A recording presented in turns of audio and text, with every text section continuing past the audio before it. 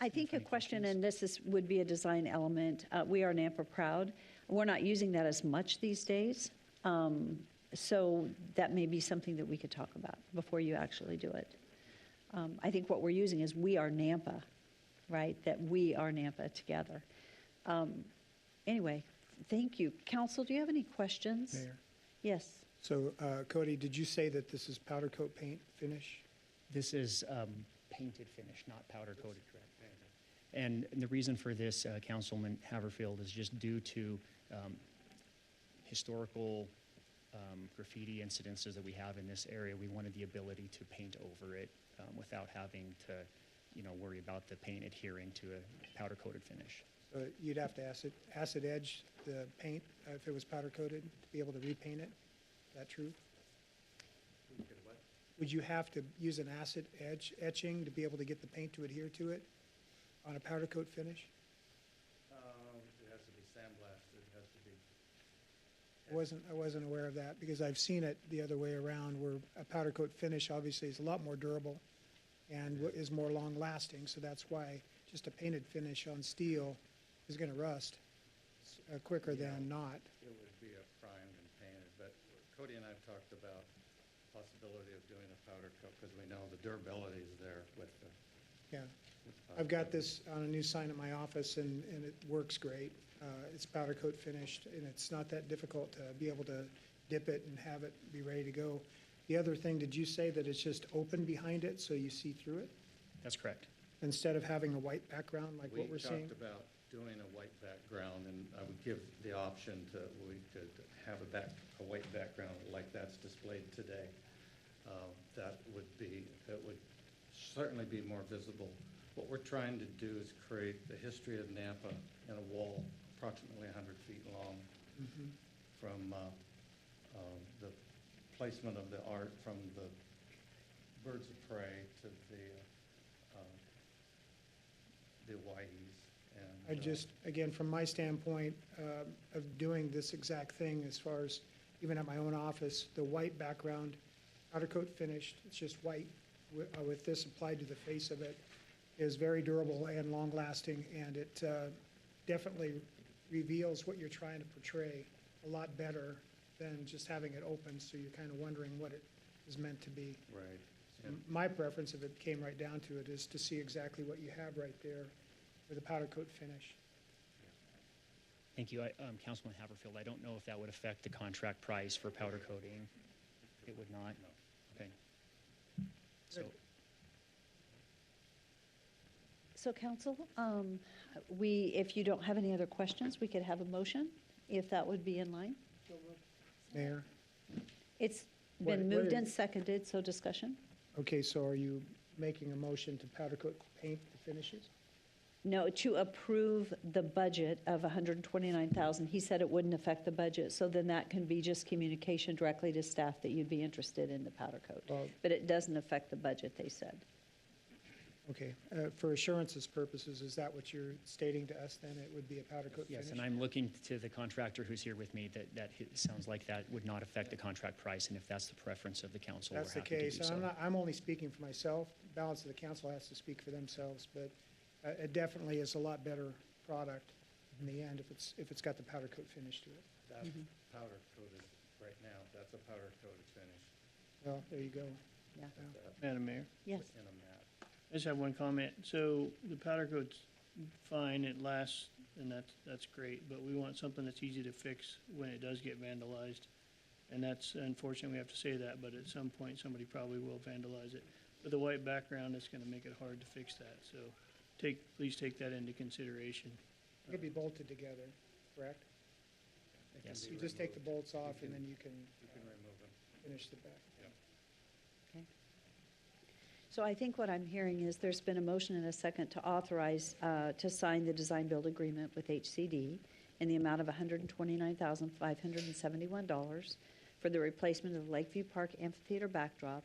And it has been discussed that there is some consideration. We would like the consideration of the powder coating and then the removable back, which would be a white backdrop to help this stand out and be more visible. And it's our understanding that can be done within the price. That is right. Okay. Great. Is there any further discussion or questions from council? Seeing none, roll call. Rodriguez. Yes. Haverfield. Yes. Ingula. Yes. Reynolds. Yes. All in favor, motion carries. Thank You you. guys. Thank you for bringing these designs. We appreciate it. It's going to be a wonderful project. Thank you. Thank you. So it is 6 o'clock, and this is the time that we would move into our public hearings. And so at this time, as we do move into our public hearings, we will come back to new business and finish up our new business items after we get through the public hearing process.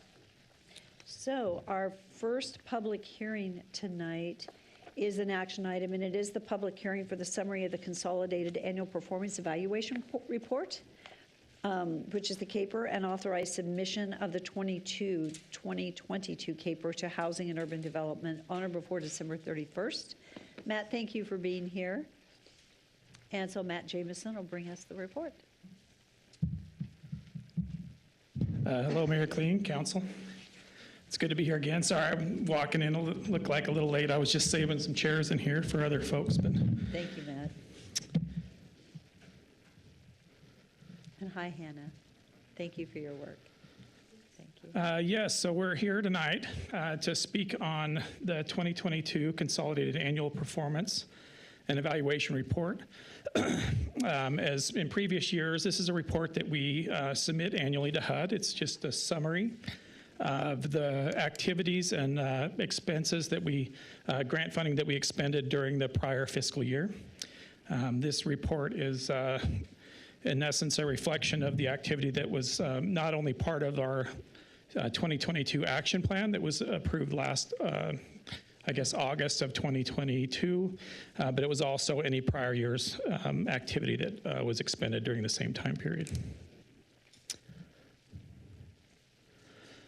This chart is just a summary of the total funding available during that 2022 action planning year. The actual allocation received from HUD was $699,960. We did receive $5,884.33 in program income, which is what we currently are receiving some repayments from 2 different housing developments that we just allocate out into existing activities.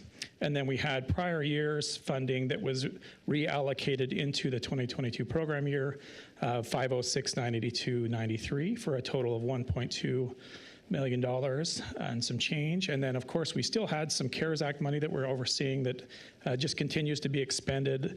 At the start of the program year, we had $423,316.84.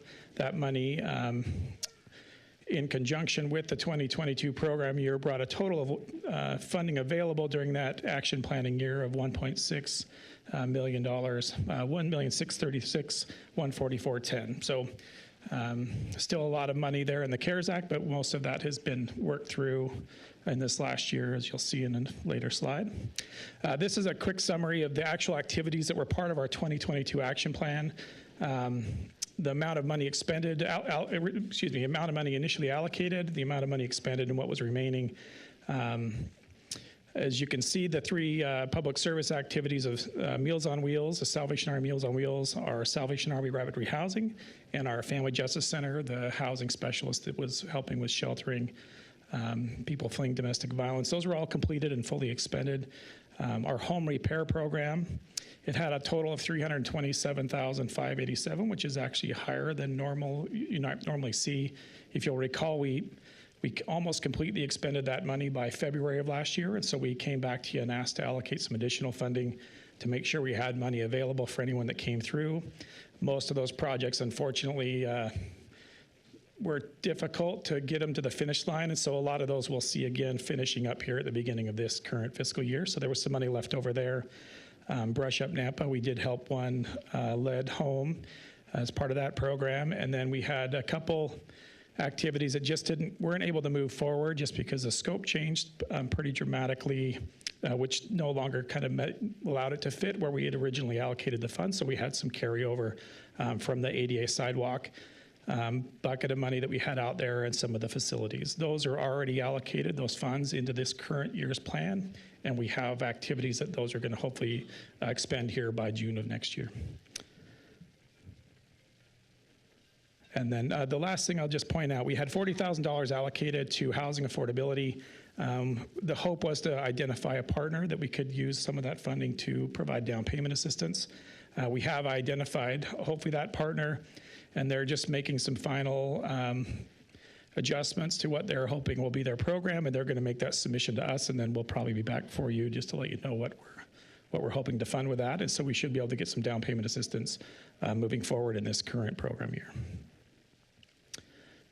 Last year, as money that we expended during the 2022 program year was part of the prior year's annual action plan. It was the City Acre and West Park basketball courts. We were able to get those completed during that program year. The remainder, again, is already allocated into this current year's action plan. And then the CARES Act funding, just a quick summary of where we're at with those funds. As I mentioned before, we had a little over $400,000 at the beginning of this this last fiscal year. And we're down to now, at the end of that fiscal year, we're down to about $254,667. We still have money that's allocated to Jesse Tree to continue to provide rent and utility assistance. We also have money with Catch to provide people that are experiencing homelessness, move them into stable housing. And then we still have $35,000 unallocated that was originally for youth services, but we've had a difficult time trying to identify a partner that we can utilize those in a way that HUD would want. So those are still remain unallocated. Mayor, while you just mentioned youth services, having a difficulty finding someone, what services are you talking about? It can be quite a range of things that would fall under that category. We've been in discussions with Boys and Girls Club on multiple occasions. We actually think we might have a path forward there. It all comes down to how HUD wants us to identify the income levels of the families.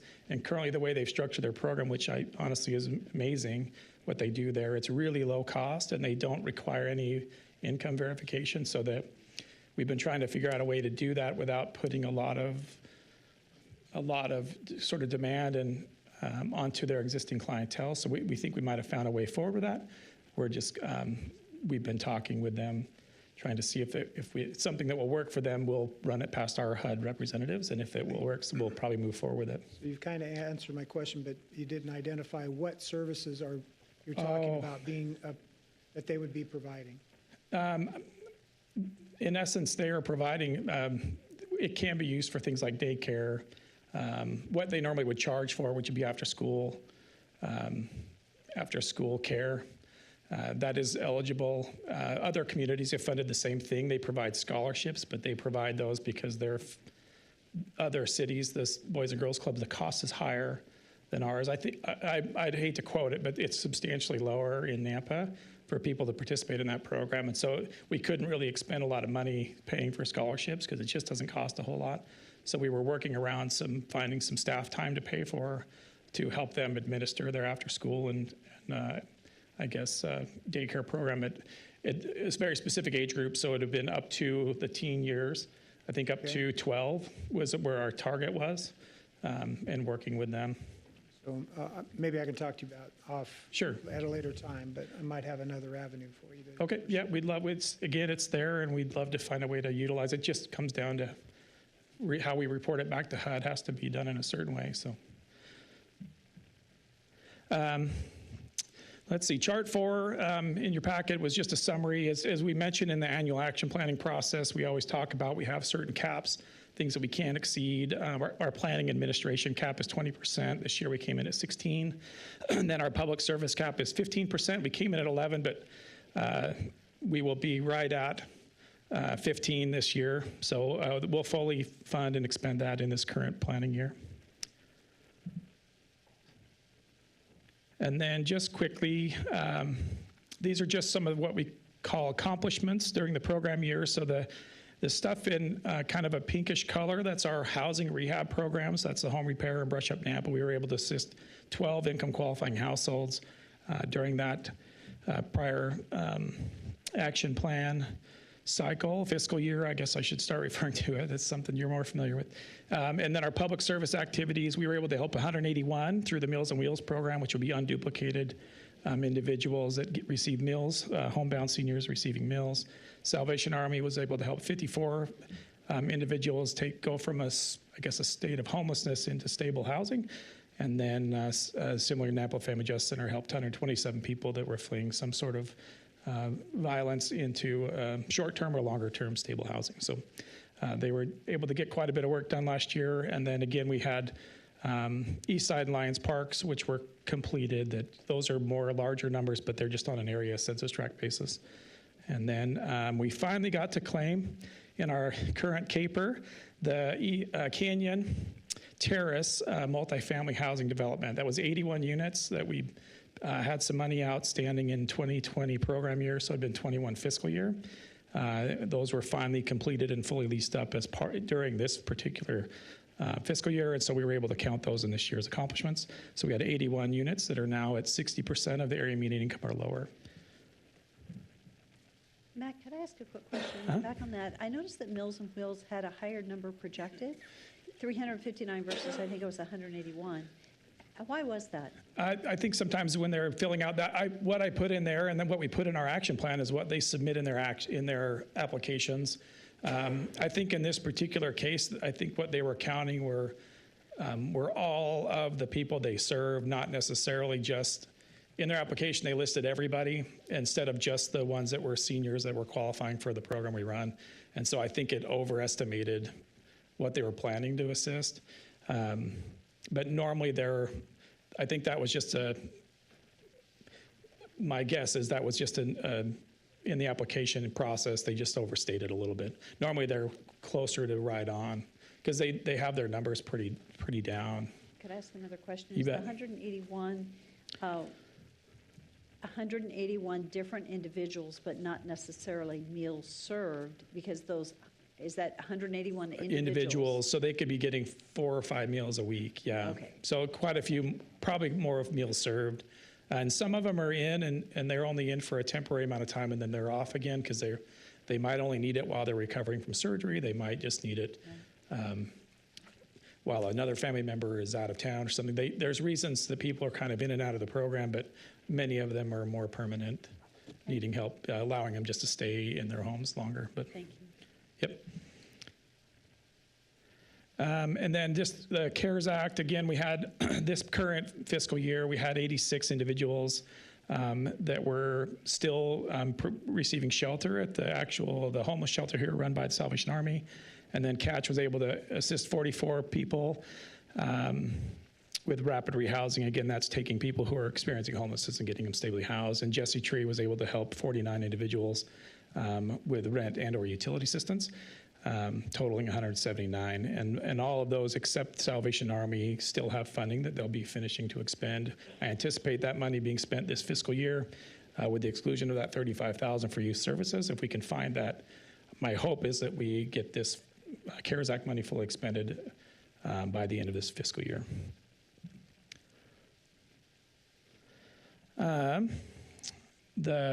This is just a summary of the accomplishments again. I just like to highlight because I realized I hadn't ever really kind of shown the accomplishments of what that means on an income level. The CDBG program can help people at 80% of the area median income and down.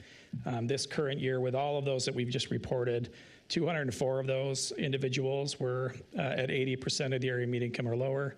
115 were at 50%, and 315 were at 30% or lower. So we had a good mix of the income levels, but we had a really good penetration into the very low, extremely low income range. So a lot of that was with the assistance for homeless. So I just wanted to make sure I could kind of show that because that is something that HUD looks at pretty closely. And then just real quickly, this current CAPER is the first year report of part of our new 5-year consolidated plan. So our new plan runs 2022 program year to 2026 program year, which is next year will be the second year. So I'm just going to probably start showing what we've said in our con plan, what we plan to accomplish, and kind of where we're at in those percentages in meeting those goals. And then you'll see there's things we haven't done yet, which is homeowners housing added. We're working on that. And down payment assistance program, things like that nature. So I'll just try to make sure reporting out annually on those statistics as well, just so we know where we're at on our 5-year plan. And that's pretty much what I have. If you have any other questions, I'd be happy to answer any you might have. Matt, thank you. So this is a public hearing as a requirement, and it's the opportunity for the public to comment on this plan. Before we move to that action item, you could leave the action item up there. But council, do you have any questions for Matt before we step into public hearing? See none. Do we have anyone signed up today? Madam Mayor, we do have one person signed up. That would be Margie Potter.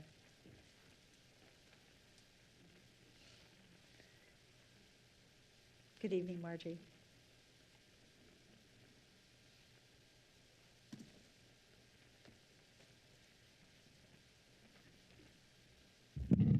Sorry, I didn't want to have to squeeze through there. Margie Potter, 1811 North Cobble Way, and I'm on the back end of laryngitis, so you won't have to hear me for long tonight. But I did want to speak to that I'm in favor of the plan that they've come up with, that Matt and Hannah have come up with.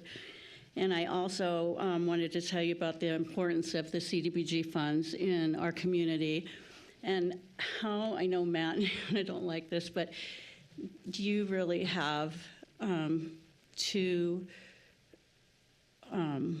A-plus people in this position, because they are so involved in the community and really know where this money needs to go. And part of the reason I'm saying that is in the past, council has, volleyed back and forth over who should get more funds here and who should get more funds there. And they've put so much work into this plan. And I really think that we should trust what they've come up with for this, because they really are out there and they really do know what's going on. And I want to thank them because, I'm at a lot of meetings and Matt's just everywhere that I'm at too, anything to do with housing or public services. So I just wanted to say that I'm in favor of that, and thank you for letting me share. Thank you so much. I appreciate those kind words. Is there anyone else? Madam Mayor, there is not. Is there anyone here this evening that had intended to testify on this particular matter? Seeing none, I think I would like a motion to close public hearing. All in favor? Aye. Any opposed? Thank you. Do we have any further questions or any questions from Matt, or what is the will of the council? Mayor, I'll make a motion to authorize the 2022 Program Year Consolidated Annual Performance and Evaluation Report, capable for submission to the United States Department of Housing and Urban Development on or about December 30, 23. It's been moved and seconded. I do notice that the council agenda says December 31. This says December 30. Can we clarify what the actual date is, just for the, is it December 30 or 31? It's the final day of December. That's Final day of December. probably my typo on my Okay. slides, but Okay. Thank you. So December 31. December 31st. Yep. Thank you. Okay, it's been moved and seconded. Is there any discussion? Hearing none, roll call. Chingula. Yes. Haverfield. Yes. Reynolds. Yes. Rodriguez. Yes. All in favor, motion carries. Thank you, Matt. Thank you, thank you, Hannah. everybody. Appreciate your work. Okay, we're going to move on to item 8.2 on the agenda. This is an action item. This is a development agreement modification to ordinance number 3683 and a master planned community for a mixed-use development with commercial, single-family detached, and attached residential uses, a zoning map amendment from RS 8.5 to 2.76 acres of community business and 25.63 acres of limited multifamily residential, 18.5 acres of RS4, which is single-family residential, and 26.99 acres of RS6, single-family residential zoning districts. This is a subdivision preliminary plat for Haltom heritage subdivision on 3 different parcels as addressed as 0 Prescott Lane, 7825 East Elm Lane, 7851 East Elm Lane, totaling 73.92 acres. This is for Trilogy Development, Sean Brownlee. And the original concept was 286 single-family detached and attached townhouse dwellings, 1 commercial lot, and 46 common lots. Linden Road will also be extended through the site, providing an east-west connection between Franklin Boulevard and Prescott Lane. So is our applicant here? Good evening. Thank you for coming forward, sharing your name and address. Good evening, Mayor Kling, members of the council. My name is Bonnie Layton. I'm with NV5. Our address is at 690 South Industry Way, Meridian, Idaho, 83642. And I want to thank you for your time this evening, and also for staff. As always, they've done a fantastic job. So with that, I'll begin for our request for your approval of the Master Plan Community Development Agreement modification, rezone, and preliminary plat for our project this evening. And what I'd like to do is just start out with a little bit of history of the site. This property was originally annexed back in 2007, so quite a long time ago. At that time, what I have here illustrated is what the comprehensive plan back then showed and what the city's current vision and comprehensive plan is for this area. So back in 2007, it was a very different look and feel. Currently, there's quite a diversity of product types, uses that are envisioned for this area, and you'll see in a few later slides there's even a more detailed specific plan for this area that the city has developed to really help direct the growth and the vision for this, for the area of this city. This is a closer view of that. So as you can see, the one on the left was the previous comprehensive plan. Since then, the vision for the area has really changed. I've put a circle where our site is at. And then also just wanting to, this slide, speak to the actual growth in the entire area. So obviously growth of our valley is not just in silos, even though sometimes our planning sort of looks at it that way. The city of Caldwell is quickly approaching, growing to the east as well. And so the dashed line is actually the dividing line, the 2 cities' area of impact lines. So there's a lot of redevelopment happening or expansion of Highway 2026, which we are just south of. And so that entire corridor is really becoming a very active commercial thoroughfare for this entire region.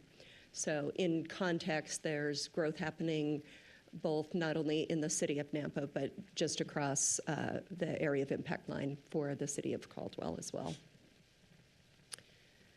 The transportation plan, as you can see here, and I've got another slide that shows a little bit more detail. As I mentioned, we have Highway 2026. There's major improvements going on, major intersection improvements for some of the main thoroughfares that run north-south that connect into Highway 2026. This will really open up transportation. That's the vision for this end of the valley, both from an Idaho Transportation Planning Department, the highway districts, as well as the city.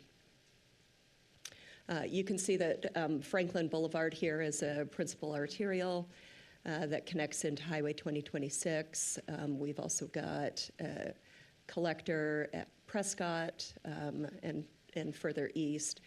From Linden Road, and I will speak about our extension of the Linden Road thoroughfare. So Linden Road is kind of on our southern boundary, and again, that will be another minor arterial. So really developing out the traffic pattern in this area.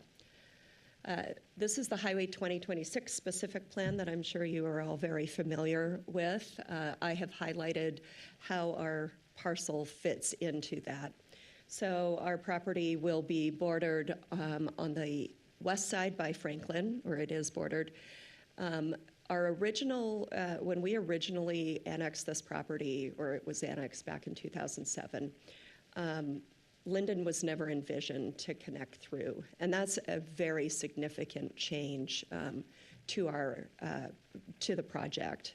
We're dedicating over 5 acres, 100-foot right-of-way, and building that section of Linden from Franklin to Prescott.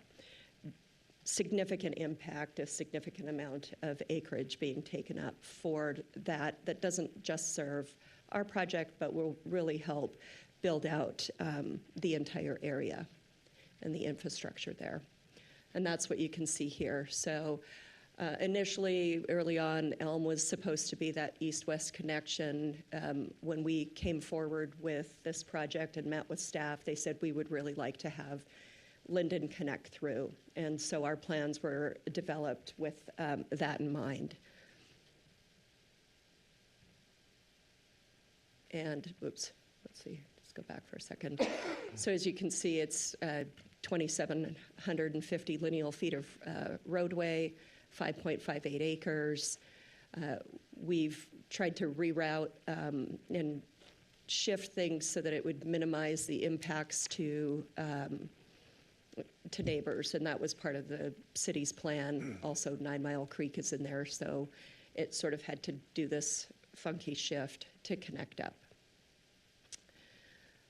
This is just a more detailed view of that design. I'm getting low on time. So for our project, as I mentioned, it is 71.67 acres. What we are requesting is 286 dwelling units and 2.76 acres of commercial. That's in the southwest corner of the site.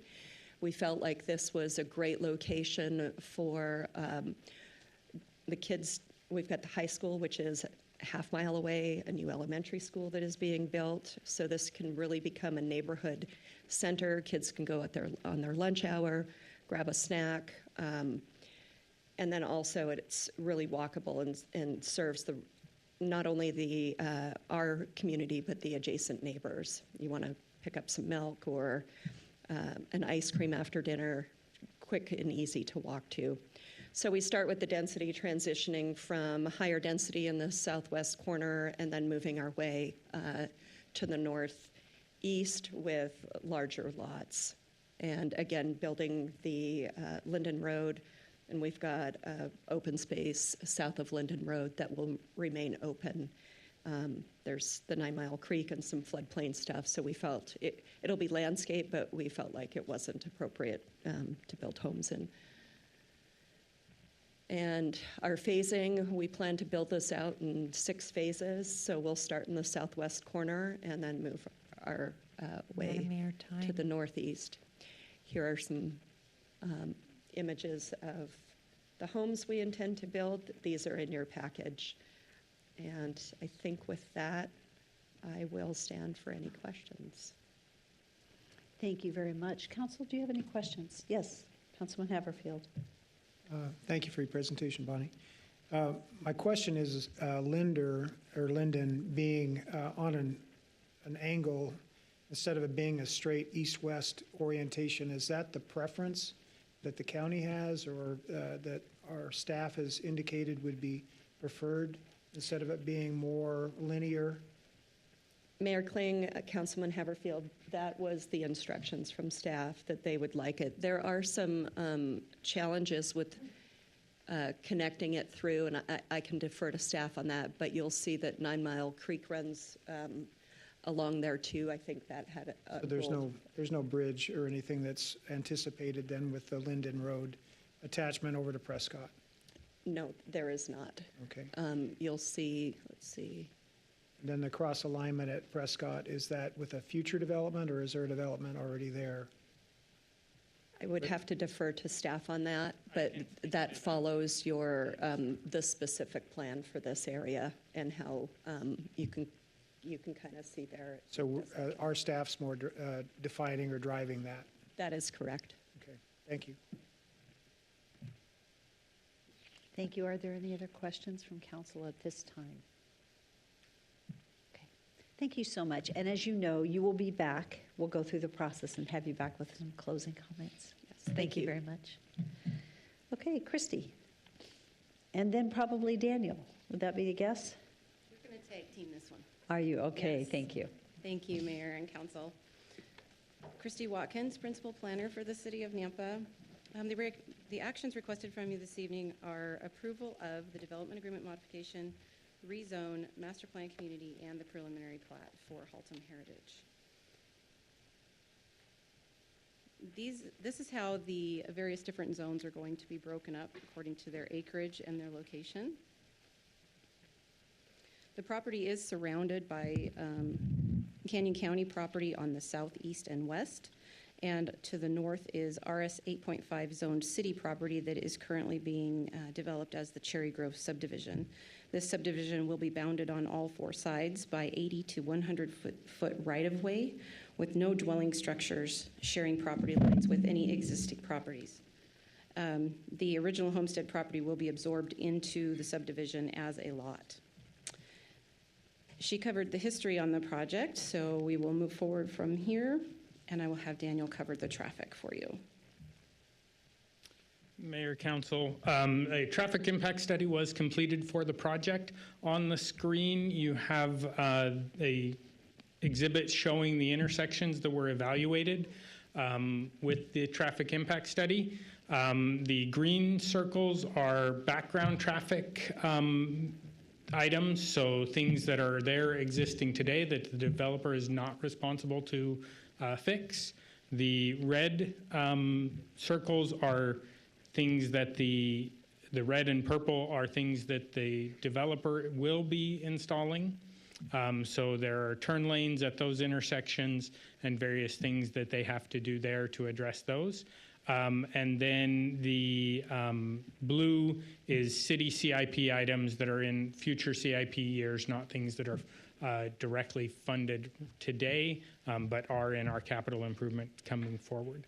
The items up on 2026 that are background things are being addressed with the state's project as they go through and do their construction.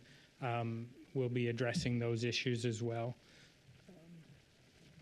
So as she talked about with the Linden Road extension, as we've gone through over the years and looked at this, you historically have had the disconnection between Elm on the north and Linden on the south, where you have to make that vertical transition north-south to continue east-west. As we looked at that and talked with our partner highway district agencies as well as Ada County Highway District, we felt it appropriate for that to extend through, transition up to Elm on the Canyon County side, and then transition back down to the Linden alignment as it goes back into Ada County. The reason that it can't extend the existing alignment where Linden is now is the 9 Mile Creek runs directly in that location for the Linden Road, and so it makes more sense for us to transition that up to Elm rather than trying to relocate that facility that's already there existing.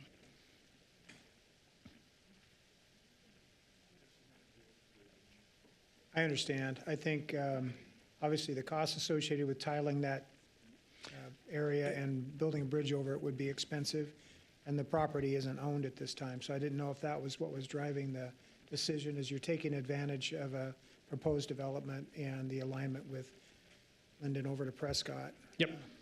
So I can understand that, but that's why I asked the question. Yeah, it's not, I mean, it's similar to the situation we have in downtown Nampa on the north side, where 8th Avenue on the north side doesn't exist because the Phyllis Canal runs there. So similar situation here where the drain runs in the alignment where the road would be, so we're relocating the road off of that alignment. I thought I saw a copy of the master plan. That's what's shown on the master plan as well? Yes, that is correct. So, Mayor, the only other question I have then is for Christy, and that's the use on that corner for the commercial. It's indicating either a bank or a convenience store with gas sales, fuel sales. So is that a part of our decision tonight, is what uses would be allowed in that business area? Councilman Haberfield, not necessarily. It's to be zoned BC. The intent is likely going to be a convenience store. If you would like to discuss uses, we can certainly do that.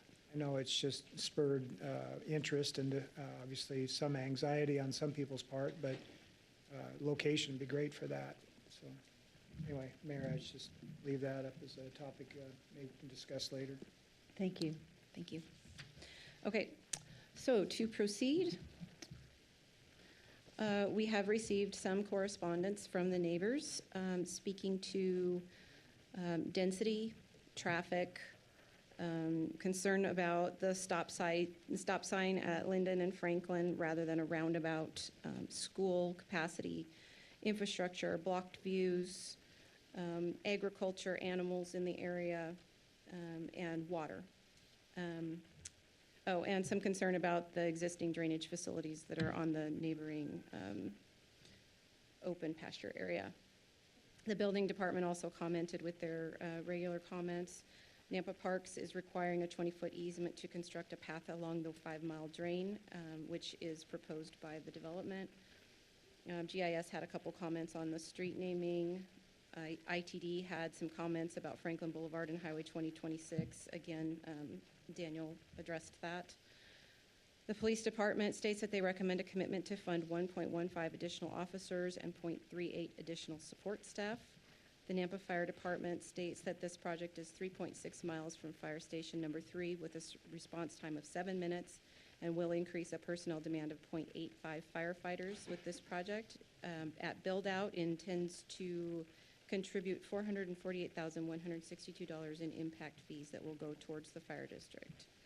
Engineering, of course, has comments on the traffic impact study and the plat layout. So the proposed rezone is located on a property that's designated medium-density residential and commercial with the residential mixed use to the east and the west. Therefore, the applicant requests a stretch of the residential mixed-use designation to make use of all of their options on the 71.62 acres. There are a number of guiding principles found in the comprehensive plan that are outlined as facts in your staff report, a few of those being defined density, smart growth principles, especially in mixed-use projects, building design, housing affordability, and the need to provide a variety of single-family housing types with strategies on how to achieve that and where they should be located.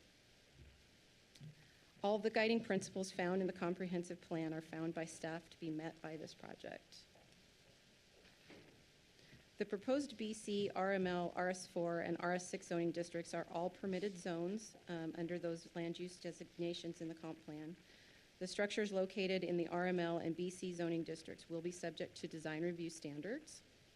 The uses that currently exist within a mile of the proposed development are a convenience store to the north that is going to, I believe, be put out of business because of the widening of Chinden, because it cuts into their gas pumps. And so we will be losing that convenience store on Chinden, or Highway 2026, excuse me. There will be a future elementary school. There is currently a high school. There are large county residential lots in the area, agricultural land, and smaller medium-density lot subdivisions that are within the city limits to just to the north that are being constructed, and then to the south by the high school. Ridgeview High School is 2,000 feet away. The future elementary school is 1,000 feet away. And then the nearest middle school is 3.5 miles away. So for a development agreement, the city requires that the developer construct a full-width section of Linden Road. The new Linden Road alignment request and requirement for open space that we have now was not included in the original concept that was in the development agreement that was recorded in 2007. Therefore, they are requesting a modification to the concept plan and the conditions of approval for that. So in the old concept plan, it was not a formal layout, so I don't have any dimensions or actual lot counts for this project. It was not submitted as a preliminary plat, so it doesn't show a dedication of the 5.5 acres for the reconstruction of Linden Road. The past staff report says that this annexation was for participation in the extension of sewer service to the area, and at that time we did not have an open space requirement in our code. So the new project proposes 286 residential lots, both detached and attached. It proposes the extension of Linden Road. It proposes 10-foot sidewalks along Franklin and Linden and internally connected pathways. The density is 4.13 dwelling units per acre overall, which breaks down to 4.03 in the RS6 zone, 4.69 in the RS4, and 14.91 in the RML. There's 10% open space in the RS6 zone, 16.23% open space in the RS4 zone, and 29.66% open space in the RML zone. So overall, that's 20.64% open space for this project. The plating of this project will be subject to the Master Plan Community Chapter, the Subdivision Chapter, Chapter 8, which is the RS Zoning Chapter, Chapter 11, which is the RML Chapter, and Chapter 16, which is BC. The lots conform to the required sizes for the RS4 and RS6 zones. Lot 18, Block 13, includes a long triangular driveway and can be requested to be larger if approved within this master plan community. It meets lot width, lot depth requirements. The number of buildable lots meets the density requirements that are addressed in the comprehensive plan. It will have a 25-foot landscape buffer that is required along North Franklin Boulevard and the new section of Linden Road. And it will have a 15-foot landscape buffer that is required along Elm Lane and Prescott Lane. Each development over 5 acres is required to have open space. These amenities will include pathways with internal connectivity, open gathering areas, trails, and playgrounds, as well as the required 10-foot wide side paths along Franklin and Linden. So for a master plan community, it has a few requirements. It has to be at least 40 acres. This is 71.62. It has to meet the standard building requirements for building code, fire code, and other regulatory requirements. They will be reviewed at the time of building permit for those codes. The intent of the master plan community is to allow a developer to use creativity and successful design principles that bring together multiple elements with using smart growth principles that may not otherwise be permitted in code. This also provides information to all future residents of the intention of the development that it will ultimately entail. So density is allowed to be increased by 20%, although this does not propose an increase in density for the designations that are being proposed. The lot sizes can be smaller. The smallest lot proposed is 3,935 square feet in the RS4 zone. That is just slightly smaller than what would normally be allowed without the MPC at 4,000 square feet.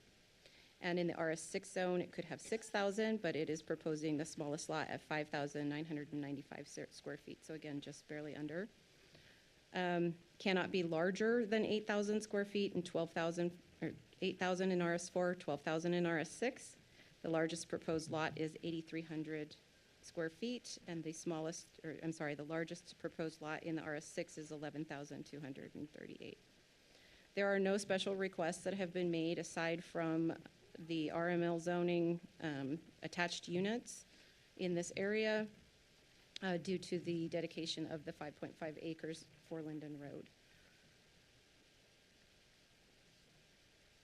So for the findings for zoning, there are 3 criteria that need to be used in determining the zoning. Does it propose a compatible zone? Does it propose a compatible use? And is it in the interest of the public? Staff finds all of these criteria to be met. With that, the recommended conditions of approval are in your staff report. These are your potential motions, and I will stand for any questions.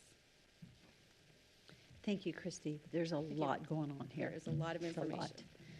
Okay, yes, I have a Councilman question. Haverfield. I'm not sure if you can answer it, Daniel needs to come back, if it's road right-of-way widths. Can you give me that information? Huh? That'll be Daniel. Okay, Yeah. sorry. Nice sweater, by the way. Thank you. So Daniel, approximately half of the proposed Linden connection to the west is showing green space below it, or a landscape buffer. What is the road right-of-way on that section compared to the road right-of-way requirement that's on the section from about midway to the east, where there's no landscape buffer indicated? So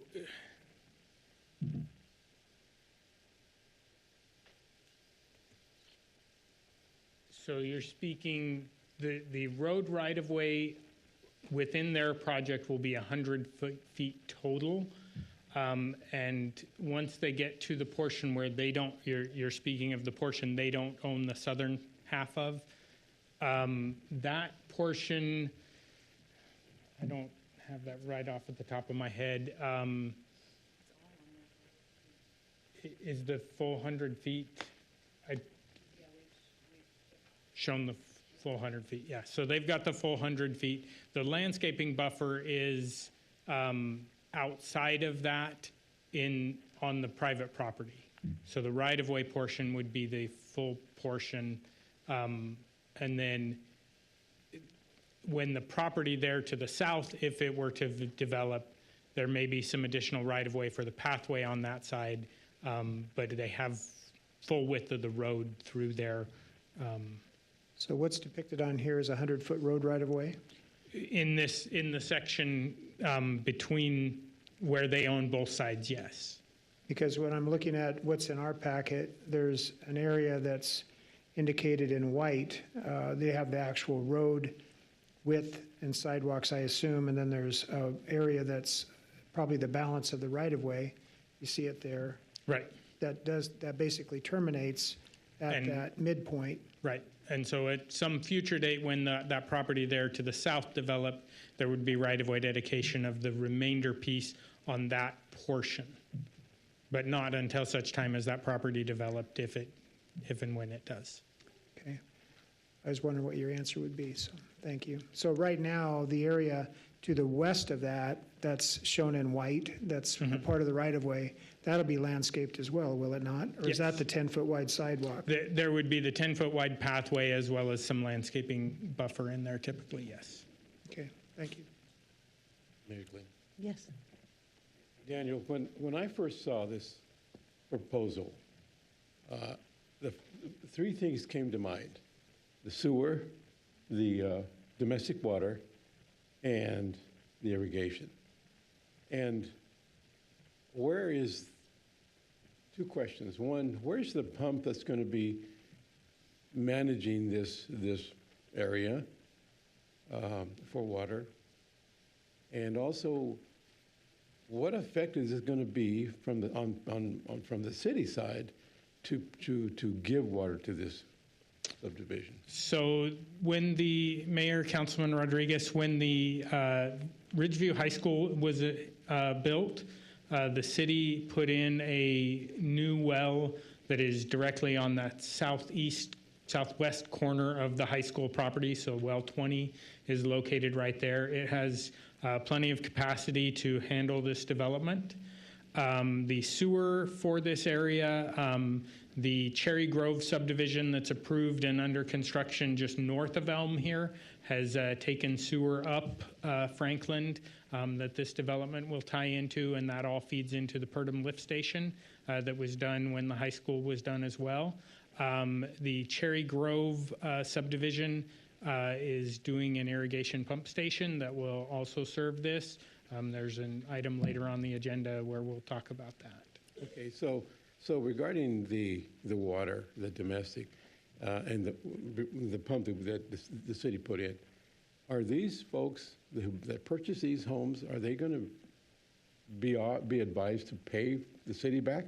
So every Mayor, Councilman Rodriguez, every home that connects to the city system pays connection fees and impact fees for the water, sewer, and irrigation systems.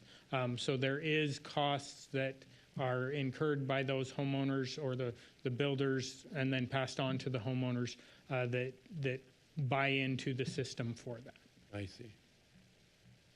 On another program, there's that each homeowner has to pay the developer $250 per house.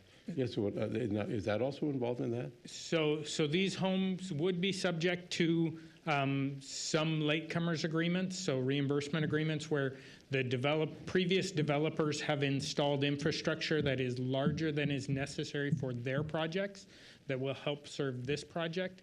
And so the city collects fees from these at the time of building permit or at time of platting of these, that then reimburses that original developer for some of their costs over and above what was necessary for their development, yes.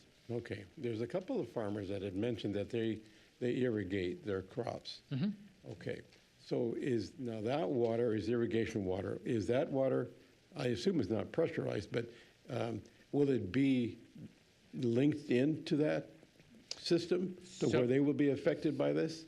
So any farmer that is currently irrigating using their flood irrigation, if their flood irrigation comes specifically through this project will have to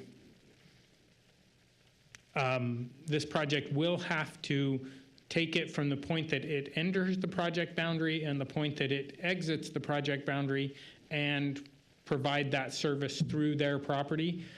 So this will not affect their ability to irrigate. They will still get their water at the same place they get it now, unless there is something worked out between the developer and the farmer to move that delivery point. That's a state code obligation that the developer has to maintain that service through the property. Okay, thank you, sir. Mayor?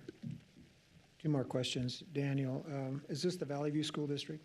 Yes. Okay.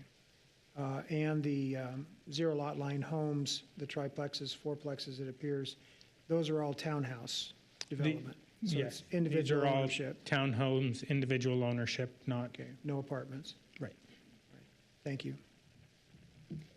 Mayor, quickly. Yes. Hey, Christy, that long skinny piece of green, is that included in the green space, that 20% that you were talking about, or is that separate? That is included in the 20% because it is part of their property and it is common area that will be maintained by their HOA. So it will be functional? Mm-hmm. Okay. Thank you. Yep. Are there any other questions at this time? Okay, thank you. Thank you. Christy, thank you. So this is a public hearing, and it's time for public testimony. And before we get started, how many people do we have signed up? Madam Mayor, we have 14 people signed up. Okay. So it's going to take a little while to get through public testimony, and I just want to remind everyone how we do this. So sometimes when there's a large group, our clerk tries to have someone ready to go, so we're kind of standing up ready to go so we don't spend a lot of time in between presenters. You do have 3 minutes to speak. When you come forward, if you could share your name and your address, and then there's a screen there that tells you your time. It counts down and it tells you when your time is up. And so we do ask that you try not to just repeat what someone before you had. You're welcome, if you don't have anything different to say, to just come up and say, you know what, I support the person before me and I'm in support or in opposition to. Otherwise, you're always welcome to share your comments. So we will get started. Madam Mayor, our first speaker is Anthony Martinelli, and on deck is Bo Bonds and Clayson Bonds.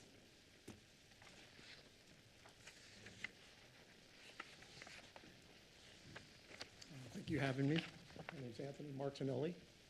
I live at 19847 North Franklin Boulevard. Excuse me, I got a little frog here.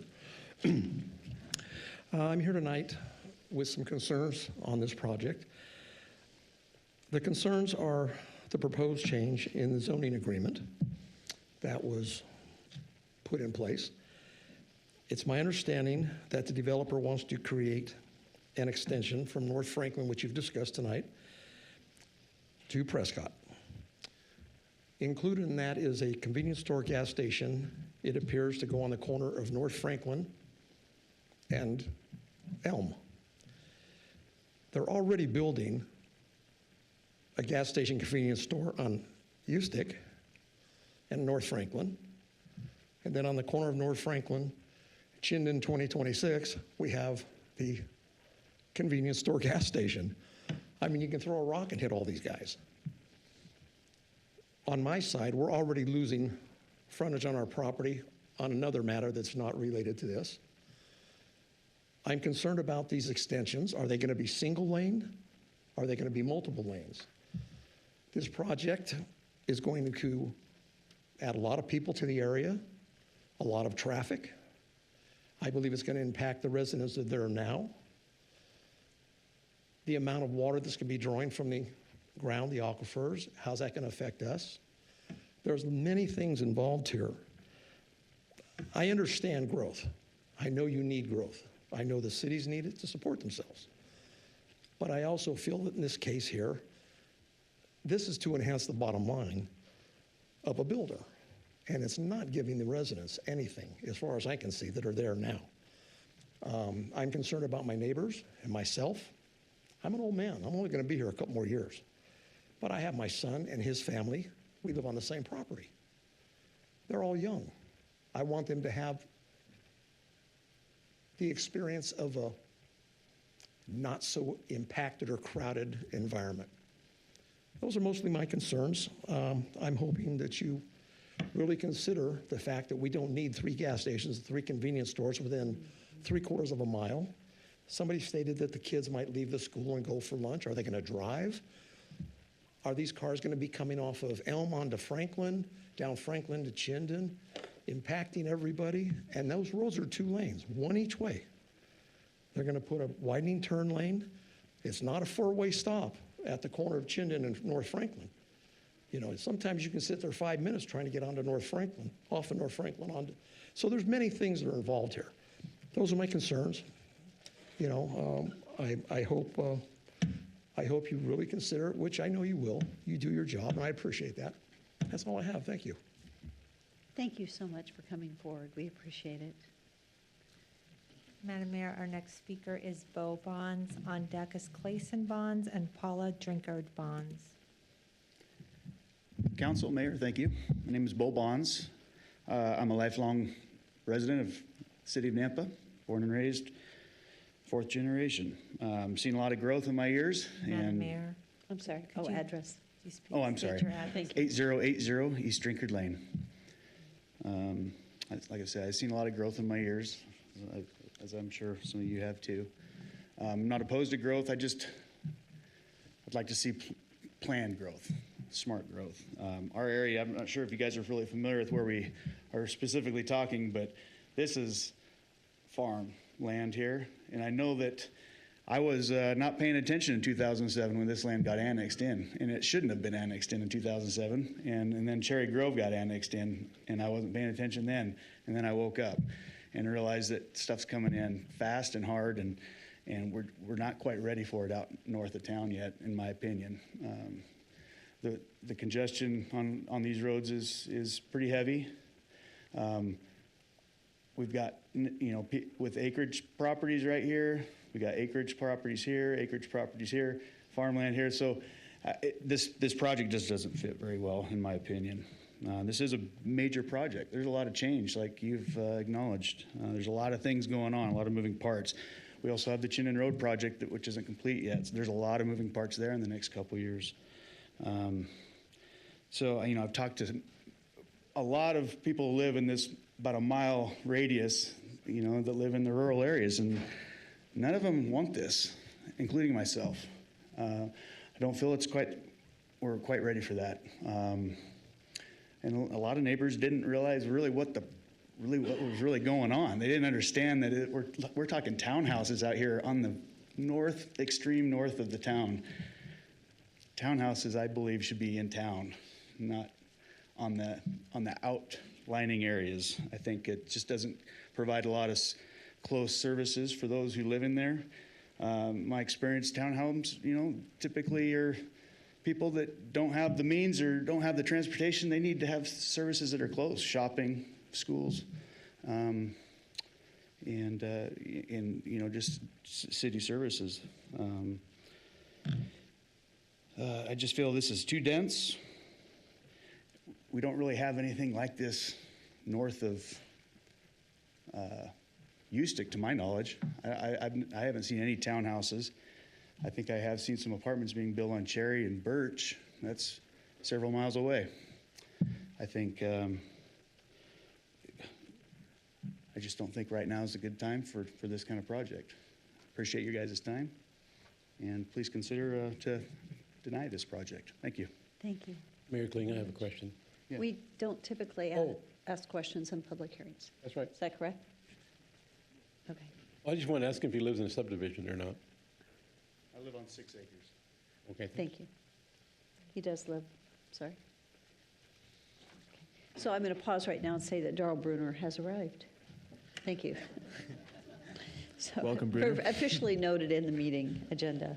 Noted. So, good evening, and thank you for sharing your name and address. Good evening, everybody. My name is Clayson Bonds. My address is 19819 Franklin Road. Mine will just be pretty short. I just want to say with my 5 years of actually driving and being on the road, I've noticed an increase in traffic. And with these townhouses and everything going on, I feel like it's unsustainable at this rate. And I'm in opposition of this change. And yeah, that's all I have to say. Thank you. Thank you for coming forward. Thank you. Madam Mayor, our next speaker is Paula Drinkard Bonds. On deck is Shelley Montclair and Christy Perot. Okay, thank you. I'm Paula Drinkard Bonds, 8080 East Drinkard Lane. Mayor and council, I appreciate you guys. I want to say I oppose the changes. I'm against the density that we keep bringing out towards where we are at with our acreage and all of our neighbors with the acreages that they have, and want to maintain it that way. Especially when you're going from RS8 to 6 and 4 and then now townhouses with the modified changes you guys want to do, or that they want to do, excuse me. Townhouses will be, I think, way too dense for the area that, and I won't repeat what they've already said because I agree with that. We're trying to maintain some type of country. Okay, thank you. We're trying to maintain some type of country, and townhouses are just not going to make it more of a country feel. And we want to, if we're going to do positive impact in all the buildings, let's make it then something positive for everybody. Too many is going to be negative. We've already seen a lot of the negative stuff going on. Besides, there are 5 or more neighborhoods being built around the schools and 1, 2, 3 miles within that area that it's impacting our area a lot. I've worked with kids on the corner of Chinden and Franklin since 2000, and actually now more than ever doing coaching, horse therapy, and working with the kids in the schools. I'm getting more and more kids that are coming in working with me because they're not doing good in schools. There's 35 kids to 1 teacher, and this is at Sage, Ridgeview. I'm working with some of the Ridgeview kids, and a lot of them are not doing well. The teachers, there's too dense, too many kids there to where the teachers they're not even there for the kids. And I know that in another realm too that I will talk about. So anyways, with trying to work with all of that, we know the growth is coming. We just would like to keep it at least a little bit more protected and more, like what they said earlier, a healthier, better balance in doing this. The traffic is so bad. Weekly, I can look over at Franklin Corner where the Berry Ranch is. I can look over at Madison. We see cops and stuff everywhere, and then it's there for hours, can be. Lots of my neighbors are upset against this. I don't think I've talked to one of them that are happy about it. And we've talked to a lot of people. A lot of people want to comment, but they feel uncomfortable to speak publicly. So they're writing emails and letters. So I really hope you guys are reading those and being true to that. Anyways, that's my main thing that I'm going to talk about. So thank you for your time. Thank you. Madam Mayor, our next speaker is Shelley Montclair. On deck is Christy Perot and Joe O'Coin. Good evening, Mayor and City Council. I am Shelley Montclair, and I live at 19721 Madison Road. And I want to paint a picture for you. We have land and open land right now. And if we drive 5 minutes in any direction, we have 5 neighborhoods that are in the process of being built. They're in the process of being dug. They're in various stages. Not one of them is finished. Some of them have stopped being built because no one's selling the land. They're not building, and it's not from the winter. It's been stopped for a little while. So this development could slow down. It's not COVID. The people aren't coming here in droids, and we could stop the building for a little while and slow it down. And as we all said, and only hear from maybe 15 of us tonight, that we are not happy about the growth. We live on land for a reason. We wanted land for a reason. The other part of the picture I want to paint is I know it's logical to have the density in the city, and that way we can have the land for the crops outside, right? I get that. What also is logical is when you put concrete on top of land, the water doesn't sink in, and then our wells go dry. And if you were out there on Saturday, our neighborhood, you couldn't see 20 feet in front of your face because of the fog. But I went to Eagle and it was sun. Because of all of the drastic changes, the environment is changing. You guys have the hands of the environment, right? Like that's a lot. And I would actually prefer a little bit of fog so that my well doesn't go dry and that my crops don't have to be watered by sprinklers all the time and my animals. Someone said that it's complimentary to us. I don't know what part of townhome is complimentary to land.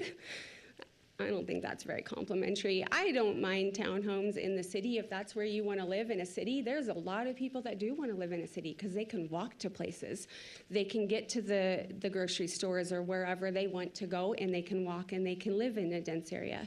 Then there's people like us that want our farms. We want our animals. We don't want our animals to be disturbed by other people, cars, dogs that are stray that come running over and killing our animals, so on and so forth. So you earlier said that we are Nampa, and I want to be a part of We Are Nampa, and I really want to feel heard tonight. I know that I pull on the heartstrings, and that's not always statistical. And I know you guys like statistics, and I actually do too, but I don't have them here. And so I want to be heard, and I want all of my fellow neighbors to be heard because we want to be a part of Nampa, and we're proud to be Nampa. That's why we chose to live here. Thank you. Have a good night. Madam Mayor, our next speaker is Christy Perot. On deck is Joe Aucoin and Kevin Marshall. Hello, I'm Christy Perot. My address is 8310 East Twin Eagles Street. I do agree with everybody that spoke before me, so I won't go into all of those details. I would like to say I don't understand why we still are, as everybody else said, we're building. There is so much still out there for sale. I think Idaho's amazing, and that's why people want to live here. I do love Nampa. Everybody is upset about the traffic that we already have out there. You cannot cross 2026 at a stop sign anywhere on that street leaving our area. The schools are already overcrowded, and I'm worried about our police and fire response times, getting more people into the community. I do know that you said that we would allow so many more firefighters or police for so many X amount of people that move into the area. But is that going to be enough? It seems that people that I have talked to, the response times have really slowed down. And I am concerned with that many families coming into the area. It's not just the houses, but how many people are actually in those houses and the things that can happen. And I would want to know that we are all going to be protected by our city if we ever had to. And just to keep everything, we're not going to stop growth. We need it. However, I don't feel that this is a good time for it. So I'm kind of wondering why will we let this happen when we're having so many problems with everything that's going on right now, with the traffic and the water and I'd just like to see things slow down just a little bit to keep that area going. That's it. I do agree with what everybody else said. Thank you. Thank you for sharing. Thank you. Madam Mayor, our next speaker is Joa Coyne. On deck is Kevin Marshall and Wanda Ingles.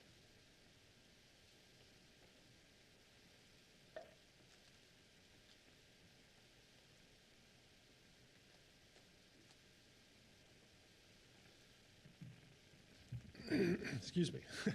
I'm Joe Coyne. I live at 19200 Prescott Lane. Excuse me. They put up another map that shows actually the plat of the houses and the roadway. There's another one, next one, that actually shows the road, Linden Road through it. You have another one? Is that possible, Christy? She's working on it. But go ahead and share, Okay. and she's working on it. We live in the 12 acres that joins this property at the bottom. That was the wide area that you were mentioning. I'm sorry. Our big thing is that originally we would go to the meetings and we were hoping that if they're going to build this, that they would at least fence off the area between us and their development. And at the meetings, they said they'd probably be taken care of, but so we went to all of them, and when it came down to it, we were told that they weren't going to fence it. And the back part of this, where the open area is, I think it'll be like a park.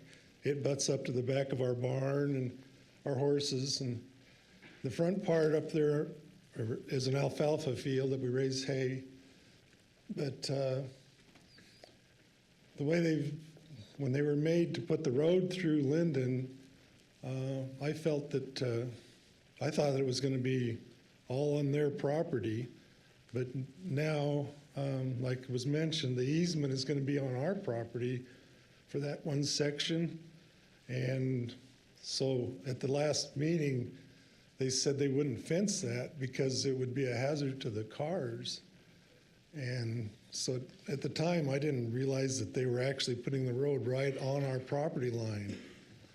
She did mention that they weren't going to extend the sidewalk down all along Linden. They were going to stop it right at the back of where their open area is. Yes, that's it, right there. And so the sidewalk will stop there, and that's where we were hoping to have a fence, at least to keep people from coming on our property and trespassing and somebody getting hurt. But so then we realized that they were going to butt the road up right to the property line, and that's why it would be a hazard if they put the fence right along the road. But then again, then it means that the road's going to be all open into our hayfield, and so cars will be able to just drive in there, whatever happens. There's no curb or gutter. That was the other thing they did. Normally the road's crowned and it drains both directions, and they've redesigned it so it all drains back to them so that it wouldn't drain onto our property because they didn't have an easement for it. So it was all I thought it was kind of fishy how they did that. But anyway, that's our biggest concern with that, so that if and I don't think they want to pay for the fence, they don't want to spend any more money than they have to. So if we end up having to put the fence in, now I'm questioning whether we'll be able to even put the fence in because of the right-of-way that isn't really a right-of-way until we develop our property. So anyway, so cars will be able to go through and kids will be able to walk in, and then where they stop the sidewalk, if they would continue the sidewalk around, people would be able to walk all the way around it. But now they'll walk off the sidewalk onto our property, and I'm sure and then instead of walking on the road, they're going to walk on our property. But anyway, I thought the whole road should have been all on their property, and the easement and everything should have been there. Thank you for your comments. We are out of time. Oh, I'm out of time already? You Darn. are. I know. Can I mention sorry. one little thing? I asked we asked them to put a fence down on 9 Mile Creek where they have that open area, just for little kids so they wouldn't drown. And they refused to do that too, so, anyway. Thank you for Thank you. I appreciate you bringing this. Sorry, I didn't up. know I was that long-winded. Thank you.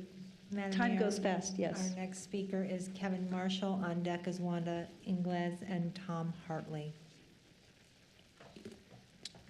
Thank you. I appreciate your time, Mayor and City Council. My name is Kevin Marshall. I live on 7916 East Homestead Court. I live in an acre in a little subdivision there that's just south of this proposed development. And we all have acre and a half lots in there. And, at this time, I just wanted to express my opposition to this change to the development agreement. I've worked in real estate for the last 8 years. And, one of the things that just comes to my mind is when you look at this proposed rather large-scale project, it's not really congruent with the area around it. I mean, we're on the very edge of the city. A lot of county land is around this proposed development. A lot of the homeowners that have expressed their grievances here tonight, frankly, they all live on acre lots, acre and a half lots, 6 acre lots, 5 acre lots, right? And so I'm not really seeing a lot of, it doesn't seem to fit in. It doesn't seem to be congruent. I'll give you a soft statistic. I've lived in Nampa for over 22 years now, and I'd like to be a lifelong resident of Nampa. I really love it here. But I have dozens and dozens of friends that have moved to communities like Milton, Caldwell, and Eagle, and their number one comment is, I got tired of too many subdivisions springing up that are all kind of the same. They're all entry-level homes, starter home subdivisions. There's not a lot of diversity, in the homes that we're building in our communities. I'm not anti-growth. I'm okay with the RS 8.5. I'm not excited about it, but I could live with it because I think growth's important. But I would encourage the city to contemplate building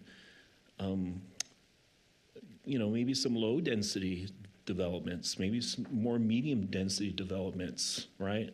Because I think it really would add to the fabric of our community. People would want to stay, right? I want to stay, And, if we have townhouses being built just across the tree line from me, I don't know if I want to stay. And quite frankly, I think the density is just too high. I don't think the schools can absorb it. We've talked about widening 2026, but Caldwell's widening 2026, and Nampa isn't. Meridian's widening 2026. Nampa isn't, right? We still have a 2-lane road. Franklin, Linden, all these roads are 2-lane roads. We're not ready for this development. It doesn't fit our community. It doesn't reflect what the community around it wants. And those are my words. Thank you. Appreciate your comments. Madam Mayor, our next speaker is Wanda Ingles. On deck is Tom Hartley and Tatiana Diort. Okay, I'm Paula Drinkard-Bonds, and that's Wanda Ingles, and I'm going to speak for her. She's written a letter here, so I'm going to read it to you. And so the address? Yeah, Thank you. there. Wanda Ingles, 10344 McKinley Street, Nampa. I'm sorry, can you put the, Thank you. That better? Yeah. You want me to say Wanda Ingles again? 10344 McKinley Street, Nampa. There needs to be a moratorium put on any more building being done in the Valley View School District until someone figures out the school funding issues, that there is enough schools to adequately handle the existing children and new ones entering the schools. There are 35 plus students per classroom, making it impossible for the teachers to actually teach the students, and our children are suffering the consequences. The teachers are relying on computers to do the teaching. what I see that is going on and what the teachers are doing is they're teaching them to cheat. If they don't know how to do something, just Google the answer, which is not teaching them anything except to cheat. And that's actually what we're seeing, experiencing. These are some of the grandparents and parents that are dealing with all this right now. I personally have tried to help some of these parents, trying to make appointments with the principals and the teachers. You're out a month or two. By then, they've got Fs. Right now, we have a couple of kids with Ds and Fs.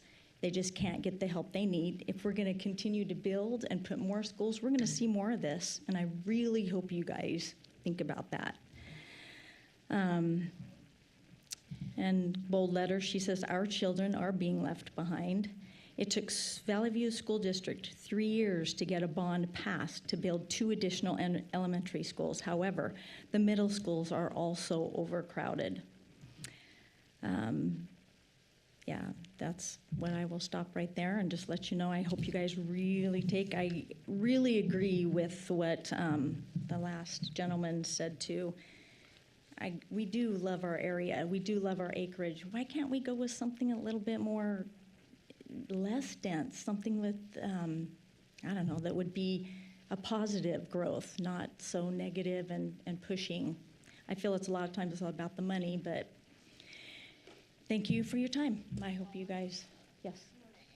They kept saying that there was a new elementary school being built 1,000 feet away. That was not being built for that community. It was being built to take the overload of the schools already. Okay, did you hear that? Yeah, and stop. Okay. I think she said, because I didn't hear it all, that the school that they were building, the new school that they're building, Is not being built for that community. yeah, it's not being built for that community. The one that you guys are proposing, To take relief off of. it's being built to take relief off the school already. Like I said, 35 or more Madam per Mayor, teacher. time. So, yeah.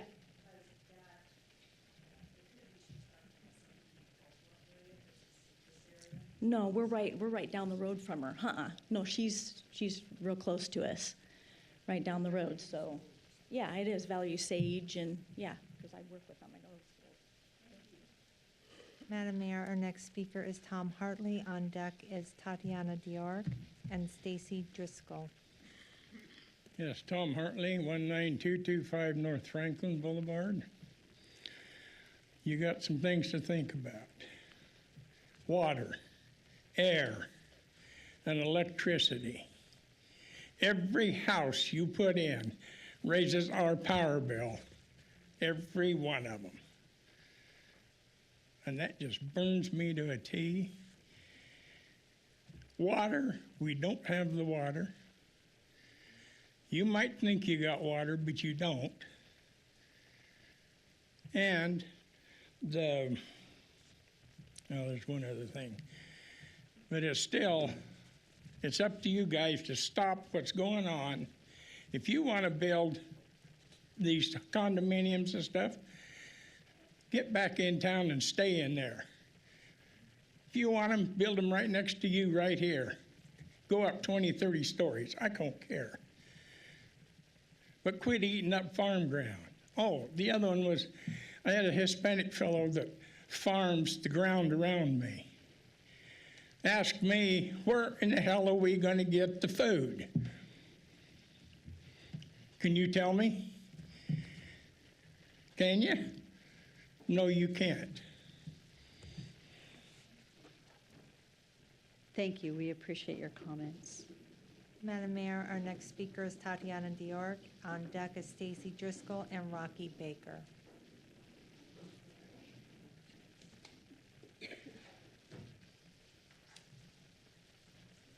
Can I speak for my mom? So it's Tatiana Deerduke. And can you go ahead and step forward and speak into it? Tatiana Deerduke. Let me see your address. It's 19145 North Franklin Road. We're kind of going to be right across from where you're gonna build.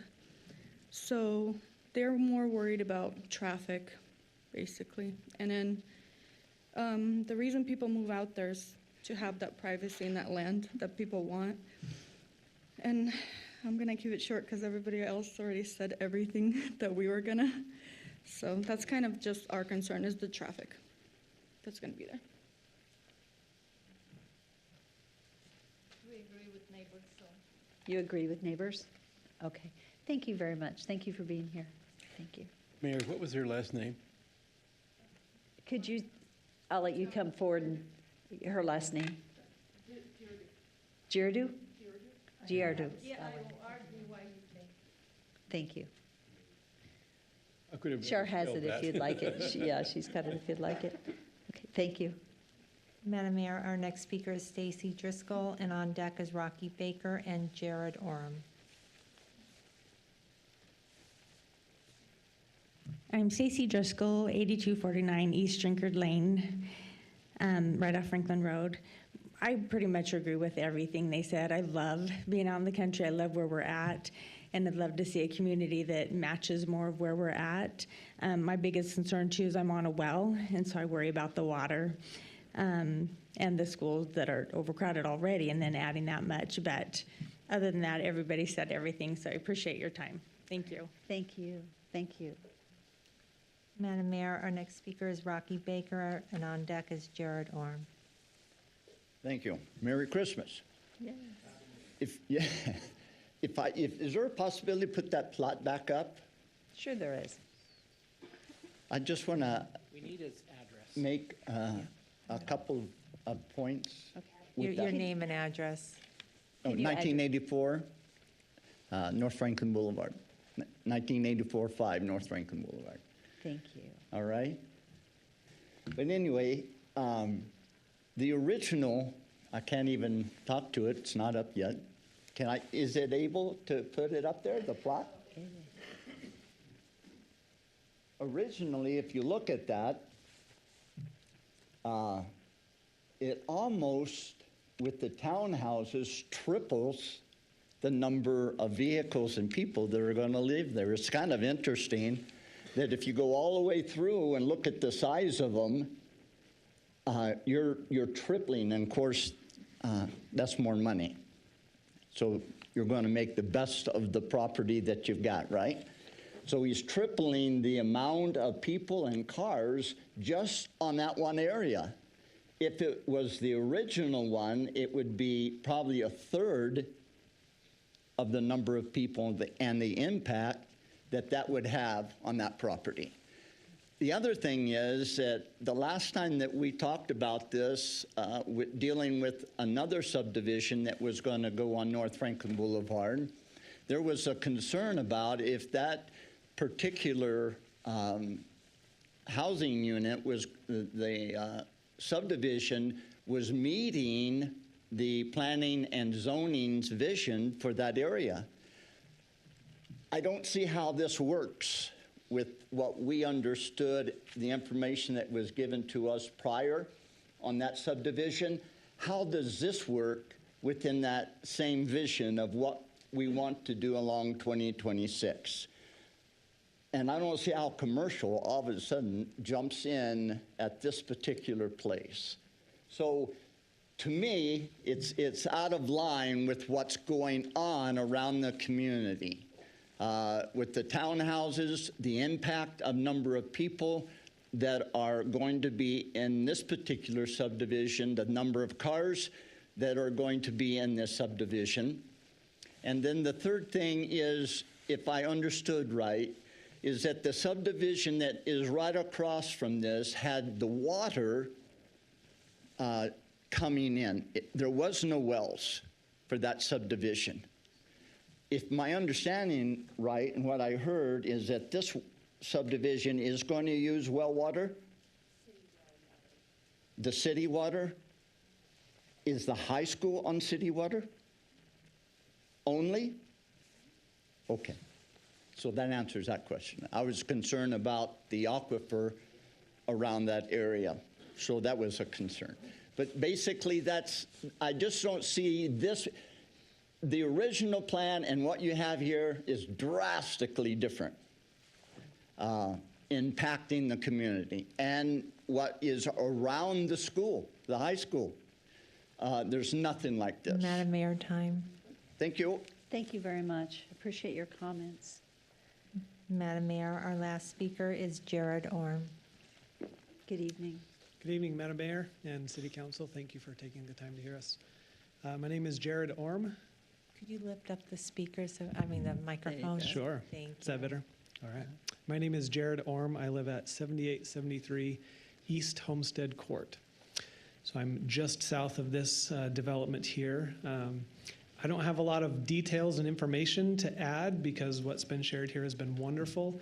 I would only add just a little bit of my own personal story.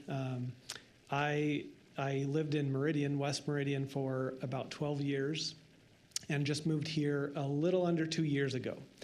And the thing that prompted us to move, our family was growing and we wanted some more space for our kids to spread out, have some animals, and be out of the hustle and bustle of the city.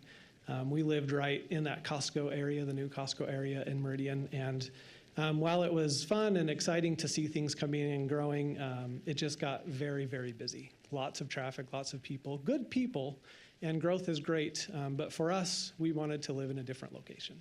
And this is where we chose. And we love it. We have enjoyed every minute here and would like more of that, which is just less density. The original plan and zoning for this area sounds great to me.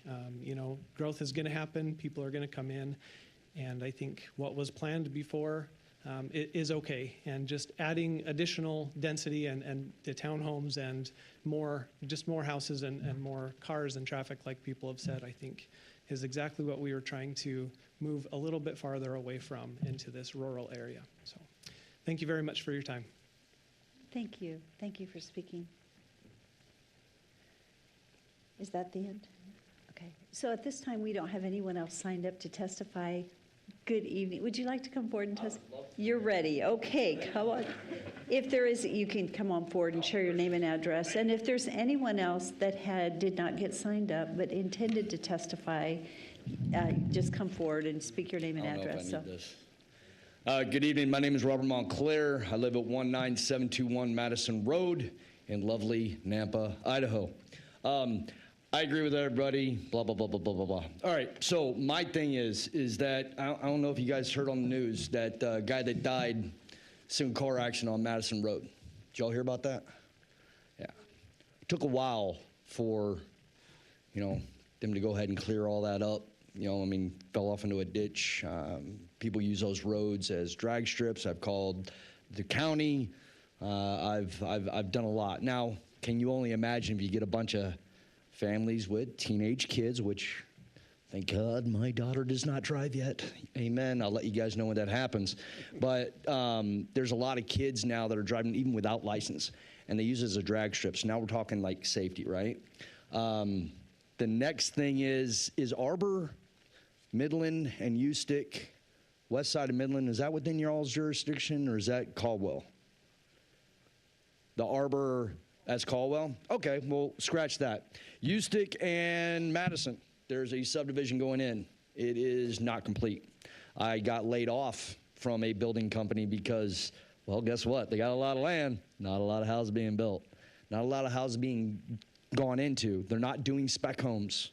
They're building and saying, hey, are you going to buy? Yes. Okay, boom, we'll buy.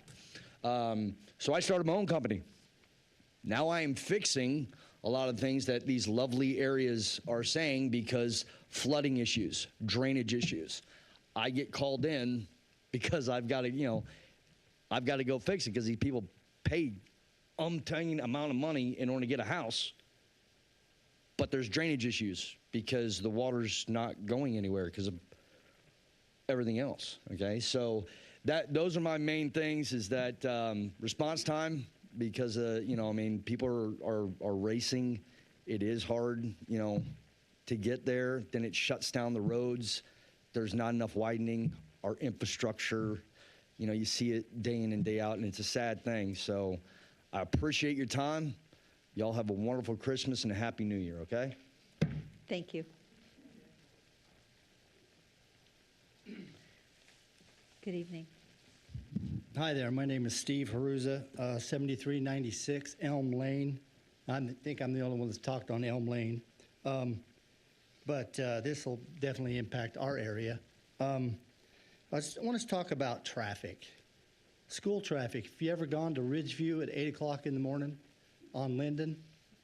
Do you know how, that four-way stop right there, how long it takes you to get through there? Like 20 minutes. Do it about 2 or 3 o'clock, the same thing. Okay, you add 286 units in that area. Can you imagine the amount? Our infrastructure is not ready for this. It just isn't. I also want to mention that down a ways where this development is happening on Elm Lane, when you cross over Prescott and then you cross over to 11th, that 11th Avenue, nobody stops there. It's not a four-way stop. There was 2 deaths within 2 weeks of each other, 23-year-old and a 26-year-old. And I get to see the ambulance and the lights and all that.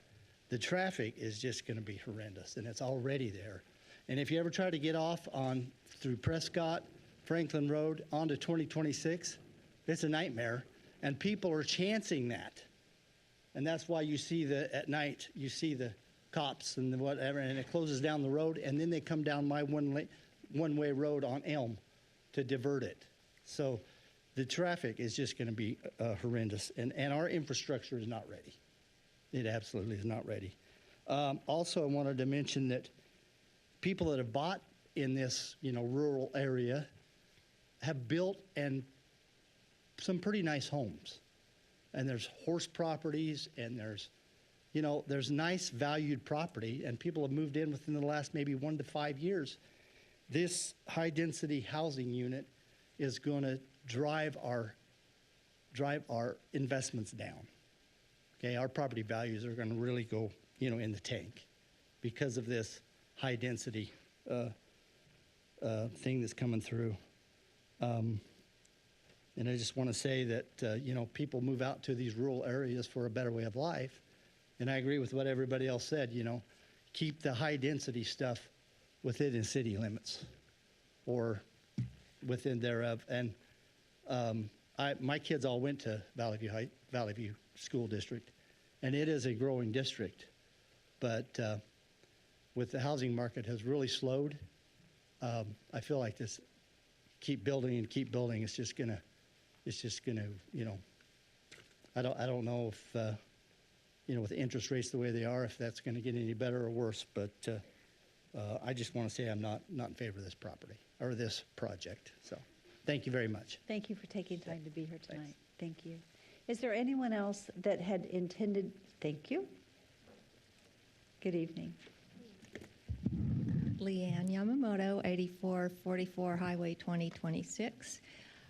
Lived there a long time, plan to grow even older there, but I did just want to offer major dittos to everything my neighbors and new friends have said tonight. I think I can't improve on any of that, and so we'll just save a lot of time, and thank you for listening to us.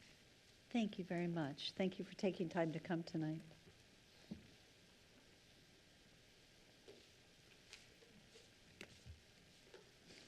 Hello, Madam Mayor and Council. I'm Cheryl Higley at 12441 South Abbott Downing Way. And as you know, I've come before you many times about developments in Southwest Nampa, and I really feel for these folks. I didn't come tonight intending to speak, so I'm not as prepared as I normally would be. But this is a drastic departure from what's there. I'd like you to take your phones just for a minute and put in 7825 Elm Lane. None of you are doing it. Mayor, can I chime in there, Yes. Cheryl? Just since we don't have that in the record, could you just talk about it? Otherwise, we need to have it in the record. Okay, well, it shows, as they've been saying, but I'm a visual person, so to see it, you can see all the big acreage around it. And so in my conversation with Rodney that I've had before, is the goal of planning and zoning to have a gradual transition. And this is not gradual at all. This is a drastic departure in compatibility of dwelling type and in density. Couple other questions that I have that maybe Christy can address is the Valley View School District letters previously by Joey Palmer have stated how overcapacity the schools are in the district. I'm sure there was a letter, but like I said, I didn't get a chance to read it. So maybe Christy can speak to that. How many students is overcapacity? And I know you can't use that only as your decision, but we can't just ignore that fact if the school district keeps getting more and more overcapacity. Another thing that wasn't mentioned is how many parking spaces there are. With these high-density projects, there always ends up being a problem with parking, and it spills over into other areas. And garages. Will there be garages on the condos if it does get approved? And anyways, I hope you'll be sensitive to the neighbors like you have been in the past. I was amazed with your deliberation at the last meeting, how you made everybody happy, the developer and the residents. Thank you for that. And Councilman Bruner, thank you so much for your service. I know this may be your last council meeting, so thank you so much. I've enjoyed your humor and just the way that you've brought a real compassion, and your love for Nampa has been very evident. Thanks, Sharon. Thanks for your passion for this city. Thank you so much. We're going to miss you two arguing. Is there anyone else here this evening that is not signed up but had intended to testify? Okay, seeing none. This is an opportunity, unless there's any clarification we need from staff before we go to the closing comments with the applicant? Yes. Yeah, I have a couple of questions, if I could ask either Christy and Daniel if she can't answer them. The plat, the original plat that's in our file on page 479, I counted approximately 168 lots. Does that sound about right? Councilman Haberfield, like I said, there was no breakdown in the previous staff report because it was just a concept plan, so Okay. that wasn't evaluated for the Right, plat. so that answers my question right there. So it wasn't a preliminary plat that came before us, or came before that council for approval? Correct. So at this time, it's already annexed and zoned RS 8.5, Correct. correct? And I was just doing a little bit of math. At 8,500 square feet maximum per lot, correct?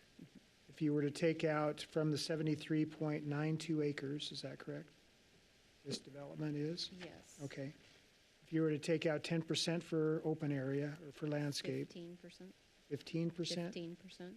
Okay, so my math would need to be adjusted, but then, again, I was just looking to see how many actual lots could be developed on this property in an RS 8. Have you got that figure in mind or not? I have not done Okay. an analysis So, on a plat for that. Opening up a little bit more space, and we're still looking at about 220 potential lots under that scenario, or it could be some other configuration that could come forward. Does that sound reasonable? That sounds Okay. accurate. I just wanted to make sure I understood what was already approved that they can move forward with versus what they're asking for now as a combination. So the thing we're looking at is potentially a few more lots than what they're already approved to do, but we have an east-west connection on Linden that's currently not available in the original concept plan. That's 'Cause- correct. Right. Okay. I was just looking to see what benefits there are above and beyond to validate what the request would be or not. Thank you for doing the math. I appreciate that.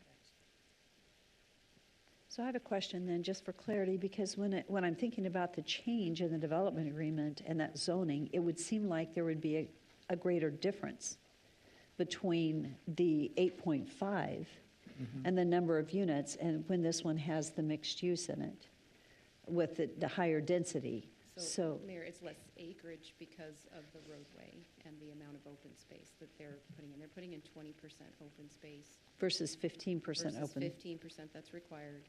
Then they're And adding the they've road. got the 5.5 acres that they're dedicating to the city for the road. So that's taking all that acreage out. So if you were to spread it over the total acreage from the original concept, it would probably be very similar. That's what's difficult tonight in a decision, when you don't have we don't have the comparison over the actual density, the housing and the number of units compared to what the other was, especially when we're being asked to make a change in a development agreement. Yeah, and there was, like I said, no breakdown or analysis of that plat because it wasn't a plat. It was just the concept plan showing a housing layout, but not necessarily a housing layout that would have met code at that time. Okay, that's interesting. Okay, Mayor? yes. Just a couple of things, if I might, before Christie steps down. I just wanted to check with Councilmember Bruner. I know he got here just a little bit late, caught most of the hearing, but wasn't sure, Councilmember Bruner, if you were planning on participating in this hearing or not. Well, legally, what would you advise, Todd? Well, you could recuse yourself. You could also, we could clarify for the record if there was anything, I think you missed the staff report and the initial comments. My inkling is to, since I did miss a large portion and so on, and I realized I could ask a lot of questions, I was going to try to be quite quiet here in my last, but it's probably to recuse myself. Okay. Is what my would like to have happen. So That's that fine. would be my, Thank you. Okay, thanks. Thank you for the clarity. Okay, so let's go ahead and have our applicant come up and give closing remarks. If there are questions then from council, you would be welcome to ask those questions of our applicant. Thank you. Thank you, Mayor and Council. Again, for the record, my name is Bonnie Layton, and maybe if we can just put my slides back on in case I want to flip through. I realize there's a little bit limited on time, so yes, you're correct in asking, some of these questions and sort of that comparison, and I think it really goes back to the history of this project and the history of the area and the vision that has evolved from the initial annexation. We've heard from a lot of residents this evening that are county residents that, for the most part, I think have kind of moved in after this property was annexed. And so this is an evolving area, what they moved to originally. The vision has really changed. And let's see if I can just scoot back to that. So again, really working with staff in this and looking at what the city's vision is for this area. We're very fortunate, we believe, to have an elementary school and a high school within a half-mile elementary school. I mean, that's walking distance for a lot of the kids and potentially teachers that might be employed in the school district. To be able to walk to work, maybe buy a little townhome. Not everyone can afford or has the desire to maintain a large piece of property. This is a growing area, and so what better place to have residents be than close to major thoroughfares that provide easy access to Highway 2026, to the high school, to the elementary school, to services that are coming.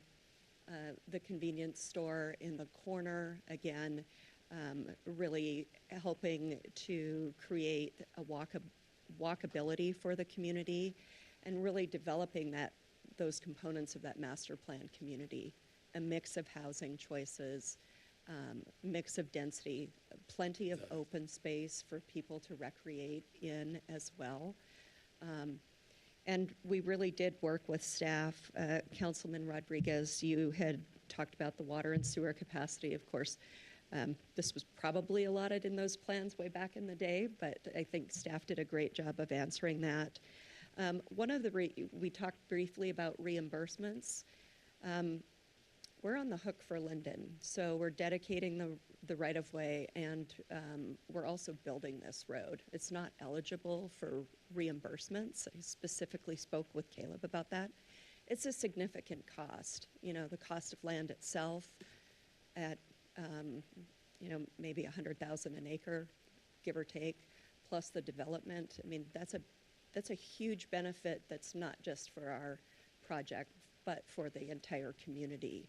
And as I believe Christy had mentioned, our request for the townhomes with the attached is a little bit of that trade-off. We're bearing a pretty significant infrastructure improvement that will benefit the entire community, that will improve traffic circulation in the entire area. And of course, what better way to do that with 2 schools right down the road from here. Let's see. We talked about, or there was a question about the school district and the letters. Obviously, with the school bonds being passed, I think Valley View is figuring that out. This is a 6-phase project that will be built out over several years. It's not all going to happen tomorrow. Of course, some of the major infrastructure improvements will be the first parts to go into this project. And with that, we really believe that we've developed a plan that's consistent with not only the City of Nampa's zoning code, but really encompasses the vision in the comprehensive plan. And with that, I appreciate your time this evening. I can stand for any questions, and if not, just request approval tonight. Mayor Kling. Maybe this is a question for Christy, but I'll ask you. Sure. And looking at the concept plan, zooming in on it, it appears off of Linden Road, there's 2 entry points. The one to the west comes into a common area that has, is that pickleball or some sort of entity there as far as for community use? And then I assume that's parking that's next to it? That is correct. Okay, so my question either for you or Christy is, are you required, since these are townhouse units, are you required to provide guest parking or not? Yes, Mayor Clegg, Councilman Haverfield, we are required, and our plan does comply with the code for parking spaces. Okay, so they look like they're scattered throughout the development then? That is correct. Okay, thank you. Thank you. I was going to ask when the original DA was done, but I see that the property was originally annexed and zoned in March of 2007. That is correct. Is the development agreement was from March of 2007? Okay. And then I guess I would like to go back and we just heard some information about the difference between the density. The original density was single family though versus multifamily, correct? Mayor, this is still single family. They're townhouses. So well, it's single family. They're connected, they're zero lot. They're connected, zero lot line. And to the average citizen, a townhouse is not the same as a single family residence, right? Even though they're single ownership. So that's why that comes out that way, correct? But the original one was single family residential and with not zero lot line, correct? And this one has, has moved on to that. But under the current zoning, if we didn't approve anything, would they be allowed to come back with their townhouses or not? No. They would not be allowed to? Okay. Can you just go back and review the difference, and I'm sorry, because you will get to have the last word, which is the way it goes, but could you go back and remind us what the difference is between what they can do versus what they cannot do? Because if this were not to be approved tonight, it's currently zoned, and they have a development agreement, so they could move forward, but they wouldn't be able to do X. Could you explain the difference between what they're allowed to do and under their current development agreement and what they're requesting to do? So, thank you, Mayor. So under the RS 8.5 zoning district, they would be able to provide a plat, and I'm going to use his numbers, approximately 220 lots. That would include some open space and the realignment of Linden Road. They would be detached. The smallest lot size would be 8,500 square feet, just a basic code. The master plan community that they've proposed tonight allows them to do kind of this intermingling of uses, which is the trade-off for the benefit of realigning that road. So can I pause you right there? Sure. So are you saying that if we don't revise the development agreement, the road doesn't happen? Is that what I'm hearing, though? That there's a trade-off. So if the development agreement were not changed and it would stay just where it is, they would not be doing Linden Road? They would still be required to do Linden Road, but the project would probably not happen because I can't imagine that that would pencil. You would have to talk to the developer about that. Okay, but the original DA still required that. No, it No. did not require the alignment of Linden Road, but Okay, but under that is the today's codes- requirement of the city in Correct. today's code. Page 479. if you Right, look. I had that open, so just, okay, thank you. You're welcome. Okay, would you like to make any comments to the questions I just asked in this discussion? Yes, thank you, Mayor Kling. You know, initially, the original annexation plan did not contemplate that. Rough numbers, it's at least $1 million in improvements that we're bearing between the improvement of the roadway itself as well as the dedication of the land. It's a very significant cost to the project to do this. And as Christy mentioned, you know, it doesn't pencil that way. I mean, there's some trade-offs that we are requesting. And also, we have heard from this council and from staff that council really desires to have a mixed-use master plan communities where there are elements that can support the community, like a little bit of commercial. There's a mix of housing types to make that diverse. We had a lot of discussion at the Planning and Zoning Commission about the townhome element of this as well.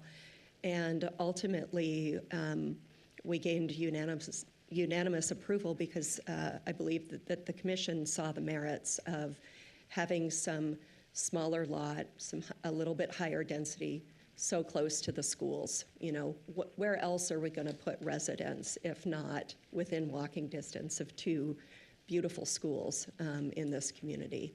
So that's really, you know, it plays together. We tried to keep the higher density more internal to our site. We're bordered on all four sides by major roadways. The residents to the south that are on those acre lots that testified, there's their lots, there's 9 Mile Creek, there's our green space, then there's Linden, then we have our landscape buffer. We feel like we've really worked hard to buffer and design a project that really looks at the density and places it in a way that creates a sense of community within our development while respecting the densities and the development and the future development potential of the parcels around us as we go back to the comprehensive plan, especially that specific, this one here, you know, and what the city's vision is to have happen in this area long term. So with our request, we're well within that range of what the medium density residential. We're at 4.13, I believe it is.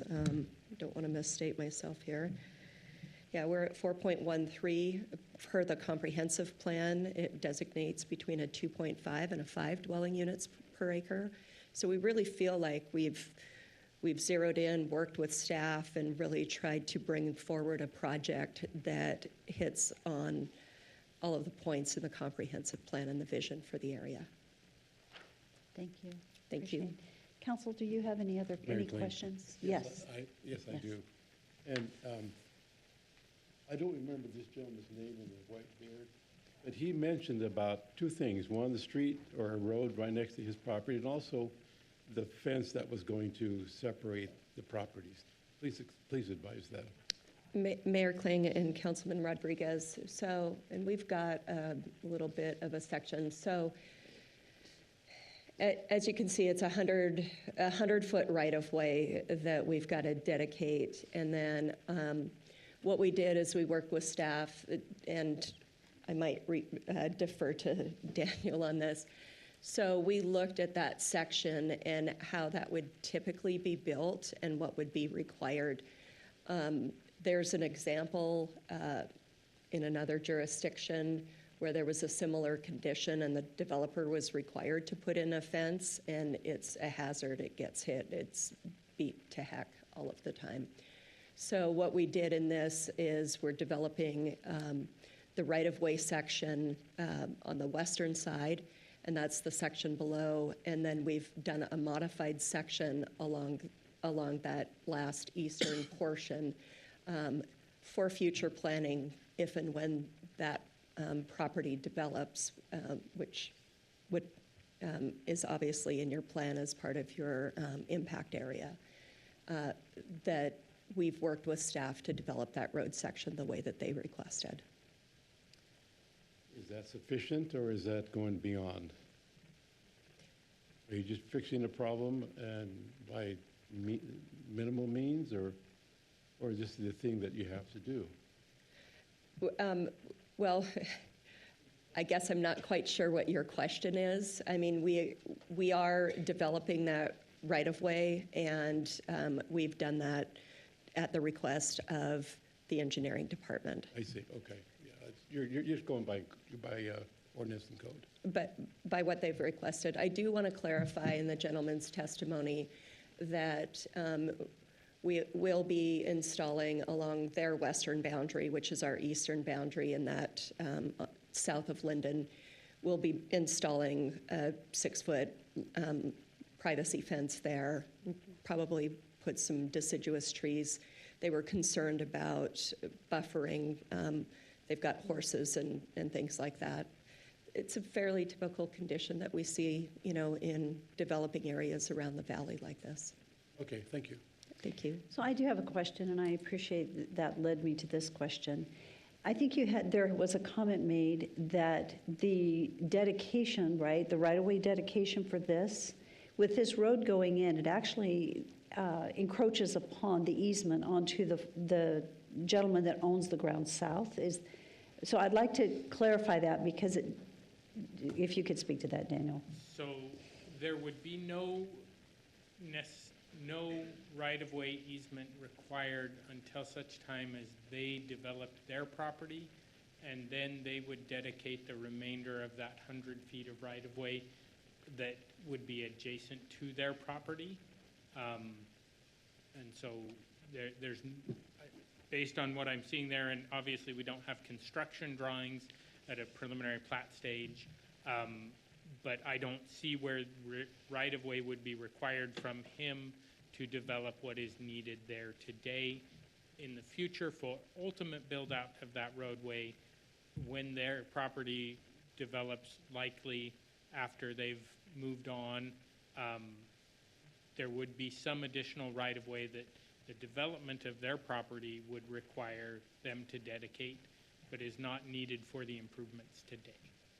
So I have a question regarding that, and that is why, and we talked about the fence and protecting his property from the people coming in, and I understand the danger of a fence too close to a roadway, but why isn't the roadway moved up a little bit to where it isn't impacting his property? Couldn't it go further north a little bit into this subdivision and allow enough green open grass to where then you do have the safety to put a barrier to protect the other property and to have less impact on the gentleman that isn't interested in this development? It is fairly standard practice for roadways to be split along property lines. This one is more moved farther, not centered on the property line, moved farther north, so less would be necessary from the development to the south when it happens. But it is unusual that a single property owner bears the entire necessity for a roadway. Okay, thank you, Daniel. Okay. So I guess a question that's in my mind is, what do you do about a fence when trying to protect the privacy and the safety of the gentleman to the south if you say a fence is not safe? But how do you protect that? Certainly a fence right on the edge of a roadway is not ideal. If the fence were to be installed some distance back from the edge of the pavement, that certainly could be an option if the property owner were willing to accommodate that. Who would be responsible to maintain the distance between the fence and the roadway? That property would be not in the city's jurisdiction, and so would have to check with the county's code enforcement exactly how that would work. Under the city's code, the property owner is required to maintain that area between the edge of the roadway and their fence or their property. Okay, thank you. Thank you for answering all these questions. Council, do you have any other questions? Mayor Kling, if I Yes. could just clarify, just to be clear, the roadway is adjacent, in that area is adjacent to an open field. So I just want to make that clear. So they have the same condition along Prescott. Like I mentioned before, it's very similar to, or a very standard condition out in this area at the moment. Thank you. Okay. I don't have any other questions. Before we close public hearing, I want to ensure, yes, Councilman Haverfield. The topic that you've just brought up, that you've spoken to, was the one that I asked about earlier, as far as the width of the right-of-way that's indicated on your 451 on page 451 in your exhibit. You show the whole 100-foot right-of-way, comes up to that point about midway in the property, and it then truncates to less than 100 feet from the center. Well, it's not 50 feet both sides of the center line of the road. So my question is, why are we not taking and shifting the road so it's the whole 100 feet of right-of-way on the property that this property or the property owner has? So that was my question, which would end up then having a landscape buffer. The fence would be put on the right-of-way, which would be a significant distance away from the road section. That was why I asked that question, because it didn't seem proper that we have a nice landscape buffer coming up halfway and then terminating in this other gentleman's property. So that's why I asked that question earlier on. Which was the same thing I was thinking. Yes. Mayor Kling, Councilman Haverfield, and I think that's where Daniel had. The clarity was provided from a standard, yeah, I guess, request. That is correct. This is not a standard request. You know, when we're talking about putting a fence to be a buffer, there needs to be landscaping that separates or some sort of an element so that traffic is not wrecked next to a fence and then taking it out within about a week's time. So that's why it should be offset. A landscape of some width, whether it's the full width of the right-of-way, which would be 50 feet from center line of road, because the width of the road's not going to be the full 100 feet. This is his property. Correct, Councilman Haverfield, and as I mentioned, and you can see it, I think, in this diagram, how we had worked with staff to develop that roadway section. So potentially a condition of approval would be to shift that right-of-way onto the property the full width, if it was considered necessary by the council, but that would be something that we could consider, obviously. And my question, the last question to you, Bonnie, since you are working on these type of developments, I was looking at 73.92 acres minus 11 acres for landscape, which would be that 15%. Would the road system be about 20 to 25 acre or percent of the site that you would normally expect? I was just kind of trying to coming up with a final number of what it would be buildable lots if you were to go with stay with the RS8. And what I came up with was 235 lots potentially. Does that sound about right? To be honest, I haven't looked at it that close in terms of that roadway that we're giving up. I was just looking at a comparison of what's already approved versus what you're asking for now. Right. Yeah, and I think the main thing to keep in mind is just, what's already approved and then the significant impact of that east-west connection. Well, that's the benefit we're talking about this provides. Yeah. Thank you. Okay, any other questions or comments? Okay, seeing none, I would stand for a motion. And any closing comments from you? Are we good? I just want to thank you and thank everyone who came out and participated. I know it's not easy to speak in public, especially for some folks that don't do it as often as I might. So, and then of course your staff is always great to work with. I think we've brought forward a really great project that will be a a beautiful addition to the community and really support the area out there and the vision that the city has. And with that, I thank you for your time and request your approval this evening. Thank you very much. Thank you very Thank you. much. I would stand for a motion to close public hearing. Second. All in favor? Aye. Any opposed? Okay. This is an opportunity for council discussion before a motion is made. What are your thoughts, council? Mayor Kling? Yes. I guess I'll start first. I apologize for this ugly sweatshirt. I know you guys are looking at it going, oh my gosh, so. But I have taken a lot of notes here, and I'm glad that you're all here talking to us because this is what we need to hear. And the things that I hear, we can relate throughout the whole city. It's density, it's traffic, it's law enforcement, it's property taxes, it's the concept plans that was built years ago, the thinking that we have to make it better now or work off of that. And our times have changed.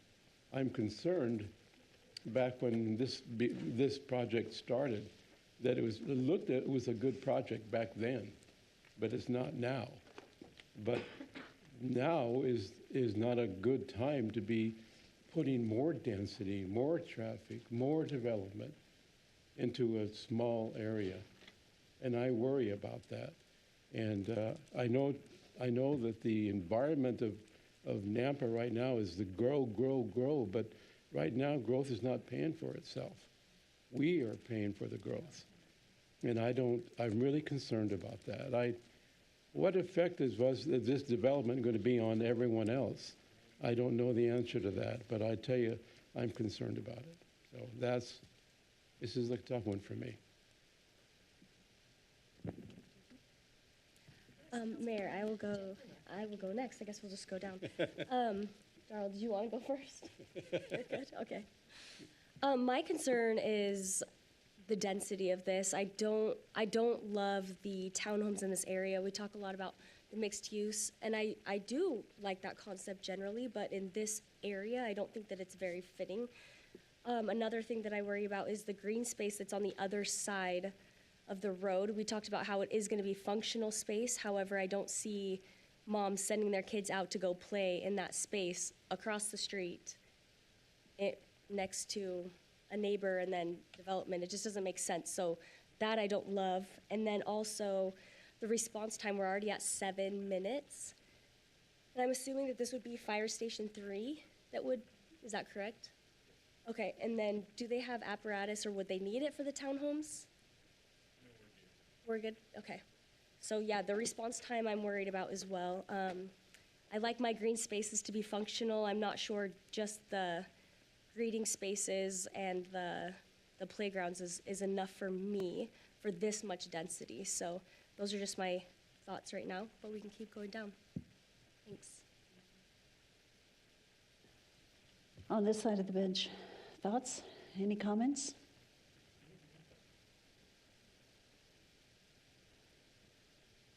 One of my notes was, I was just trying to figure out what the current entitlement allowed versus what this allows. I think that's important, but not too long ago, I can remember when Cherry Lane and Linder was, they were building townhomes there and there wasn't anything else there. And it didn't seem to fit. Now it fits. So that's just one thing that comes to my mind. Councilman Haverfield, any comments? Thank you, Mayor. When I compare the former concept plan to this current plan, the shift in Linden as it crosses east to west, or west to east or whatever, originally it was conceived that it would be more direct than it is now, which is more on an angle up and across. But that's because Linden is being constructed on the property that they own, instead of trying to cross over property that this older gentleman has that talked about the fence. So that's, again, if the former concept were to come forward and Linden were to be extended, it would terminate halfway across the southern portion of this property. It wouldn't carry over because it's on property that they don't own. So it's reasonable to me that the benefit is allowing a relief of traffic west to east so that you're going up Prescott and you're going up Franklin to be able to reach 2026. So that's a benefit instead of serpentining through a development as was originally planned with 160 to 200 units, whatever it might have been. So when I did the math and just looked at it from a standpoint of comparison, it's not that far off from what was originally approved with an RS 8.5 when you take out the open areas and the traffic circulation and all that. So I guess that's the quandary I have is something's going to happen there, whether it's RS8 or it's going to be something more as a mixed use, which we've asked for in the past, so that around the perimeter there's a commonality with the larger lots and then it transitions across. The request for an RS4 and an RS6, that's something I think we need to maybe consider because that's what they're asking for is a modification from the RS 8.5 to a 6 and 4 plus the RML. So, but we can't deny them the ability to develop an RS8 project. They could do that tomorrow. And that would account for almost, by my math, over 200 units, dwelling units. So something's going to happen. It was already approved. We can't stop that, but we can maybe help shape something that's a benefit to that area, which the cross connection of Linden would be. So it sounds like there could be, and if, Christy, if you could correct me if I'm wrong, if you're thinking it was around 220 units previously, potentially in the 8.5 that is already approved, because this was approved back in 2007. So it's already approved to happen. So the density, the difference is getting the road through, but this particular project was 200 and how many? 86. 286. Okay, so 60 additional units likely. Okay. And I would imagine it's meeting a market need, otherwise they wouldn't be proposing this. So that's where we have issues of density versus actual use of whether they're near multimodal access for bus and other means. And then it provides a BC area. So again, the taxable entity that this is creating to the city, the benefit plus the construction of Linden is all a positive in that regard. You know, now we're talking semantics of density. Whether we want to allow a little bit more density to get the benefit of the cross access to Prescott or not, or we ask for a reduction. So I think the thing that came to my mind, a couple of things. One of the things, because I'm a huge proponent for preservation of ag ground. That said, I've listened to a lot of individuals that own ag ground, and they firmly believe in the personal property rights. This ground has already been sold from ag to a developer. It's already done. There is no going back. It's going to be developed, and they can develop it. And so it's a matter of what is going in there. Sometimes it's a matter of timing and then the compatibility, right? So you weigh that piece of it. I think there's really good comments made about the infrastructure is not ready. There was a comment made about Highway 2026. That is ITD. That is not the city of Nampa. That it will be widened, but that is actually under the jurisdiction of ITD. The funding mechanisms are there for that. That is going to all be done. It's just a matter of the timing, and I don't remember it right off the top of my head, but it's going to be done. And again, going back to the current development agreement and the zoning was approved back in 2007. So as stated, it's already approved. It's that they can come in and do all of that. They can come in and build very similar to this. It's a matter of the density. One of the things that we've talked about in density is when you get into a higher density, this is not a route that we're going to have public transportation. However, this is very close to Ridgeview High School. This area is going to develop. It just is. And I hate to say that, but it's already sold. The developer's on the ground. It is going to be developed. And it's unfortunate, but it is a reality. And so in this case, where it's already approved, they can go ahead and develop it because they have the rights to do so. They don't have to come to us to do anything at this point. It's a matter of what it is that gets done. Personally, I like it staying 8.5 because it's more compatible.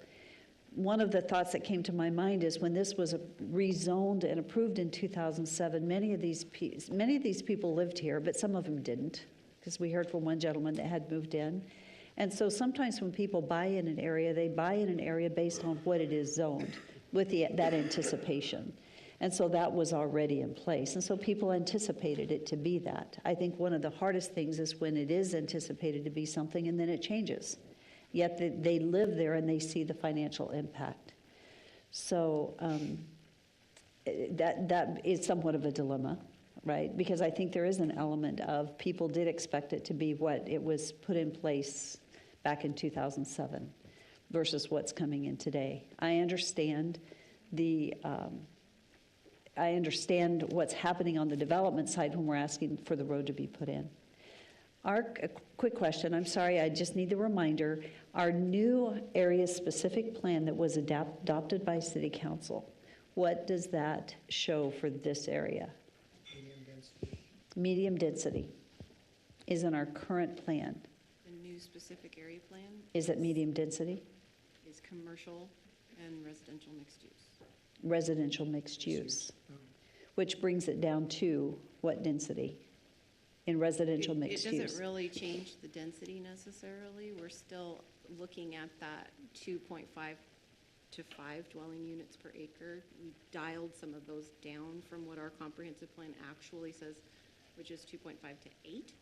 Okay, and you might speak into your mic a little closer because it's not picking up. Well, my voice carries, so I don't want to blow your ears out either. So in our comprehensive plan, normally in medium density residential, it is 2.5 to 8 dwelling units per acre. In this specific area plan, we've dialed it down to 2.5 to 5 dwelling units per acre. This is right below 5 at 4.13. So I guess a question would be, this is actually, it's a higher density. No, let me think about it, up to 5, so it fits within it, okay. RS8 is 5.12 dwelling units per acre. RS 8.5 is 5.12, and this is 4 this is not too far off. Okay. I hope the people here understand the dilemma and what we're working through, because I so hear the concerns, and my heart goes out on the concerns. The difficulty is this is already approved. It isn't like it isn't approved. It's already approved. It was approved back in 2007. And I think that's probably why Planning and Zoning went ahead and moved forward with it, because it's already approved. It could happen. The road access is going to be better because it's going to improve transportation flow there. I do feel for the gentleman who is south of this and the impact it has on his property, or potentially. Anyway, these are difficult decisions. So at that's my comments at this time. Mayor, when we look at the property that's below this proposed development, those homes are on larger lots. It just doesn't feel very compatible to change it from the 8.5 because when you're putting in these really small lots it's just, the flow line does not work. So that's what I'm struggling with. And then it's the gentleman that lives on Homestead, I think it was Homestead or something like that, but it's just these homes that go right underneath this. Mm-hmm. And I just don't feel like this is very compatible. But if we don't allow for these, we don't get this road. Is that correct? If we keep it at 8.5, we don't get the roadway, the additional. If I understand correctly, the roadway is required, but the developer is saying they can't afford to put the roadway in. Gotcha. Although the difference in actual units is only, density is like 60. But I guess 60 is the difference in a road being done. Anywhere between 51 and 66 homes. Yep. Yeah, I mean, well, and I have kids at Sage Valley and Ridgeview, so I know the stress of what you guys are saying as far as the roads. It's for a couple of years now, it's been this maze just to try to get around because there's been just so much going on with the roads. And so I understand the stress of that you guys are expressing. I'm not comfortable changing it from 8.5. That's where I stand. Okay, so with that, I think we've heard a couple of comments, and so I guess for council, what is the will of the council at this time?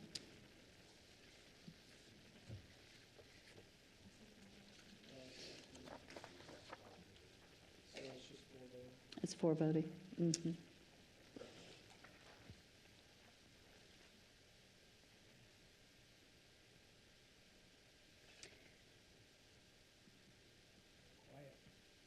I'm thinking.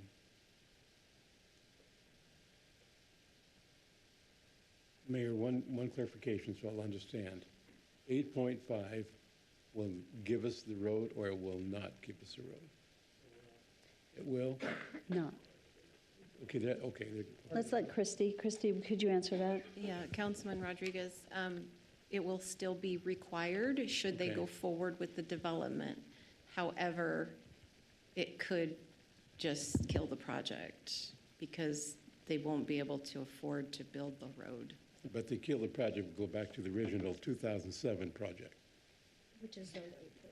Yeah, that's what I'm talking about. Yeah, but it won't, nothing will happen. If we continue to require the road there, it'll just stay the way it is. Right, okay. I just want to get that clarified in my head. Mayor Klein. Yes. So Christie, the original concept had a thoroughfare through the development. It wasn't Linden extended, but it was a separate road system that would get you from the west to the east, from Franklin to Prescott. Is that what you're talking about? They would still be required to provide? Or does it have to be on the boundary that this new concept indicates? Councilman Haverfield, I'm going to defer to Daniel on that one. So, Mayor, Councilman Haverfield, if a new plat were to come in, we would require that Linden Road be extended the way that this plat has shown. Okay. That will impact at an 8.5, that will impact their ability to develop because they will still need the internal roadway network. So it's not just pulling that one roadway out and replacing it in this other location. They will still need those internal roadways. So it will certainly impact their ability and their lot counts that they're able to do. Mhm. And likely, as the applicant has stated, that would change the financial situation of the project and likely make it untenable for the developer. So I have a question. Can the developer dedicate the right-of-way for that road? Yet, is there a way that through impact fees collected from this development, and I know we don't do this, but I want to ask if it's possible, that those impact fees get dedicated to the development of that road and it's a shared cost instead of 100% on the development, so that we don't have to change the density, but we keep it the original development agreement in place and we work out a financial share model to where they don't have to fully be responsible for the full cost of that road? Mayor, that would require an adjustment to our capital improvement plan to place this on the capital improvement plan. We would have to look at it and see what portion would be growth related that we would be able to allocate from impact fees. And then that would either necessitate an increase in impact fees or a removal of another project from the capital improvement plan to do that. And I would think this would, well, it's not for me to say, but I would think this is 100% growth related because it isn't going to be done unless the growth is there. So it would be there. But we are getting ready to step into our impact fee discussion and a new CIP adopted in the coming 4 or 5 months. We'll begin that process. And so I guess my thought is maybe we need to be thinking outside the box a little bit. I throw that out as a consideration.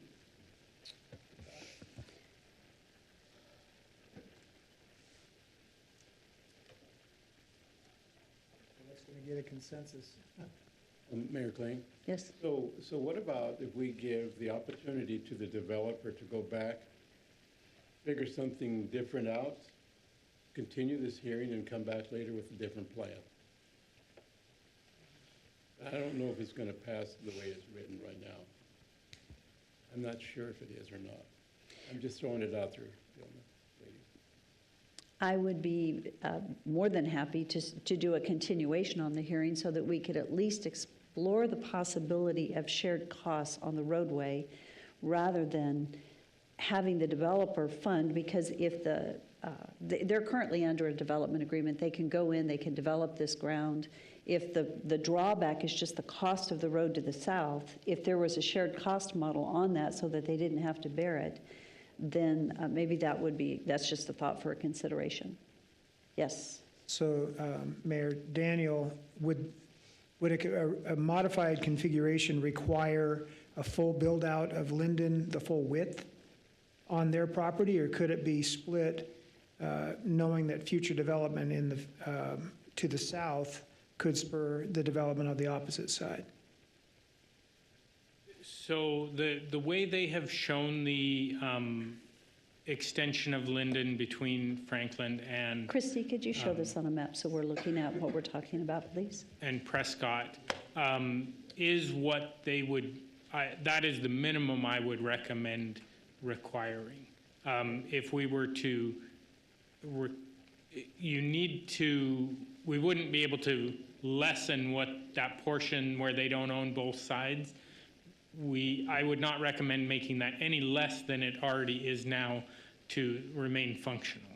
So a question for you then, that area that's green below Linden on the west half, is the road required to give up that much green space? Or can the road be dropped down to allow the development to have more area to work with? So Mayor, Councilman Haverfield, the location at the western boundary is tied to where where Linden comes into Franklin. That's the cross So we're alignment tied then? in right there. Okay. To then dip south for that small little portion to come back where they have it, relatively close. I don't think there's another viable layout that would make any sense there. No, I thought if you could drop it down, then you could come up and sweep into the current location, but that's not the case because of the cross alignment. Correct. Thank you. So, Todd, I have a question for you. If we did have a vote, a motion for a continuation, I know that we're limited in what can come back, but because this is a development agreement modification, if we did continue this public hearing so that we could explore other funding, other options, is that a possibility, or tell me legally what we're up to? Mayor, if you're talking about just continuing to explore other funding options, then I think that's information that could be brought back to council on a continuance. That, from what you're telling me, that's more related to the road. You're not necessarily talking about changing the configuration of the project itself, correct? We haven't decided. We haven't, but the continuation would be, it would help guide a decision as to whether or not we approve this recommended modification or ask them to continue with the existing development agreement that's in place. Madam Mayor and council members, so you wouldn't be making a decision necessarily on the merits of the application tonight. You would simply be getting additional information from staff so you can better understand the potential funding options for that connection road. Mm-hmm. Mayor, I would say that the discussion with the impact fees and adding this to the capital improvement plan and that potential funding option is probably not a short-term discussion. That will take some time and probably a few months to fully vet, and so we can certainly have a discussion of what that might look like, but and that could happen relatively quickly, but any decision on the capital improvement plan has to go through the DFAC and council and all of that, and that takes a non-inconsequential amount of time. Correct. I'm just curious if it can even be considered. I don't know if that's helpful to council or not, or would you like to go ahead and move forward with a decision tonight? You know what, I'm just going to make the motion and y'all can decide what to do. How's that? Yeah. I move to deny the development agreement modification to ordinance number 3683 and master plan community for a mixed-use development with commercial, single-family detached, and attached residential uses.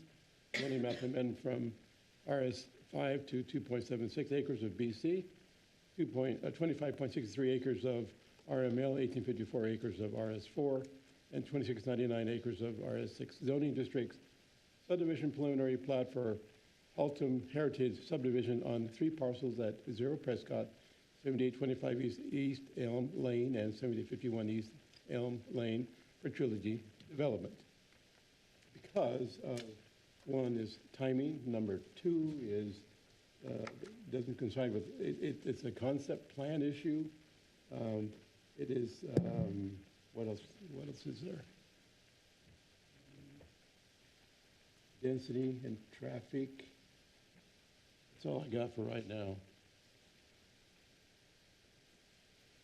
Compatibility? Compatibility. Thank you, Mayor. Second.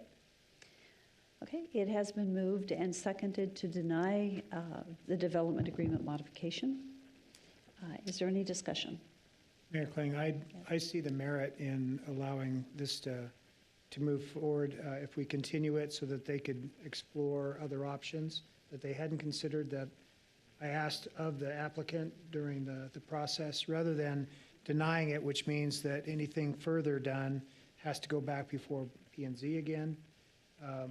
If it can just be something that could be retooled with staff, they can always pull the application if they choose that it's not going to work for them. But to deny it tonight, I wouldn't be in support of. Okay. Any other discussion? Okay, roll call. Reynolds. No. Haverfield. No. Ingula. Yes. Rodriguez. Yes. 2 in favor, 2 opposed. Madam Mayor, please break the tie. It's been a long time for you. I know it has. Great. It is going to be a no. I'm not going to agree, and the only reason I am is because of what Randy said. Because it's a tremendous cost to have to come back. I would like to be able to, if somebody would make the motion, to actually continue this hearing to date certain so we can talk about how to fund, and then we can make a decision on it. Madam Mayor, I would make a motion that we continue this at a date to be determined to gather more information on funding the roadway. Second. It's been moved and seconded. Is there any discussion? Yes, I have a question. So the taxpayers won't have to fund this. It comes from impact fees, right? Yes. It's paid by the developer. Okay. It would be a shared cost, and that's the goal, is how do we fund the road? Yeah. Okay. Any other discussion? Mayor? Yes. This is Rodney. Hey, we just need a date certain on this. Rodney, what do you think that date certain is? It's not the 2nd. I don't know if it's the 18th. Maybe the first week in February? The first meeting in February? Yeah. Is that the 6th? Fourth or the 6th, something like that. That'd be the 5th. The 5th? Sorry, I'm getting there. Give me a second. Yeah, the 5th is possible. We do have a couple of public hearings, but yeah, that could work. Okay, so date certain of February 5th. Thank you. So that's the motion. Is that okay? Second. Okay, and it's seconded. Any further discussion? Roll call. Rodriguez. Yes. Ingula. Yes. Haverfield. Yes. Reynolds. Yes. All in favor, motion carries. Thank you all. This has been a very long public hearing. This is so that we can identify funding to get the road, and we want to make a good decision. As you know, it is approved to move forward under its current zoning. So we need to give consideration to how we do that. So we'll have further discussion on it. So that concludes this public hearing. We are going to take a break, and I'm so sorry for those here for 8:3 on the agenda, but we are going to take a break for 5 minutes, and then we'll reconvene. Thank you.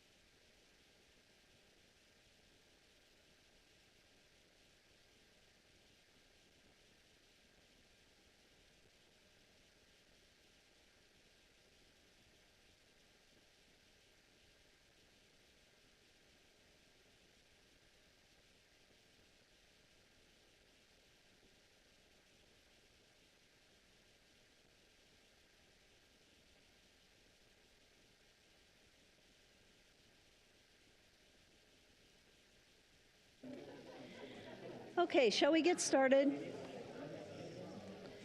Shall we get started?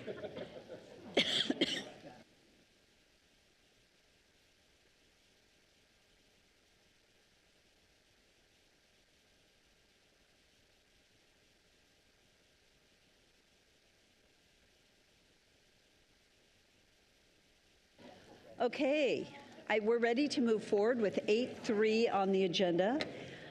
For those that are here for 8.3, I apologize that it has been a really long wait for this item. I did see a neighbor here. He's still here. Don, good job. I feel for those that, have left because it's been a long wait. So thank you for your patience.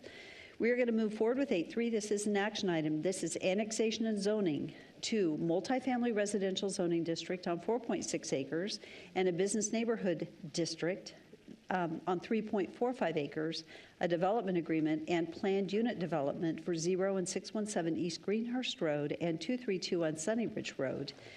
This is for 3 different parcels and the abutting right-of-way to the center line of Sunny Ridge Road and East Greenhurst Road, totaling 8.05 acres. For Greenhurst Crossing, this is a cottage cluster development for Sunny Acre Partners, LLC, representing Entrust Group, FBO Patricia Schultz. So let's go ahead and and our applicant is so ready and waiting. Are you Patricia? Or what is your name?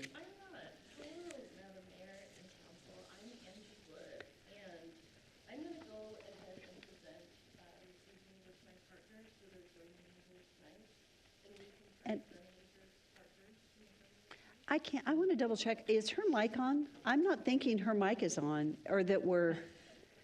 Okay. So were we on before? And we're live again, right? Yeah, we're good now. Okay, thank you. So if you don't mind, Angie, sure. Say all that all over again. Hello, everyone. Thank you. Madam Mayor, Council, I'm Angie Wood. I'm joined with my partners here this evening, Sunny Acres Partners, and I wanted to go ahead and introduce them. That is Sarah Cunningham of Ethos, Larry Leisure, who's also been involved in commercial locally and nationally, Aaron Sorensen of Sorensen Developments and also Ethos, myself, Angie Wood, and I operate Build Smith Construction with my husband, Michael, and I can be reached at P.O. Box 1422, Boise, Idaho, 83701. So tonight I'm here to follow up on a request that was first heard by Planning and Zoning and looked upon favorably. And I wanted to take a moment to thank you for your leadership and being here, and also have pretty cutting edge and master plans and planning and zoning code that were really before their time, both seeing the need for innovative housing and residential development. So tonight, I did want to just reiterate, of course, the focus is on people wanting to move here. And when we set up to look at where our project site and ideal criteria would be, this was a pretty straightforward site, both because of where it is located, and it's one of the last county parcels within proximity to not only recreation, but schools that still have capacity adjacent to busy roadways and also within reach of commercial areas. So it checked a lot of boxes for us. And as we went further, because we're in the unique position of being developers, builders, owners, we can also work with our neighbors and treat them as partners, which is a little different than working through a lot of consultants and having that distance between ourselves. So we set to talk to them first about what their wishes would be for the area, really treating it like a blank slate. And we also collaborated with staff of investigating what the plans were for the area and what the infrastructure capacity was and what made the most sense there. So we started due diligence and investigating quite a long time ago. We had an initial charrette, which is really just a fancy way of saying community building and finding out from neighbors what they wanted. We actually met over at the rec center without plans in place. The idea of that meeting was to gather their input of where do they shop, where do they go to school, where do they recreate, and what do they want for that corner.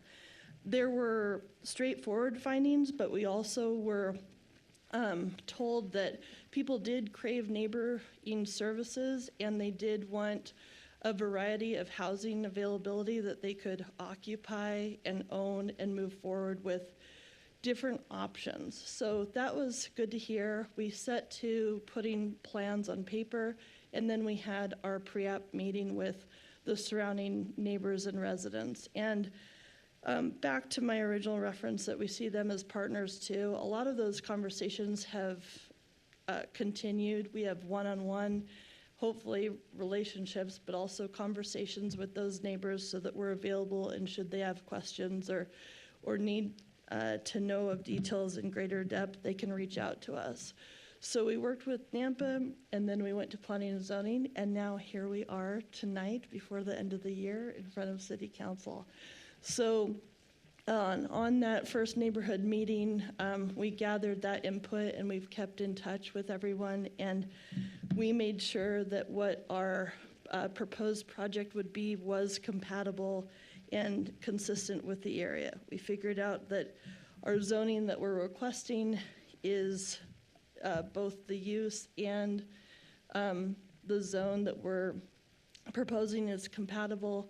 It is within walking distance of many amenities, and so we are proposing both BN and RMH zoning, which is a mixed-use project in the end. We do have conceived a central courtyard for those dwelling units, and we're pleased to have worked it out that we exceed a couple of the requirements both for open green space and recreational areas. So this would be conceived to include landscaping and entry features. It does have enclosed garages.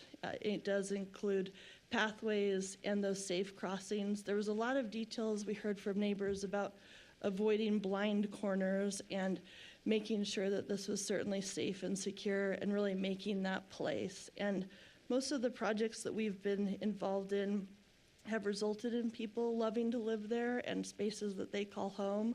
My children are going to be fifth generation Idahoans, so it does matter to us that we build and execute quality projects.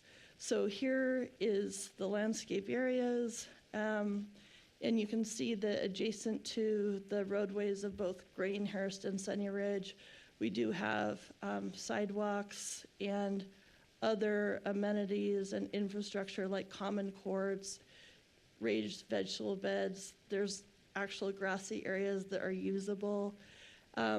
And that's done with both your Firewise and native landscaping, but plans that we heard again and again.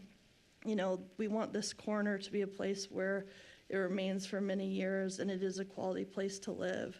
So let's see, I don't believe that basically covers it. And if anyone has any questions, I'll definitely stand at the end for those. But in conclusion, both the zone use and then is it of interest in the public?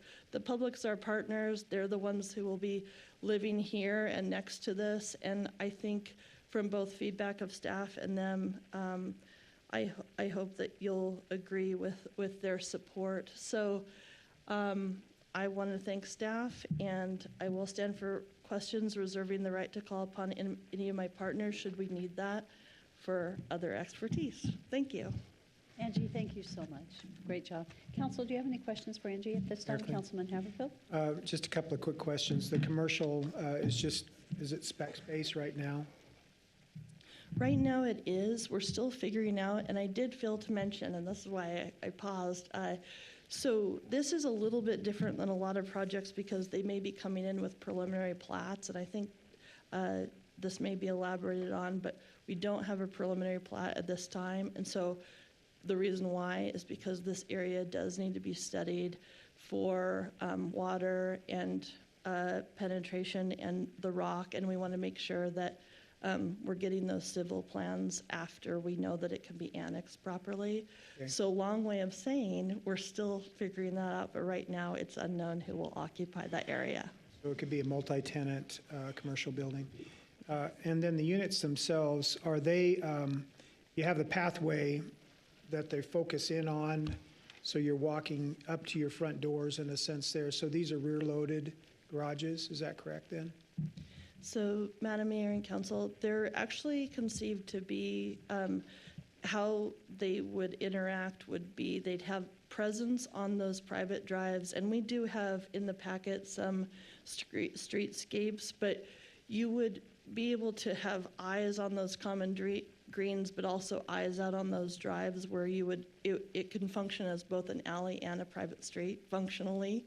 So the people can both occupy what functionally is their yard, but then also drive to park in those homes.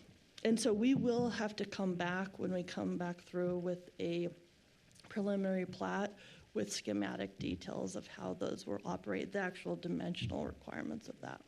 And that's why I was asking. The driveways are where you're accessing your garage units.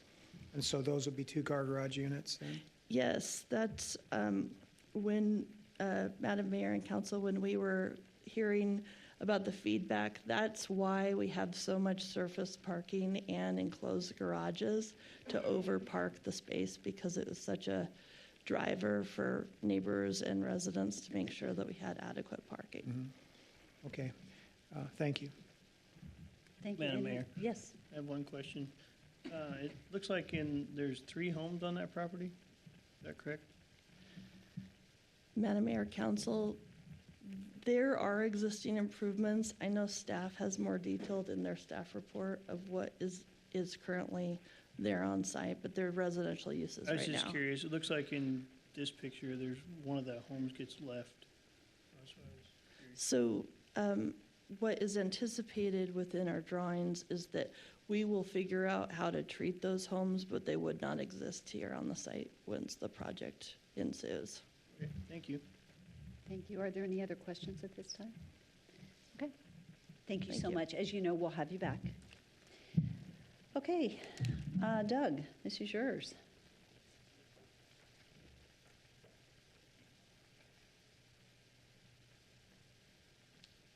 Good evening, Mayor and Council. Merry Christmas, Happy New Year to all of you. And Councilmember Bruner, it's been a pleasure working with you, and we wish you well in the future. This development, I'll try not to be repetitive here. The Planning and Zoning Commission heard this, and they recommended approval on the project. It has been recommended that it be a 42 single-family dwelling unit development, which would be captured in the development agreement on this project. The decision before you tonight is either approval or denial of the project. So the 2 zoning districts, BN is a neighborhood zoning district. They're generally oriented towards the neighborhood, smaller commercial development. And RMH is the high-density zoning district. This is the consideration this evening, is the annexation and the zoning of these parcels. The staff recommendation to the commission and then the commission to the council was that it met the findings and conditions listed in the staff report and that the project be approved. There was some concern about traffic on this area because Greenhurst and Sunny Ridge are busy roads. It's a busy intersection. In the evaluation from the engineering department, though, their evaluation was that given the size and the nature of the development, that the intersection at Sunny Ridge and Greenhurst is already signalized, and it's unlikely that a traffic study would result in any mitigation. However, the ITD desires to review the traffic when it's determined as to the type of businesses that are going in that location, and they would like to do a a review at that time to determine if any other impacts are necessary. Doug, could I ask a question? Did Yes, you say Mayor. ITD, Doug? Yes. And help me understand why ITD, because those are city roads. Yeah, it's the proximity to 12th Avenue Road. Okay, even though it's a full, mile away. Yeah. That still would be something they would do. Yes. Oh, thank you. And services are available to the property. It's an enclave parcel, so this is infill development. In the comprehensive plan, this is showing as high-density residential, which allows for over 8+ dwelling units per acre. It also allows for commercial development on road frontage in Chapter 5.4.3. The adjacent uses here are subdivisions that are fairly dense developed subdivisions. There's down to the south, there's multifamily that's been developed. There are single-family detached and town homes in this, or townhouses in this area. And then to the east, there's a development that's a PUD, and it's a cottage-type development. It wasn't slated as a cottage development when it was built, but it has the flavor of it, and it has the similar lot sizes to this proposed development. There's quite a bit of availability of services within a 1-mile radius of this parcel as well. And this is what it would look like in a close-up view with the new zoning designations if the council approves this evening. This is a view of looking into the site. You can see that it's sloped from the intersection of Greenhurst and Sunny Ridge up to the rear of the property. This is looking to the southwest. In the homes that were inquired about earlier, these are the houses on the site. I'll show another one that shows it from an aerial here. So these are the existing properties. The home to the far right and to the top, that's a shop, actually. As far as I know, that will remain in place. These other homes will be removed as a part of this project. So there's, in terms of the findings on this, briefly, in order to be a cottage development, it has to be a planned unit development. That's a requirement of code. It allows for variations to the code and cluster of buildings. In terms of the exceptions, each of these has to be a self-contained detached dwelling unit with at least one bedroom, a kitchen, living area, laundry, and a bathroom. This is really the first cottage cluster development that we've brought before the council. Each cottage needs to be on its own lot and individually owned. And that's part of 1026-4E. And then because this is going to be, or proposed to be zoned RMH, a combination of single-family detached 2- and 3-unit townhouses is allowed in the code. The development agreement is required in condition 21 of the staff report, which it was recommended by the Planning and Zoning Commission that the development include the 42 cottage homes on the individually owned lots, interior roads, common areas, open space, and that a commercial pad is shown in the staff report. And of course, any other conditions the council wishes to add. In terms of correspondence, with standard correspondence from the building department, a separate building permit is going to be required for each of these buildings in this development. And I've mentioned the ITD report. In terms of code compliance, there are a few code compliance issues. Those need to be taken care of before the annexation. The ordinance can be brought before the city council. Includes weeds and some uses on the property that need to be cleared up and cleaned up. In terms of correspondence from the fire department, fire station number 2 is about 2-minute response time from this area. It's about 0.2 miles away. And there were several comments from engineering. This is not in the 100-year floodplain. A drainage plan and a preliminary plat are going to be required for this to be able to move forward. In terms of the findings for the annexation, it's a Category A annexation, and it's contiguous to city limits. It can be developed in an orderly fashion because of its location and utilities and the adjacent land uses that are similar to this. In terms of the compatibility, it's compatible with adjoining, the conclusion is compatible with adjoining land uses in districts. And that was both findings D and E. And then finding F, that it's in the interest of the public and reasonably necessary. Again, the Planning and Zoning Commission determined that because it's a PUD, has 30 services available, and the traffic infrastructure improvements are either in place or soon to be completed, it's compatible with surrounding uses. We've already mentioned the findings for a planned unit development. And the recommended conditions of approval are fairly lengthy because we don't have a preliminary plat this evening. We've required some things in the conditions so that the preliminary plat can meet the council's desires this evening. So there are 21 conditions. This is not working now. Oh, there we go. And the potential motions. And Mayor, I'd be glad to take any questions. Okay, I just have a really quick question. Did the developer agree to the conditions of approval as stated so far? Yes. Are there any, they've agreed to all of them? Okay. Thank you. Council, do you have any questions at this I time? was going to be quiet, but I do have a question. So did I see where tiny homes will be allowed? Tiny homes is something that is allowed in a cottage And so cluster there's division. no garage, though, with a tiny home, correct? No, a tiny home is less than 400 square feet, and you can have a garage with a tiny home. It is a stick-built type of construction, has to be on a foundation. Okay, it does not have to be attached, though, to the tiny home itself? No, not for a cottage cluster development. And so I thought I was hearing earlier about two-car garages. Yes, and we could bring the applicant Okay. back up for that, absolutely. So a question for later would be, were they interested in doing tiny homes or were they doing more the cottage style? So I'd be interested in the answer to that question. Mayor Klein. Yes. So the homes you stated have to be built on foundation, so each one of the homes that are built has to get a building permit. That's correct. They can't roll a unit in and put a skirt around it or do something like that. No. It has to be built Correct. with a building permit. Thank you. Are there any other questions for staff at this time? I know we're going to have more questions now that this piece came up, but, okay. If there are no other questions, then we'll step into our public hearings. And do we have anyone signed up? Madam Mayor, we do not have anyone signed up. Wow. Okay, is there anyone here that had intended to speak this evening at this public hearing? Yes. Go ahead and come forward and share your name and your address, and you'll have 3 minutes to speak.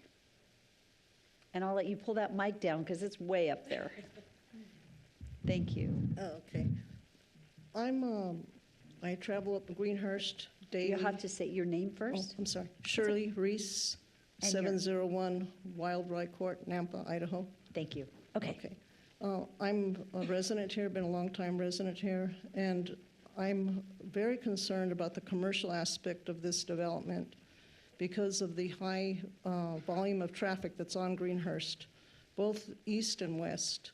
The housing on the south side of Greenhurst is very close to the street. And as currently, you cannot get out of your driveway all the time. The traffic's so backed up, there's traffic in back of you, and you have to wait till it clears up to get out.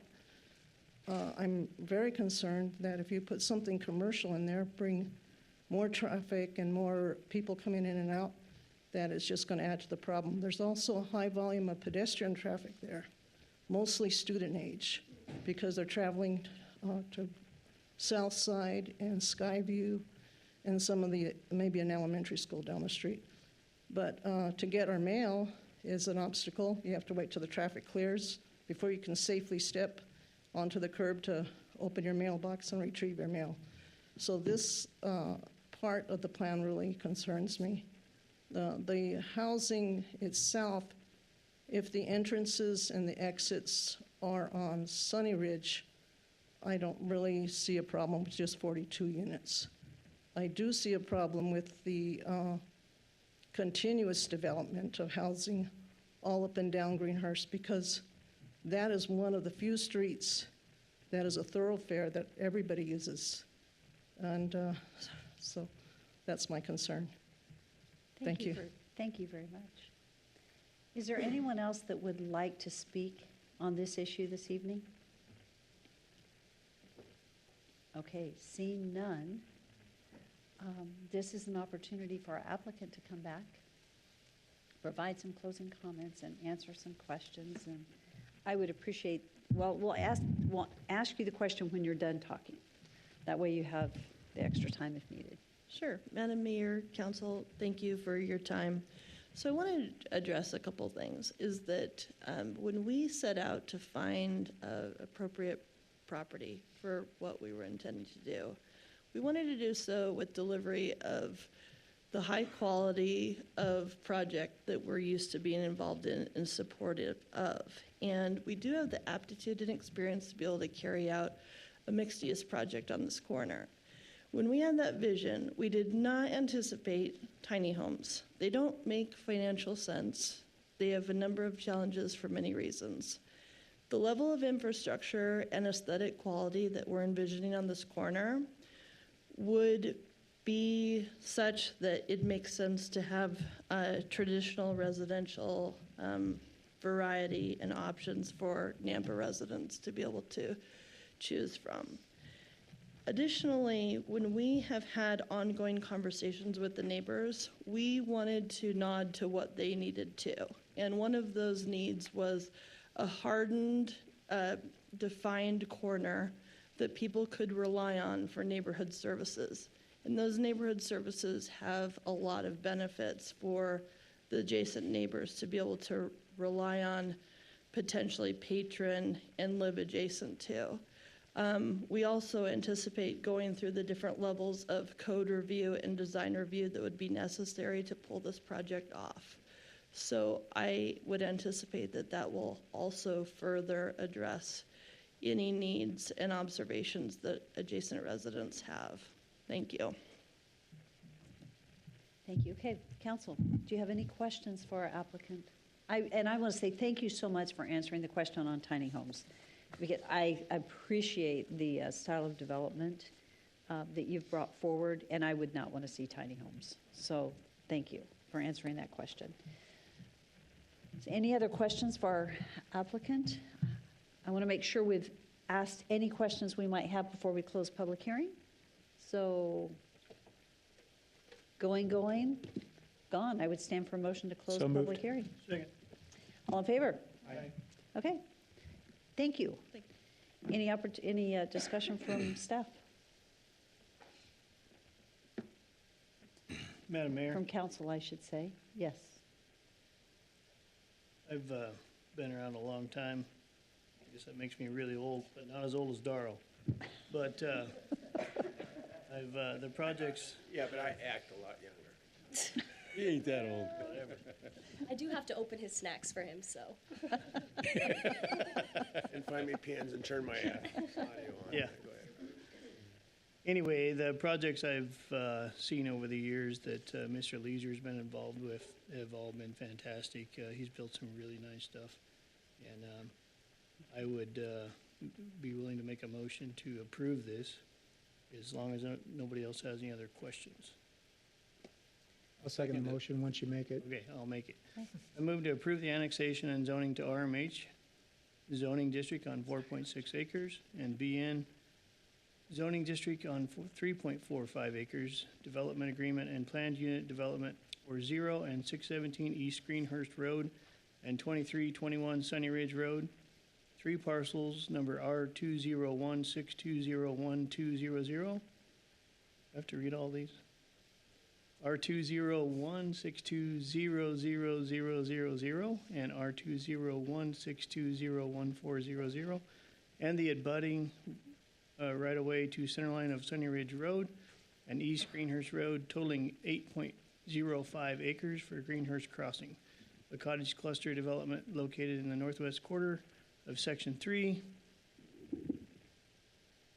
for Sunny Acre Partners LLC, representing Entrust Group, FPO Patricia A. Schultz, with all conditions listed in the staff report, and to adopt the proposed findings of approval as stated in the staff report. Second. Can I ask a question real quickly? Do we need in the development agreement to say no tiny homes? I know they're not intending to do tiny homes, but in a development agreement, I don't think this is the right place for tiny homes. I don't know, I'd kind of like to see that in the development agreement, if you're open to it. I'm open to that, to adding no tiny homes to the motion. I'll add that to my second. Thank you. And I will say, I've been involved in these type of developments in the past, and they work out great. They create more of a neighborhood feel to them because people can get together in those common areas. Okay, we've had a motion and a second. If there's no further discussion, roll call. Rodriguez. Yes. Brunner, Yes. Ingula, Yes. Haverfield, Yes. Reynolds. Yes. All in favor, motion carries. Okay, that was a long wait for a short hearing. Thank you for bringing forth that nice development. Thank you. Okay, 8.4 on the agenda. This is an action item. Thank you. Good to see you. Good night. Good night. 8.4 is an action item. It's a comprehensive plat text and future land use amendment to change agricultural land use title to very low density land use title for the city of Nampa. And our staff is Doug. Thank you. Hi, Doug. The council. The action item before you is just to make a change to the future land use map in the comprehensive plan. Early in February of this year, we brought this to you to change to very low density residential for this land use designation. But at the time, Nampa was considering moving to the south of Lakeshore. And we had people in the audience and so several people that were concerned about that. So the council did not recommend to move forward with that proposal at that time.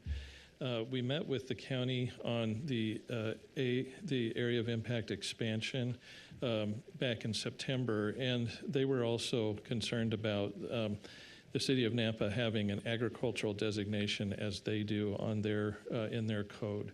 So they asked that we change our agricultural designation, just the name of it, to something different. And so we're bringing before you the proposal to change that to very low density residential. And so this is the portion of the future land use map that would change. It'd just be a simple name change. And these are the sections of code. There are four sections where we just simply would make that name change. The ability to do this is in state code, and this provides that clarity that the county is looking for. In particular, we have to consider the geography of the site when we're talking about this type of designation. One of the things we looked at was the soils in this area, and the soils are moderately to least suited for agricultural use. So it bodes well for more of a residential type of development. So with that, I have potential motions before the council. Thank you very much. Council, do you have any questions for Doug? Thank you. So this is a public hearing. Do we have anyone? Madam Mayor, we do not have anyone signed up. Is there anyone here that had intended to testify on this particular matter? Seeing none, I would stand for a motion to close public hearing. Second. All in favor? Aye. Okay, what is the will of the council? Read it. Here, I'll make the motion to approve the comprehensive plat text and future land use map amendment to change agriculture land use title to very low density land use title for the city of Nampa, CTA-00024-2023 and CMA-00056-2023 with all conclusions of law. Second. It's been moved and seconded. Is there any discussion? Seeing none, roll call. Rodriguez. Yes. Brunner. Yes. Ingula. Yes. Reynolds. Yes. Haverfield. Yes. All in favor, motion carries.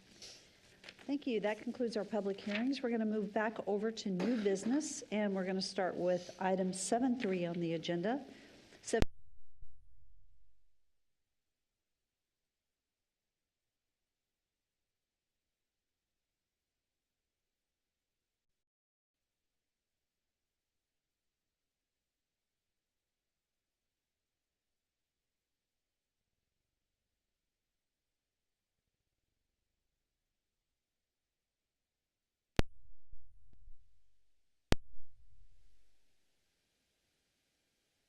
Yes.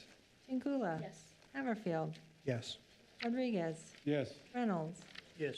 All in favor, motion carries. Cody, that was a long wait for no questions. Yeah. You could have played 18 holes, no problem in that. Yeah. Okay, 7.4 on the agenda is an action item, and this is to authorize city staff to seek voter approval through the preparation of an ordinance authorizing the issuance of a 20-year general bond, obligation bond in the aggregate principal amount of not more than $35 million for the purposes of constructing transportation-related improvements. I do want to say that where it says approved in the FY24 budget, that is totally an error. It is not approved in the budget, and so please disregard that comment on our agenda. Mark, thank you for your work. Thank you for all the meetings that you've had, and I'll be quiet and let you get started. Well, thanks for taking care of that error. I was prepared to do that, so thanks, Mayor. Well, good evening, and members of the City Council. I'm Mark Stoyer, Director of Strategic Initiatives, and I'm joined by Doug Racine, the city's Chief Financial Officer. We are pleased to present to you tonight a proposed general obligation bond ballot measure for the purposes of funding needed transportation improvements throughout the city of Nampa. Also participating virtually is our bond consultant, Mr. Eric Herringer with Piper Sandler. This proposed GO bond measure was first brought to your attention at a council shop last September. Details regarding the current bond schedule for repayment next year and the proposed bond financials were presented by our bond consultant. As a recap on that existing bond, the original bond election was in May of 2004 and received well over 2/3% of the voter approval necessary. That bond sale brought in $38 million for critical capital improvement projects, and that was for a 20-year term. The bond was refinanced twice in 2012 and in 2022 to take advantage of significantly lower interest rates during those time periods, and the average per year debt payment to the city's property tax roll was about $2.6 million each year.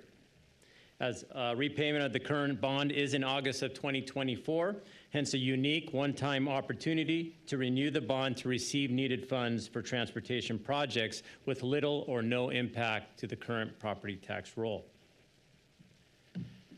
Projects that were completed with this bond were Garrity Boulevard widening, the 2 railroad overpasses at Kings Corner, and the Treasure Valley Marketplace sewer line. These projects have undoubtedly supported economic development, have improved traffic safety, and relieved congestion in critical areas throughout Nampa. So what we're hearing today is improving movement in and through Nampa. This is what is important to our citizens, and this was reflected in the 2023 community survey with over 2,400 responses. They listed traffic congestion and street maintenance as a top 3 concern and top 3 priority for the city of Nampa. Unfortunately, despite grants and other local funding, the city does not have all the funds necessary to meet current transportation needs, especially with the rapid growth that we're experiencing and will experience well into the future. So some pros and cons of utilizing a general obligation bond to receive revenues for capital projects. Like I said, city leaders and citizens are calling for transportation and traffic infrastructure improvements. We could receive up to $35 million in project funding over the next 20 years, and most of these projects would be completed within 5 to 7 years. Again, no property tax increase to the citizens. Essentially, we would be extending the existing GO bond for another 20 years or so into the future. We can leverage growth impact fees and grants to expand the overall scope of these projects to really have a positive large benefit on the community in regards to congestion mitigation and increasing traffic flow through the city of Nampa. In other words, these will be projects that citizens can actually see where the revenue is being spent. Cons to GO bond does not reduce property tax for citizens. When this existing GO bond expires, there would be about a $60 to $70 per average per property savings on the tax roll. It does require a 2/3 public vote, which is sometimes difficult to attain. And of course, there's always concerns over city incurring any kind of debt. Presented here is the current bond analysis prepared by our bond consultant. Staff has recommended the highlighted 20-year term. We believe this term to be the most desirable from a financial and planning perspective. This analysis does show the finances for 25 and 30-year terms for your consideration as well. The all-in true interest cost includes all costs associated with processing the ballot measure as well as bond issuance, assumed here to occur in August of 2024. We estimate the 20-year bond sale will result in approximately $35 million of project funding, with the average annual payment being held at the same level as the current bond. Projected tax rate per $100,000 of property assessment value is estimated at about $18 per year. I will note here that the interest cost includes a 0.5% cushion for estimating purposes only. The ordinance will remove this cushion from the stated rate when brought before council for approval in January, assuming that you give us authorization to move forward with this process. So here are some GO bond transportation project ideas that Public Works staff have put together, focusing on freeway access and congestion management with the State Highway 16 southerly connection from 84 south to Airport. There's also an east-west component there from McDermott to Robinson. We have our Garrity-Winco block improvements and the State Highway 45 realignment project as well. Focusing on congestion mitigation are road widening projects needed on Middleton, Midland, Franklin, and Ustick roads.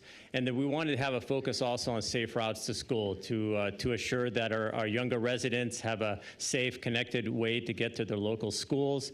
And then a big one is road maintenance, and that's maintaining the current pavement conditions of our roadways. Currently, the city has a pavement condition index, which is a scale from 0 to 100 that assesses the quality of our roadways of 71. 71 is on the lower end of the good category. Once you fall below 70, now your roads become at risk, and it exponentially costs more to bring them up to a state of good repair. So using this GO bond, for example, to do 2 miles more per year of arterial road rebuild or resurfacing, or an additional 20 miles per year of additional chip seals would go a long way with at least supporting that 71 so we don't continue to lower that PCI index. So prioritizing these ideas further, staff recommends utilizing the bond fund revenues on the projects shown here with the listed apportionments. These are total amounts over the 20 years applied to each project area. Staff would seek grant and impact fee funding to cover the gap between the project costs listed there and the GO funding contribution. Looking at roadway rehabilitation and maintenance, for example, the $7 million there could provide an asphalt overlay of 7 miles of arterial roadway, or 140 miles of additional chip seals for residential streets, or complete reconstruction of 2 miles of arterial roadway, or any combination of these. So that would be $7 million well spent. For sidewalks, the $1 million there could provide over 2.5 miles of new sidewalks for the community. If authorized to move forward, the bond process tonight, staff would finalize this list to be approved as part of the ordinance to be brought back in January. Again, these are just staff recommendations, and your input is greatly appreciated on this. So here's a GO bond timeline. If we're authorized, if it's approved tonight, we'll move forward with working with our bond council to put together an election ordinance for your consideration at the second meeting in January. That would finalize the scope of work, the projects that would go into that ordinance, and also the bond amount and other details. And that would assure that we can file the ballot measure with the county by March 22nd for election day on May 21st. You also see that public outreach is a critical component of this, and we probably come back to City Council with a separate item to discuss our process moving forward for a public outreach plan. So just a couple of closing remarks. Since the workshop last September, staff met with each of the councilors in groups of 2 to discuss the bond proposal and provide an opportunity for you to provide feedback on the matter. The overall consensus was that council agreed that transportation improvements are a priority for the city and that a GO bond was a viable option to provide needed funding, especially because it puts the decision in the hands of your constituents. Another important factor is the success of the measure is public outreach. While the city cannot advocate for the measure, it is critical that the voting public is informed on the details of the bond process and what it provides, so that they can make an educated decision on election day. During this meeting, at least, and the impact on the property tax. This analysis has been conducted and can be shared with the council tonight if desired. And what was the answer to that? Oh, Wait, and we. Let me explain. I was over here daydreaming about that. What I asked Mark to do was, when this bond was initially voted and approved, there was only about 80,000 people in Nampa. Now there's 100,000 so often, and each homeowner is paying that initial amount. Well, now the more population that each entire population property taxes being paid, so it should reduce the amount. But I told Mark, I says, could you increase the 35 million to another amount? And it would be the same, because it would be a wash, because now there's, what, 100,300 residences in Nampa with new homes. So that's what I wanted to find out is, would there be that much difference? And I'll let Doug or Eric Herringer is also online with us. He can discuss that. I do have the analysis that Eric Herringer has prepared for us. Shall I show that? Okay.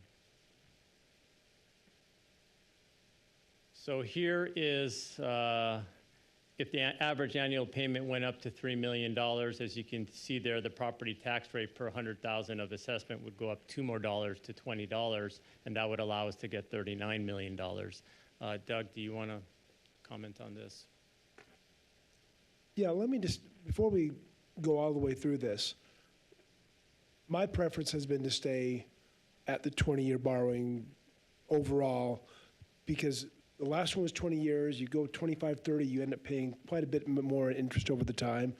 But there's a need there to focus on this amount right now to take care of the congestion. So when you're looking at borrowing more money to cover more items, there are plenty of priorities that could be covered if you went to a $3 million increase, or an increase, which is up about $350,000 above what we're paying right now. So the current process, our last payment will be made, pardon me for the mic here, the last payment will be made in August of 2024 at $2,670,000 some odd thousand. So this is about $330,000 higher than that. But it's also at 4.46%, or with the 50 basis point cushion in there, it'd be about 3.9. The rate, the payment, if we were able to finance it now, right now at 50 basis points lower, the payment I think would come down about $175,000. And if we were able to refinance it further on as rates inevitably decrease, we might save more down the road. The question of should we incur the additional $330,000, which would be roughly $10, $11 for an average household for a year, would be based on what Mark can do with that additional $4 million. Is it worth that to fill out other projects that the city needs? And there probably are prioritized projects, but that would be up to the council to decide if it's worth that additional step upwards. And you can take it beyond, you can see the rest of Mark's and Eric's comments there about taking it to $3.2 million. You get $42 million, so you're up $7.5 million out of $3.2 million payment. And then the $3.5 million is similar. $3.5 million payments gets you up $10 million. But you're paying then nearly $800,000 more than we're paying right now. These are just option numbers, so you have facts to consider it. Thank you for that explanation. Are there any other questions that you would like Mark to go over at this time? Any discussion, concerns, questions? This is an action item tonight. Go ahead. Yes. Just to be clear, back on one of your slides, I'm not sure where it is, but where you have the term of the 20, 25, and 30-year terms, just so there's transparency there, we're looking at potentially having around $35 million worth to work with in that approach, but an additional cost of $18 million plus. So the total of debt service is $53,353,000 or $53,000. So that net interest for 20 years to borrow that amount of money, I just want to be sure that's what you're showing here, is that's about $18.5 million in just in interest payments. Yes, sir. And those, that would be on the current taxpayers, people that own property, not on any growth-related work. It's just based upon the current number of property owners today. Thank you. So do you know, Mark, and I'm sorry I didn't ask this sooner, I don't know if you have this information, do you know what the interest cost was on our last 20-year? Or Doug, do you know that? The current one right now is about 1.8%.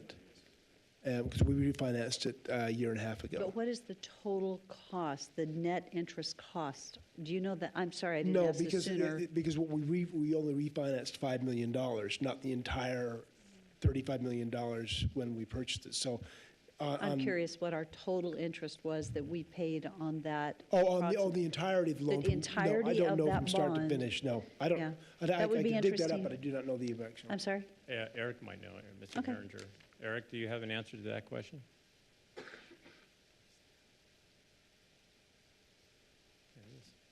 You're muted. Mute. You're muted, Eric. Yeah, I don't have that number, in front of me. It can be obtained.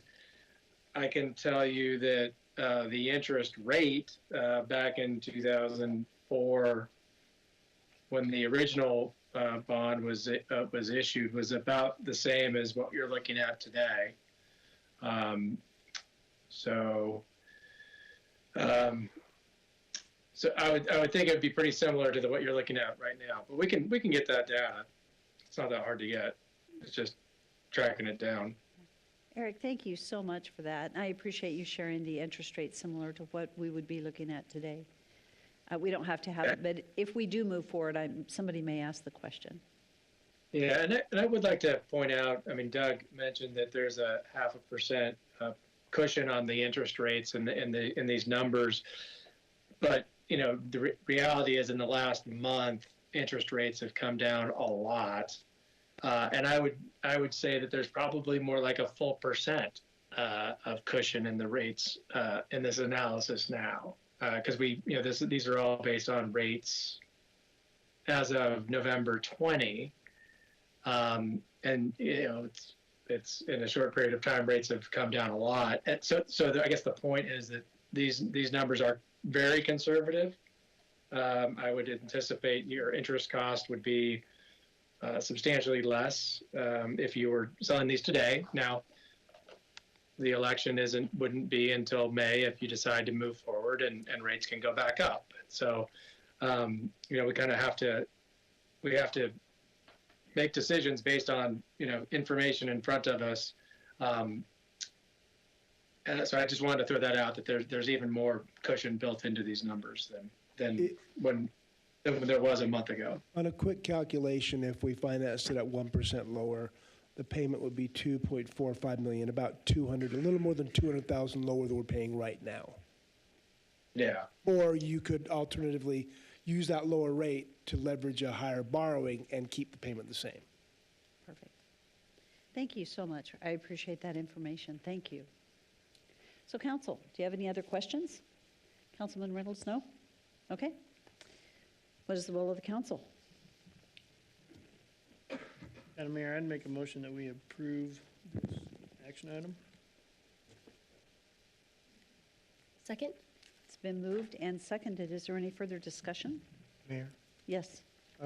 I've considered this quite a bit. I respect the voters and the transparency to allow them to make a decision moving forward, but I just don't agree that the timing is right with the higher interest rates. I know that Doug spoke about interest rates going down in the next year to 2 years potentially. I just know that as we struggled with higher interest rates like these with the NDC bonds, that we finally were able to refinance to save about $5 million in interest payments. The amount of extra interest that we paid over the first few years of that didn't need to be that high, but it was. So as a city, I would have expected lower interest rates than what we're seeing here. I just have a hard time, especially in light of the current, the recently approved school levy for 2 years. I'd be more preferring to see this happen in 2 years and not right now. That's just my personal preference, so I won't support the motion at this time. Okay, thank you. Any other discussion? So there was a motion and a second. Roll call. Rodriguez. Yes. Werner. Yes. Everfield. No. Chingula. Yes. Reynolds. Yes. 4 in favor, 1 opposed, motion carries. Thank you. Thank you, Mark. Mark, really good work. Excellent presentation. You've done a phenomenal job walking through this. Thank you for that. Excellent. Okay, 7.5 is an action item. This is to authorize the Public Works Director to sign a change order and authorize an amendment to the FY24 budget for the Intelligent Transportation System. This is the ITS infrastructure project in the amount of $233,705.12. Who is presenting on behalf of Tom on this evening? Daniel. And I guess, are there questions on it? This is to authorize an amendment that would take place in the 24 budget amendment. And Doug, that would take place when? The amendment will be, oh, I'm on. The amendment will be in March of next year. Okay, thank you. Daniel. So, Mayor, Council, our ITS project, there's a portion of this is due to some additional fiber needed in the ITS project that was not captured in the original plans for splicing and that type of stuff. That's about $70,000 of this. The additional is for some additional fiber runs between our existing location there at Northside and Karcher, going to the new signal being installed at Karcher and Madison that the developers are putting in.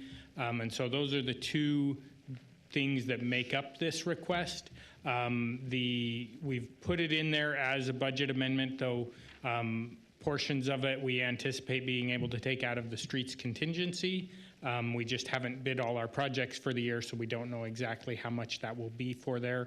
So to be safe, we wanted to let you know that there will be, there's likely some portion that would come from an amendment in the spring.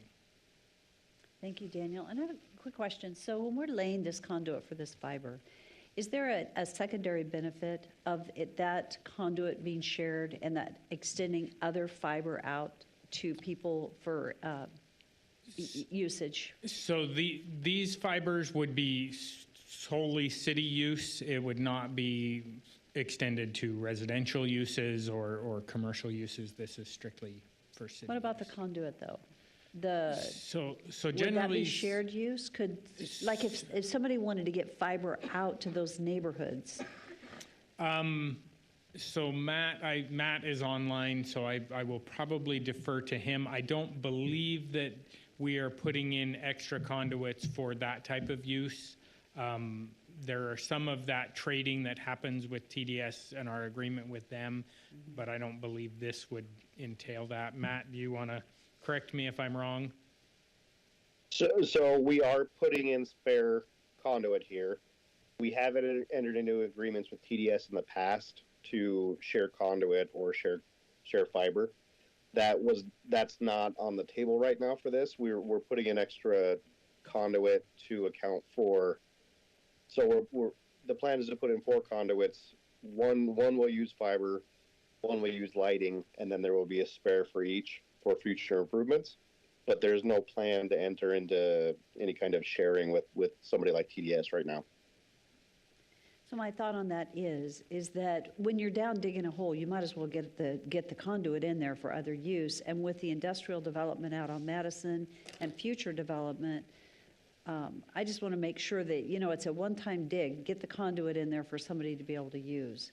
I know there's a cost of that, though, because that conduit's not cheap. So I just don't know if there's any discussion with any providers to help take that fiber further north when we're doing this work. So this would just be an east-west run there from Karcher Madison to Karcher Northside. Northside. So just that. There may not be a need for fiber. And that's, we can certainly ask, but I don't know that that there's a need for that. My anticipation would, as they go out there, they may be going aerial in that area. I don't know, but we can certainly ask if you would like us to. Thank you. I think I'd like that to be in consideration anytime we're putting conduit in, because if you're in the ground doing it, let's just see if there's anybody that wants to partner, because it just helps with getting fiber. Thank you. Okay. Mayor? Yes. So Daniel, I'm just a little unclear what you're asking for here. You say the overall cost, and you've titled it a change order, is $233,705. Correct. But it also states that part part of this money is coming out of your traffic division contingency fund. So that's money you already have available. It's money that is already in the budget contingency for projects. So it is approved in the budget. It's just not allocated to a specific project at this point. So the full 233,000, part of it's available, but not all of it. Correct. So the balance of the amendment to our fiscal year '24 budget, we don't have that number? Correct. That would come forth with the amendment after we've bid some additional projects to know how much contingency we have available to allocate to this versus other projects. So will this be coming back before us at some time with the actual number? It would come back with the actual number in the budget amendment, yes. Okay, so we'll get that number at that time? Yes. Okay, thank you. Thank you. Okay, so what is the will of the council? I'll make a motion to approve, Mayor. Second. It's been moved and seconded. Is there any further discussion? Roll call. Brunner, Yes. Pingula, Yes. Haverfield, Yes. Reynolds. Yes. Rodriguez. Yes. All in favor, motion carries. Item 7.6 was removed from the agenda earlier, so we're moving to 7.7. This is an action item. This is to authorize the mayor to sign a memorandum of understanding for the Cherry Grove Subdivision Regional Pressure Irrigation Pump Station on behalf of the city, and authorize a maximum reimbursement in the amount of $600,000 to come from the pressure irrigation impact fee. This was reviewed and approved by Todd Lakey, city attorney. So moved. Second. It's been moved and seconded. Is there any discussion? Roll call. Rodriguez. Yes. Brunner, Yes. Haverfield, Yes. Pingula, Yes. Reynolds. Yes. All in favor, motion carries.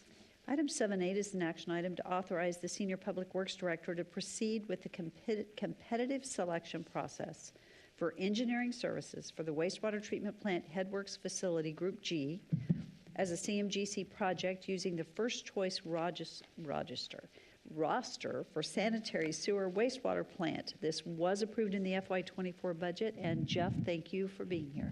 So moved. Second.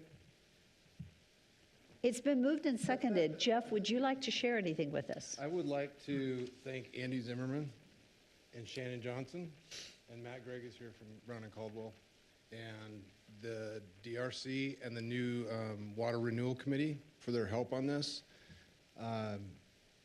Appreciate your support. So looking forward to the project.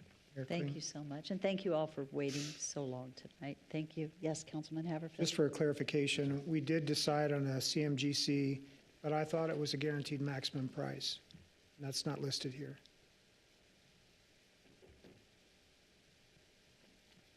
Mayor Kling, Councilman Haverfield. So in the CMGC model, we would go through, procure a CMGC, and then once we have worked through that process, bring that guaranteed maximum price back to the council once it's been agreed to. So we typically do that after design's been progressed to something like 60%. Okay, I just want to make sure that we are listing a guaranteed maximum price at some point in the process. Okay. So this is just to proceed with the competitive selection process, and then even that selection will be made by your committee, and it'll come back here for approval when we get done. Mayor, with this. correct. Thank you. Mayor, just a Yes. quick question. So did Larry Olmsted and Glenn Remmies, as far as their questions get answered, as far as since I was an absentee at this meeting? Yeah, Councilman Brunner, after the WRC meeting, that we just didn't have a lot of time there to answer the specific financial questions. So we sat down with Larry and Glenn, and we went through it line by line with Shannon, with our staff, and I thought it went well. They had good things to say. So they're not They here answered their objecting, questions. so No, Larry left early, so he, you know. I And can- they're not shy about objecting. They're in bed right now. I will say that they did stick around for the maple bars afterwards. There were a few left. They were several years old, but. They were still good. Okay, so I believe we had a motion and a second. Is there any further discussion? Roll call. Brunner, Yes. Pingula, Yes. Haverfield, Yes. Rodriguez. Yes. Reynolds. Yes. All in favor, motion carries. Thank you, guys. Appreciate your work. Thank you. Okay, item 7.9 is an action item. This is to authorize the Mayor and Public Works Director to sign a task order with Lombard Conrad Architects for the architectural and engineering services for the Waterworks Water and Irrigation Division Facility remodel and expansion in the amount of $285,620. This is approved in the FY24 budget. So moved. Second. It's been moved and seconded. Is there any comment? Councilman Haverfield. I will make a comment that the original numbers that they were working off of were amended considerably after discussion. They dropped down about 25% of their original fee, and the actual construction value of this project was dropped about $700,000 due to that interaction. So it was all Mayor, good. Councilman Haverfield, Yes. like to thank you for your help Yeah. in that process. That's pretty major savings. Yes, I mean, we were talking $60,000 to $70,000 on just the design Design. portion, so, Mhm. and then more on the building, so thank you for your help. You know, that's the beauty of partnership, and I really appreciate your input. Thank you. Thank you for your willingness to have the input and to go through the discussion with a positive outcome. Thank you. Thank you. Go I'd ahead. like to introduce a couple You may. people. Please. So if you know, Keith retired several months ago. We hired John Spencer, still here, John Spencer as our engineering manager and overseeing our water and our pressure irrigation system. So he has a master's in environmental engineering. He was a project management, he was an assistant city engineer and managed our projects here. And so he's a great benefit to move into that position. And then Shane Wendler's here. He's our assistant superintendent. And he oversees the operations of 113 some stations and is our most experienced person on staff. So these two gentlemen have been just essential in this whole building process. But I wanted to also introduce you guys. Haven't met John yet also. I don't know if you've met Shane either, so. Got to have a long talk with Shane the other day. It was really awesome. Mayor Jeff, you told them they get to attend every council meeting. Yeah, After tonight, they I'm said they sure you're thoroughly wanting enjoyed it and to. they'd like to do it again. That was part of the, resume. That's- Thank you guys for your service. I tell you what, you do amazing work. It's so great to have you in your new role. And I thank you both. And the entire team. It's neat to see the team together, right? And the work that gets done. And I tell you, our guys, when we have water main breaks, and I think the average person, we don't even think about it, who's out there digging those holes, and a lot of times it's in the wintertime, and they're trying to make sure people aren't out of water. The communication is excellent, trying to make sure that it gets done quickly, efficiently, and with the least amount of impact to the local residents or whomever. And that is incredible. And I just thank you for that work. Really, really appreciate it, and everything else you do, but thank you. Thank you. Okay, so we have a motion and a second. I think we're ready for roll call. Brunner, Yes. Jingula. Yes. Haverfield. Yes. Reynolds. Yes. Rodriguez. Yes. All in favor, motion carries. Item 710 is an action item to authorize the mayor to sign a resolution declaring the Greenbrier Schober Irrigation Well surplus property and authorize the disposal as recommended by Engineering and Waterworks. So moved. Second. It's been moved and seconded. Madam Is- Mayor? Yes. I have one question on that item. Can somebody just explain that process to me for is it a public auction or?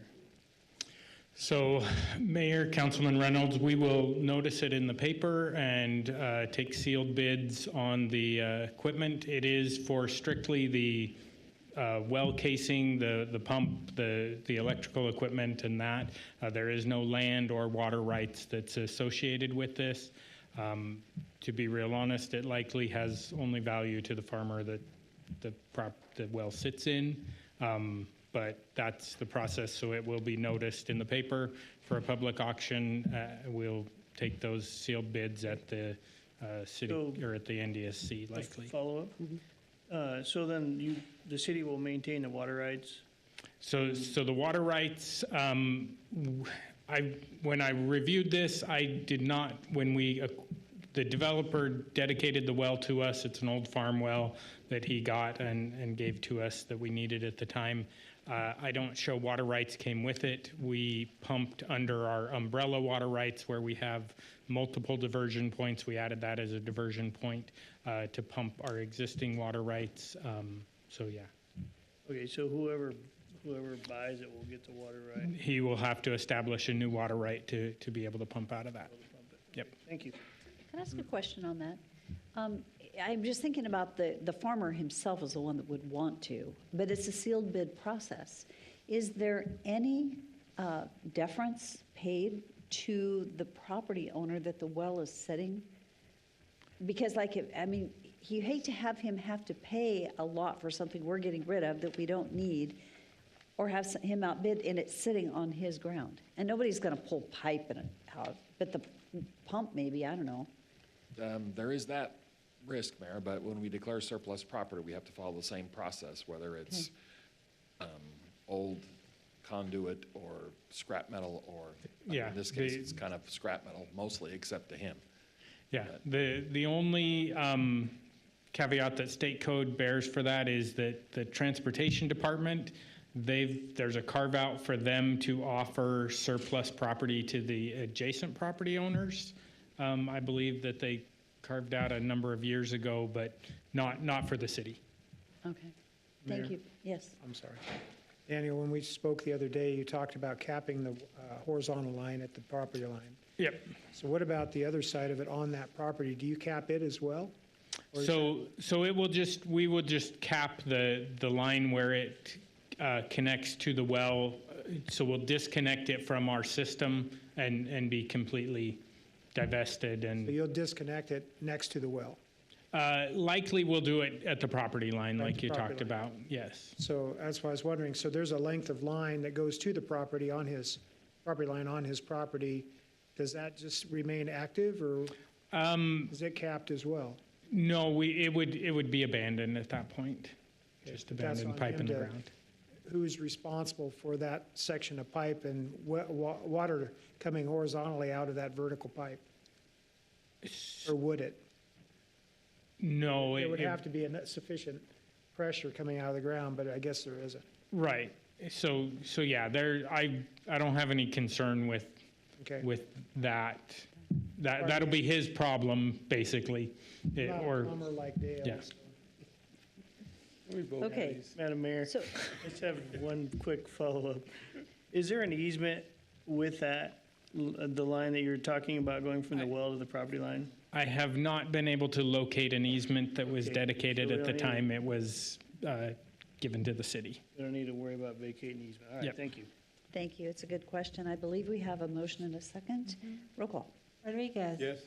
Brunner. Yes. Chingula. Yes. Reynolds. Yes. Haverfield. Yes. All in favor, motion carries. So this next item, 711, is an action item, and Kristen Pudlow's here, and she'll come speak to it very briefly. You know, Kristen, I realized that did we have that sheet on? Okay, thank you. I'll let you put, while I say, 711 is an action item, and this is the City of Nampa Emergency Planning Consultant Kristen Pudlow, in conjunction with Finances, requesting authorization to apply for a 2023 Building Resilient Infrastructure and Communities BRIC FEMA subgrant administered by the State of Idaho Emergency Shelter Medical Equipment Charging,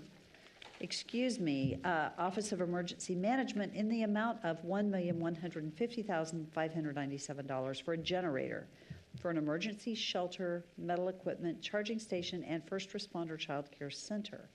The generator is to be installed at the Harwood Recreation Center at the city's cost share for the project. It is estimated to be $287,500. So Chris and Kristen, this is Chris Boaz, who works on our grants, Kristen Pudlow. Thank you guys for waiting so late. I had no idea how late it'd be, but thank you so much. So I'll let you share with us. Well, our pleasure. Thank you, Madam Mayor and Council. Just wanted to say, normally this would be a department person up here doing this quick introduction, but since Kristen is a contract employee, just wanted to say it's been a pleasure to work with her, and I'm going to let her take over since she is a subject matter expert. Thank you. Mayor, Council, thank you for your time. I timed this earlier, and it should be less than 3 minutes. So throughout and I'm also cutting that down, so I'll be as fast as I can. So throughout the emergency operations planning process, part of that is identifying strengths, and I can just say that the City of Nampa has far more strengths due to daily stewardship that you find in every department. It's hard to miss it. And so there's a lot of daily strengths that contribute to emergency preparedness. But throughout the process, we've also found some opportunities for improvement or gaps in capabilities. And one of the major gaps we've found, the Treasure Valley is an isolated community, so there's not a lot of large areas that we can pull resources from during a major emergency. So we really need to focus on self-sufficiency in our area. But long story short, we have a current MOU to provide critical childcare through the Howard Recreation Center for hospital staff, critical hospital staff, and then emergency and first responders. And so that would make that facility a great opportunity for us to outfit that with a generator so that they can continue to run that childcare center and keep the hospitals and police departments and anything else going if there's a large emergency that impacts power for long term. And then secondly, there is a gap throughout Ada County and Kenyon County for power-dependent medical equipment residents. There is no identified location in any of the local counties that can facilitate those folks having somewhere to plug in that isn't the hospitals. And our area is identified as having just Nampa anywhere from 250 to 400 people. I think it was like 398. 370. So that's quite a few residents who need power, and those are the ones that have high mortality rates if there's a long-term power outage. So this application would be an opportunity for us to identify and fill those gaps with federal funding, of course, with the city cost share. So that's all I have. Does anybody have any questions? Mayor. Yes. So, Kristen, is this a diesel generator? Yes, and I have Brian here who's been working diligently to support, but I understand they don't make diesel generator or natural gas generators that size. So it's a 1,250 kilowatt generator or two 600 kilowatt generators, which are large. They're like the size of a train car, so they don't make those in natural gas. Is that correct? So, Okay, sorry, I'm not the expert, so I'm going to let Brian talk. Mayor and Council, they're not common. In our research, we found that the majority of the generators that size typically are run off of diesel, and so that's what we had proposed. right. That's why I asked the question. So, are you planning a reservoir of some type to go along with the generator to provide the diesel, to have it be a continuous operation so that you can come back in and actually fill up that tank? Or is that a part of this project cost? There is a tank included in this. It would be a skid mount tank. So is it a 3-day operating type capacity, or what is it? We haven't calculated a time rate on that. We just calculated in a standard what typical hospitals might have, and until we get a little more clarification on what length of time we might want down the road, but standard would be more like probably a 1,000-gallon tank on that. 1,000 gallons would last how long? You'll have to speak into the microphone. I thought I saw 24 hours as the initial estimate, that it would Okay. keep it going for 24 hours. But again, without that document here, but I can certainly email it to Shar to email to the council. So just like we looked at the wastewater treatment plant, having a reservoir available, either on ground or below ground, that you can pull out of is obviously be better to have it for more than just 24 hours because you'd be constantly filling it up. So I'm not sure if we need to discuss that tonight, but I think long-term, if that's the way we're going, which makes sense because there's really nothing in South Nampa now besides just a quick care, that capacity makes a lot of sense as far as be proactive, having it at the rec center. So I have a question for you. In the grant process, is there any flexibility with what we actually get? Or do we have to be really, really specific with the grant that it is going to be exactly this and sit at this location? We do need to do a very good job scoping the project, Mayor Kling. So if we need to add an additional cost for additional fuel storage, we need to do that before we submit the application on January 15th. That's my suggestion based on what I've read. Okay. So the size of this generator is very, very large. Is there an option to get, it sounds like it's a semi-truck size. It's well, from what I've understood in research, Mayor, it's the size of a train car, which is similar to a the bed of a semi-truck, so right. it's large. And so I guess that's why I asked, because would it be in our best interest to have something that's actually mobile? that we could choose where we put it. But you'd have to have the electrical hookup, right? You'd have to be able to get that power into the building. But I'm just wondering if there is some flexibility, or is it just, I don't know what the grant is to, We certainly have flexibility right now, so it's not too late to fix that and adjust and write it with that flexibility in there, Mayor. So if that's something we can facilitate, certainly we can scope the project and write that in. it's just a, That's great. I think what you're on, what you just said makes so much sense, because I've seen that in applications that I've been involved with on nursery centers and such, you know, where they just back them in, plug them up, and they're mobile. So the thought, because we, initially, if we could afford it, we were going to do one for the Civic Center, one for the Rec Center, until we found out the cost. The Rec Center is what we would use, during the pandemic, we used that for our child care for our first responders, and it was very, very beneficial. Then the Civic Center could be for the oxygen and for all the medical needs. But then there's the discussion about the Fort Idaho Center. And so if we could have a mobile generator that is a semi, we'd have to be able to move it, but it would give us the flexibility of putting it where we need at that time frame. you'd have to plan for the port at that location as well, though. You would. And so I think when we go into scoping such that does increase the cost, and there is a 2 million cap for what the federal government will match on this grant, as I understand. So we would have to see what the cost differences would be, and if there's anything past 2 million, the federal government will only match up to the 2 million cost. So a mobile unit that would, instead of a stationary unit. And I think that we could be within the 2 million on that one, Mayor, but when it comes to like outfitting the Fort Idaho Center with the transfer switch and the other things, that's where the cost starts to really go up. So, but if it was just for the mobile unit for the rec center, then I think that that's feasible within the 2 million. But again, I'm not the expert, so I don't know what. Yeah, I think. Okay. Can you, have you found where these generators are made in the United States? Yes, there's plenty to choose from, and GSA, I think I saw a 70,000 cost reduction for purchasing a GSA generator off their website, and those are guaranteed to meet those. I saw that this required that, so. Yes, and we also have to use environmentally friendly concrete, but there's some other stuff. They're familiar with all those federal requirements, so. So actually, one of the things I would like to say, not say that it is for a project, you say it's estimated at $287,500. I would like a motion not to tie us to $287,000 if we could authorize the city of Nampa to pursue a grant to meet the generator needs. The deadline for the grant is the 15th of January, right? Yes, Mayor. Okay, so I guess the question for council is there some liberty in going after a grant, but maybe we say that up to a general of 300,000 or 350,000 in our grant match?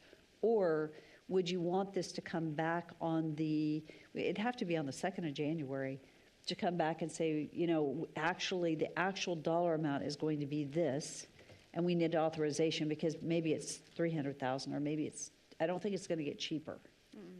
Right. So I guess what you're saying then is if we are given the grant, we're authorizing up to 300,000, but that would have to be a budget amendment for 24. Well, I don't know when we would be actually expensive. It's probably 25. It is. It'd be so 2025. Yeah, they would start to review the applications in 2024.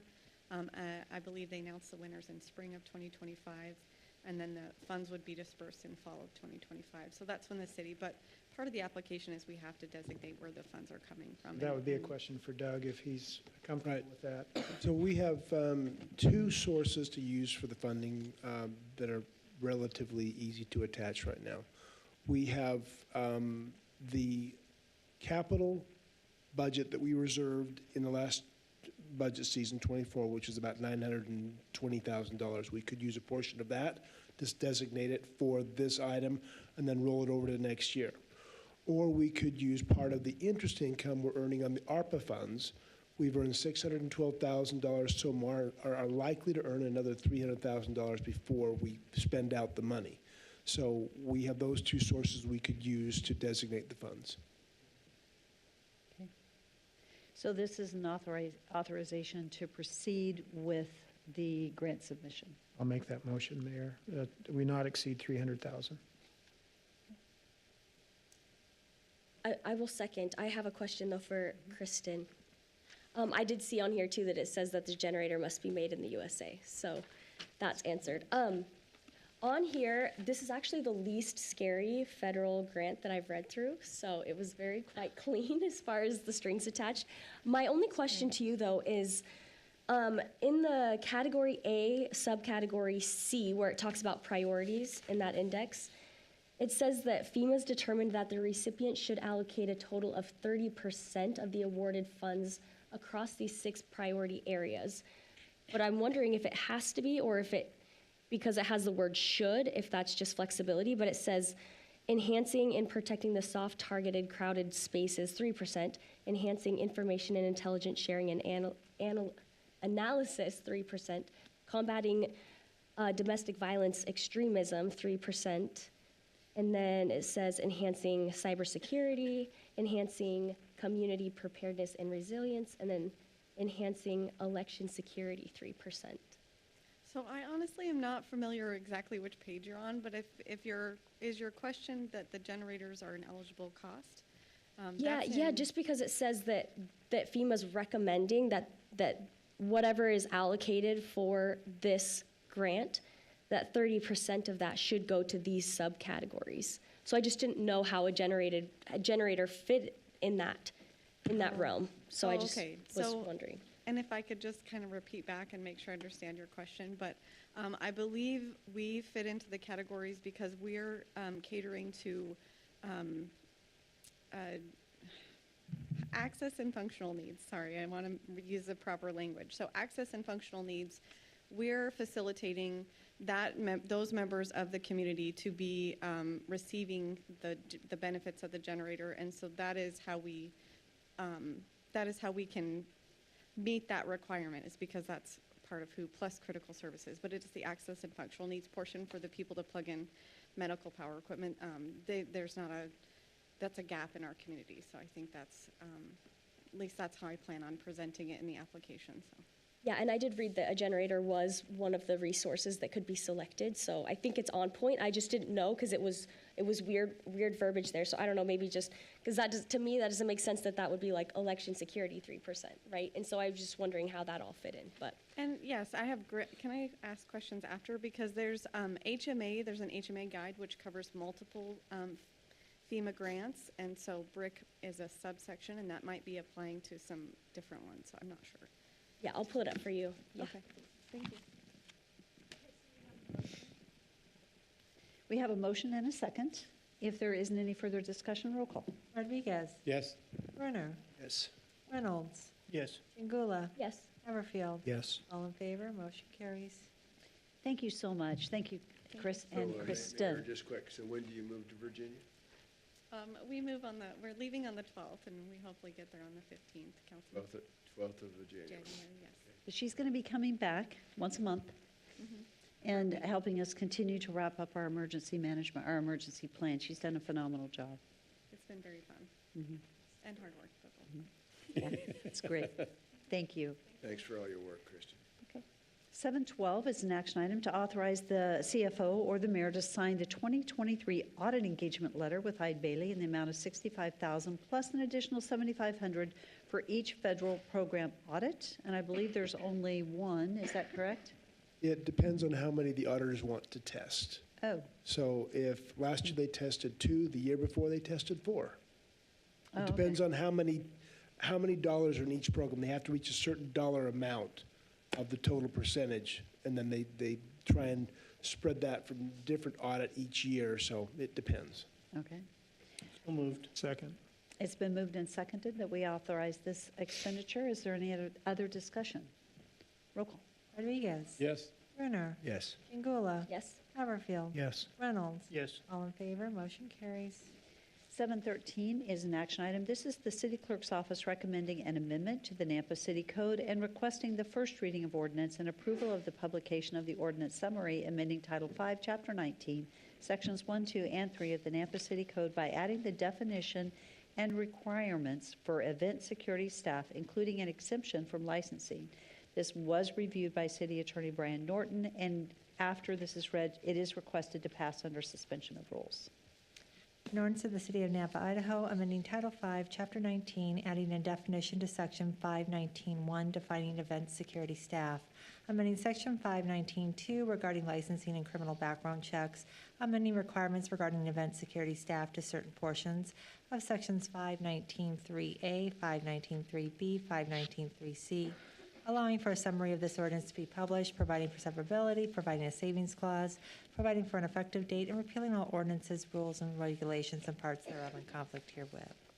Mayor Kling will make a motion to pass the ordinance as read under suspension of rules. Second. Is there any discussion? Roll call. Rodriguez. Yes. Brunner. Yes. Jingula. Yes. Reynolds. Yes. Haverfield. Yes. All in favor, motion carries. That concludes our new business items, and public hearings are behind us. We have Section 9 unfinished business yet to go, and we have, let's see, we've got 6 action items, and 5 are readings of ordinances. So here we go, Jar. The first one's a resolution, but after that, we're into the ordinances, so. Okay, the first action item, 9.1, is to authorize the mayor to sign a resolution authorizing fee increases for the Nampa Parks and Recreation fees, Harward Recreation Center fees, park fees, cemetery fees, Ridgecrest Golf Club fees, and Centennial Golf Course fees as approved by council on November 20, 2023. And we don't have to read that, is that correct? It's a resolution, so we don't have to read it? So moved. It's been moved and seconded. Is there any discussion? Roll call. Rodriguez. Yes. Brunner. Yes. Jingula. Yes. Haverfield. Yes. Reynolds. Yes. All in favor, motion carries. 9.2 on the agenda is the first reading of ordinance for annexation and zoning to RS6, single-family residential zoning district on a .63-acre parcel at 8112 West Greenhurst Road for Randy Meyer. And it is requested to pass under suspension of rules. An ordinance of the City of Nampa, Idaho, determining that certain lands commonly known as 812 West Greenhurst Road, Nampa, Idaho, County Parcel R22983, comprising approximately 0.63 acres, more or less, lay contiguous to the limits of the City of Nampa, Canyon County, State of Idaho, and that said land should be annexed into the City of Nampa and be zoned RS6 Single-Family Residential Zoning District, declaring said lands by proper legal description as described below to be a part of the City of Nampa, determining that said annexation and zoning are in the best interest of the public and consistent with the comprehensive plan of the city, directing the city engineer and the planning and zoning director to add said property to the official maps of the City of Nampa and to designate said property as RS6 Single-Family Residential on the official zoning map and other area maps of the city, providing for recordation, subject to the terms specified, providing for severability, providing an effective date, repealing all ordinances, resolutions, orders, or parts thereof in conflict herewith, and directing the city clerk to file a certified copy of the ordinance and the map of the area to be annexed with Canyon County, State of Idaho, and the Idaho State Tax Commission pursuant to Idaho Code Section 63-215. Make a motion. This pass under the suspension of rules. Second. It's been moved and seconded. Is there any discussion? Roll call. Rodriguez. Yes. Brunner. Yes. Jingula. Yes. Haverfield. Yes. Reynolds. Yes. All in favor, motion carries. Item 9.3 is an action item. It's the first reading of ordinance amending Nampa City Code Title 10, Chapter 22-6B, which specifies the regulations regarding the number of spaces for parking of food trucks for vendor pad. It also addresses and regulates townhouse development and food truck courts, permitting food trucks in specified areas. This is requested to pass under suspension of rules. An ordinance of the City of Nampa, Idaho, amending certain chapters, including amending Title 10, Chapter 22-6B, adding language regarding spaces per vendor pads and language regarding townhouse development and food truck court, providing for severability, providing a savings clause, allowing for a summary of this ordinance to be published, providing for an effective date, and repealing all ordinances, rules, and regulations and parts thereof in conflict herewith. Make a motion to pass the ordinance as read under suspension of rules. Second. It's been moved and seconded. Is there any discussion? Roll call. Rodriguez. Yes. Brunner. Yes. Jingula. Yes. Reynolds. Yes. Haverfield. Yes. All in favor, motion carries.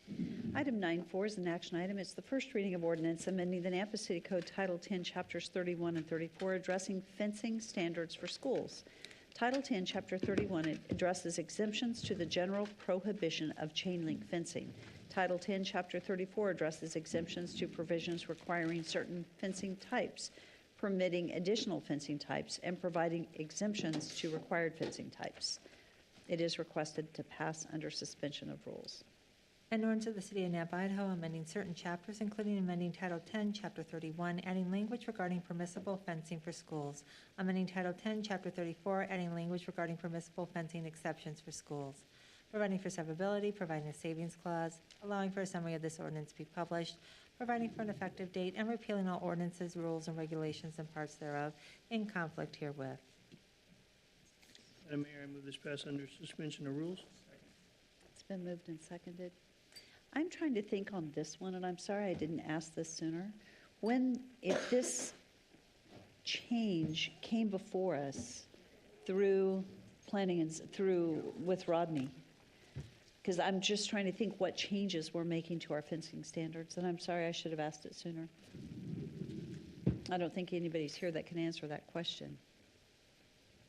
I know that we did have some discussions. Yeah. Madam Mayor, so this went before Planning and Zoning on May 9th of this year and went to City Council on June 5th of this year. June 5th. It's just been a while.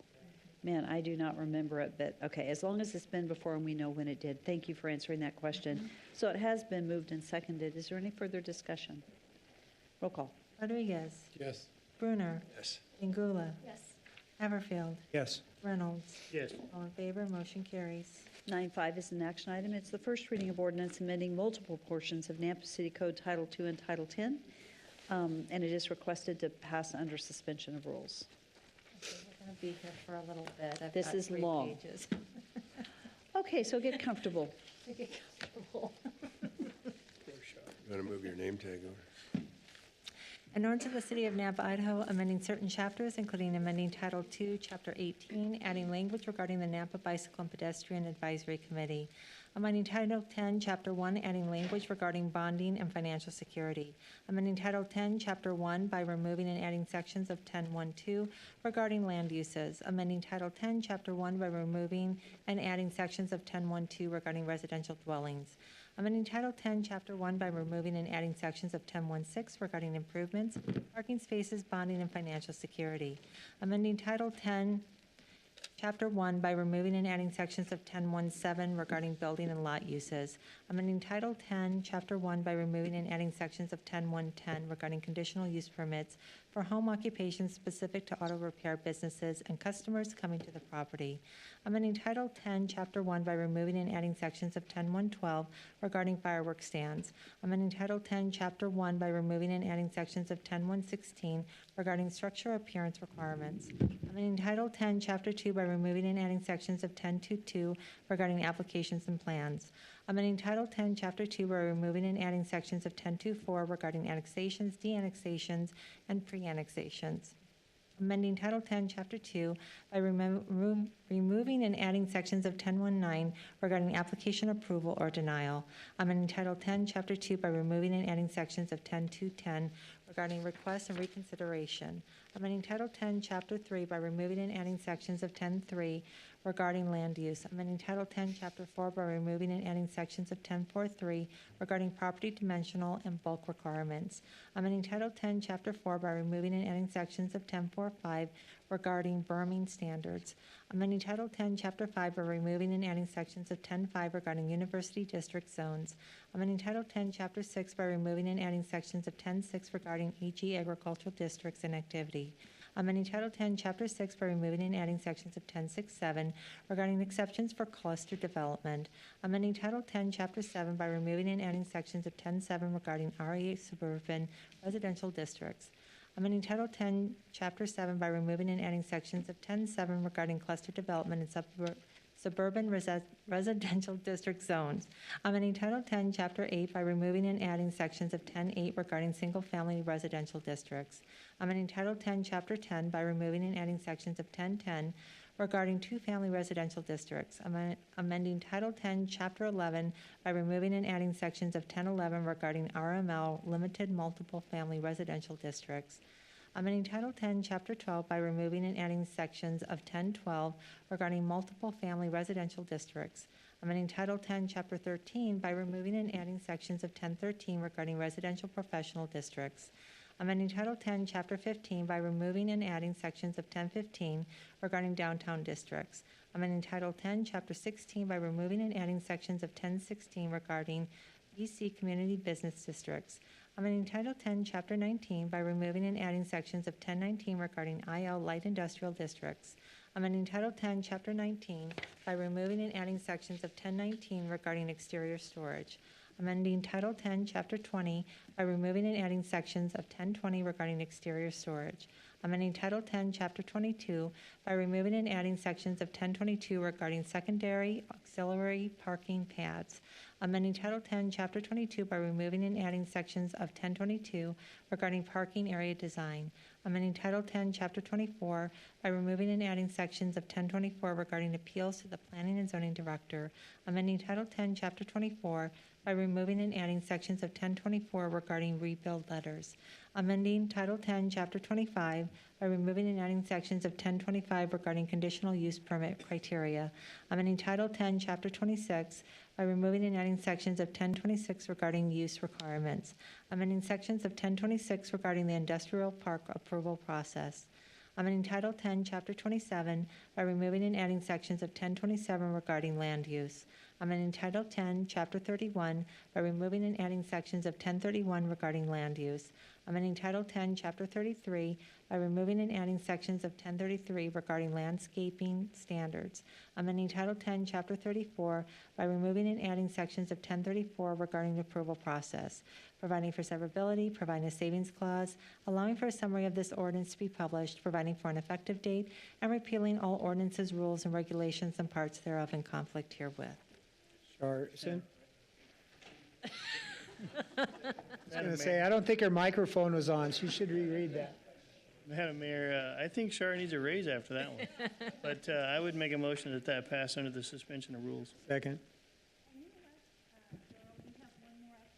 Yes, you do. Your motion, baby. I have no motion. He was about to fall asleep down there. You got one more. You got one more in you. No motion left here. Rodriguez. What? Oh, yeah. Sorry. Bruner. Yes. It's late. Jingula. Yes. Haverfield. Yes. Reynolds. Yes. All in favor, motion carries. I do think, unless he really doesn't want to, that Darrell needs to make the last motion Yes, he does. on his last full council We don't meeting. get to suspend. Go ahead. You get Okay. to second it, too. So 9.6 is an action item. It's the first reading of ordinance amending Nampa City Code Title 10, Chapter 3. The provision amends the chart in Title 1, Chapter 3-2, detailing the types of services and office land use permitted in specific building occupancy types, and adds the ability for medical and dental clinics to be approved by the city for occupancy in the neighborhood business zoning district. And it is requested to pass under suspension of rules. An ordinance of the City of Nampa, Idaho, amending certain chapters of the Nampa City Code, including amending Title 10, Chapter 3-2 regarding medical dental clinic and related services being permitted in the BN Neighborhood Business Zoning District, providing for severability, providing a savings clause, allowing for a summary of this ordinance to be published, providing for an effective date, and repealing all ordinances, rules, and regulations and parts thereof in conflict herewith. So move under suspension of rules. It's been moved and seconded. Roll call. Chingula. Yes. Reynolds. Yes. Haverfield. Yes. Rodriguez. Bruner. Yes, by all means. All in favor, motion carries. Make the last one. Yep. So there is no That was the last executive one. session, but we would stand for a motion to adjourn. So move. We have an executive session? We have another one? Another executive? Oh, no, we're done. Yeah. we're done. We're done. That's what I say. We got. Yeah. We're done. So thank you. The last two,